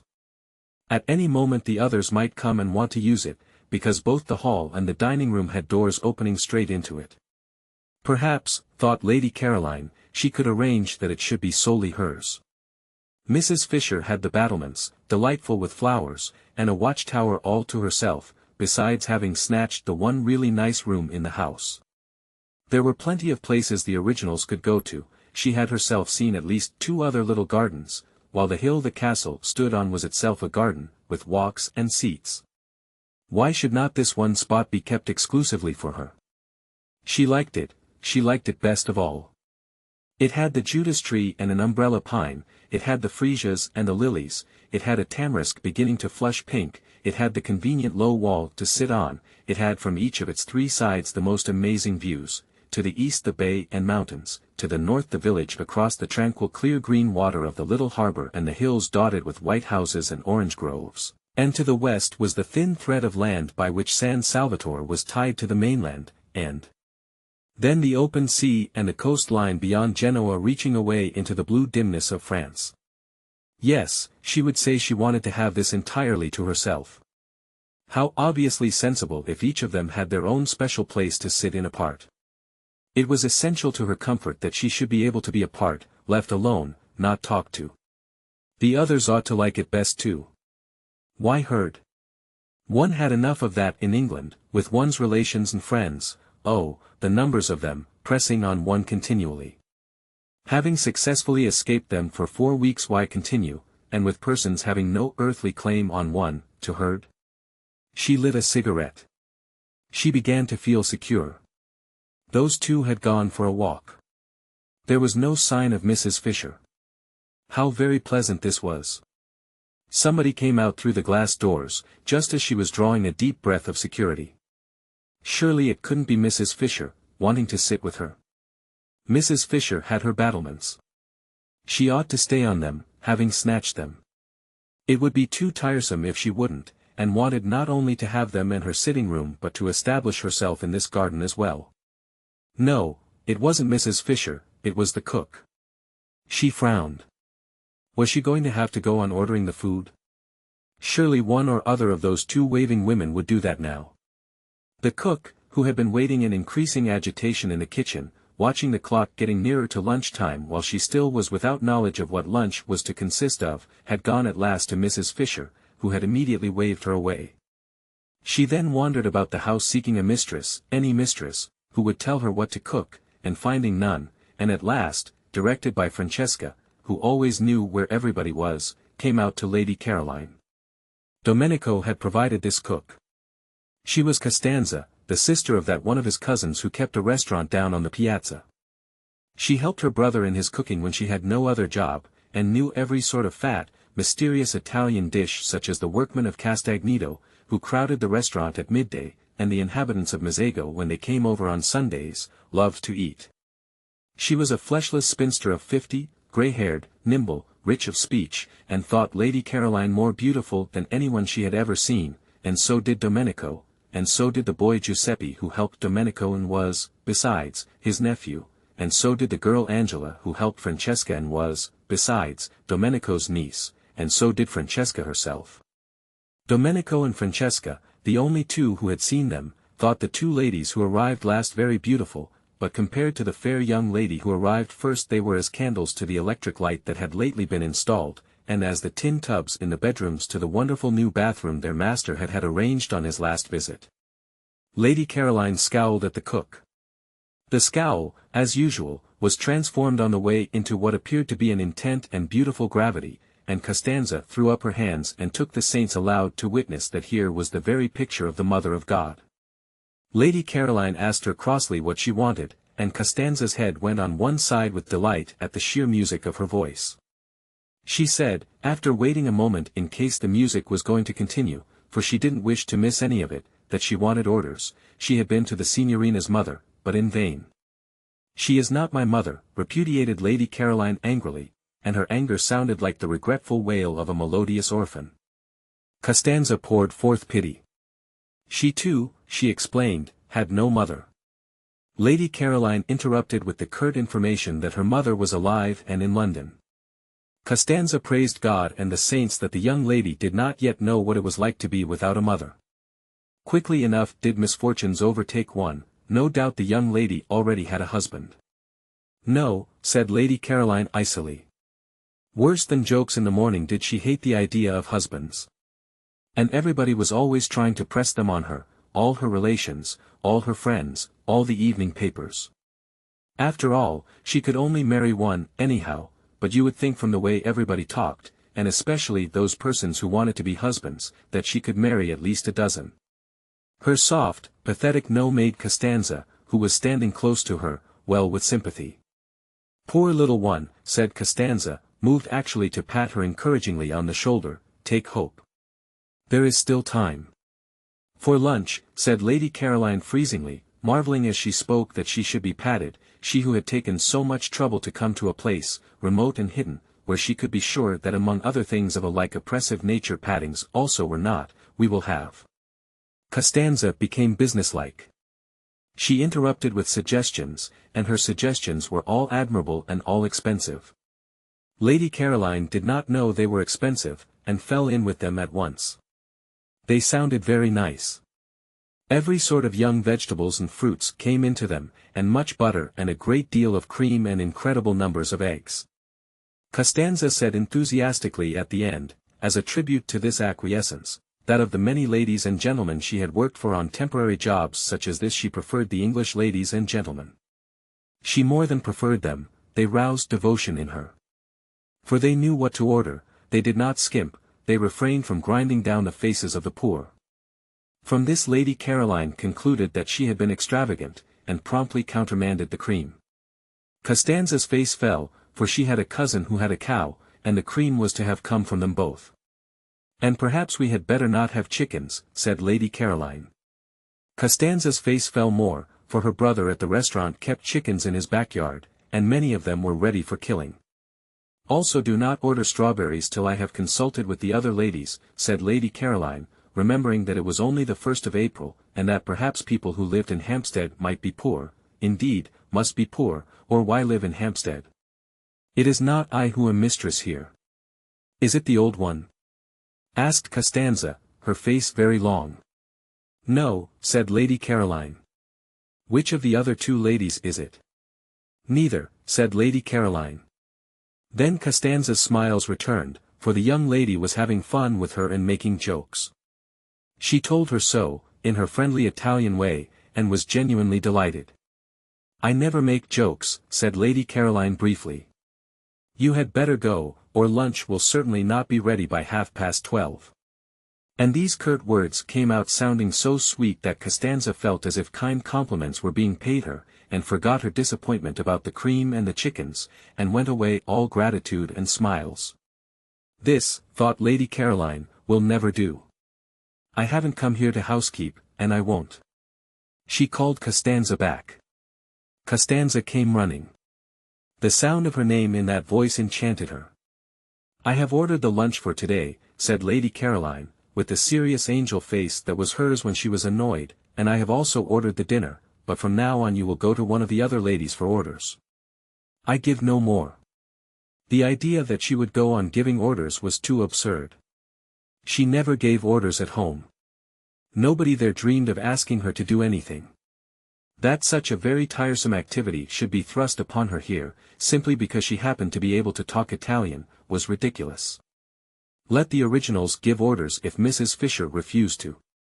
Mrs. Fisher, of course, was the one nature intended for such a purpose. She had the very air of a competent housekeeper. Her clothes were the clothes of a housekeeper, and so was the way she did her hair. Having delivered herself of her ultimatum with an acerbity that turned sweet on the way, and accompanied it by a peremptory gesture of dismissal that had the grace and loving kindness of a benediction, it was annoying that Costanza should only stand still with her head on one side gazing at her in obvious delight. "Oh, go away!" exclaimed Lady Caroline in English, suddenly exasperated. There had been a fly in her bedroom that morning which had stuck just as Costanza was sticking, only one, but it might have been a myriad, it was so tiresome from daylight on. It was determined to settle on her face, and she was determined it should not. Its persistence was uncanny. It woke her, and would not let her go to sleep again. She hit at it, and it eluded her without fuss or effort and with an almost visible blandness, and she had only hit herself. It came back again instantly, and with a loud buzz alighted on her cheek. She hit at it again and hurt herself, while it skimmed gracefully away. She lost her temper, and sat up in bed and waited, watching to hit at it and kill it. She kept on hitting at it at last with fury and with all her strength, as if it were a real enemy deliberately trying to madden her, and it elegantly skimmed in and out of her blows, not even angry, to be back again the next instant. It succeeded every time in getting on to her face, and was quite indifferent how often it was driven away. That was why she had dressed and come out so early. Francesca had already been told to put a net over her bed, for she was not going to allow herself to be annoyed twice like that. People were exactly like flies. She wished there were nets for keeping them off too. She hit at them with words and frowns, and like the fly they slipped between her blows and were untouched. Worse than the fly, they seemed unaware that she had even tried to hit them. The fly at least did for a moment go away. With human beings the only way to get rid of them was to go away herself. That was what, so tired, she had done this April, and having got here, having got close up to the details of life at San Salvatore, it appeared that here, too, she was not to be let alone. Viewed from London there had seemed to be no details. San Salvatore from there seemed to be an empty, a delicious blank.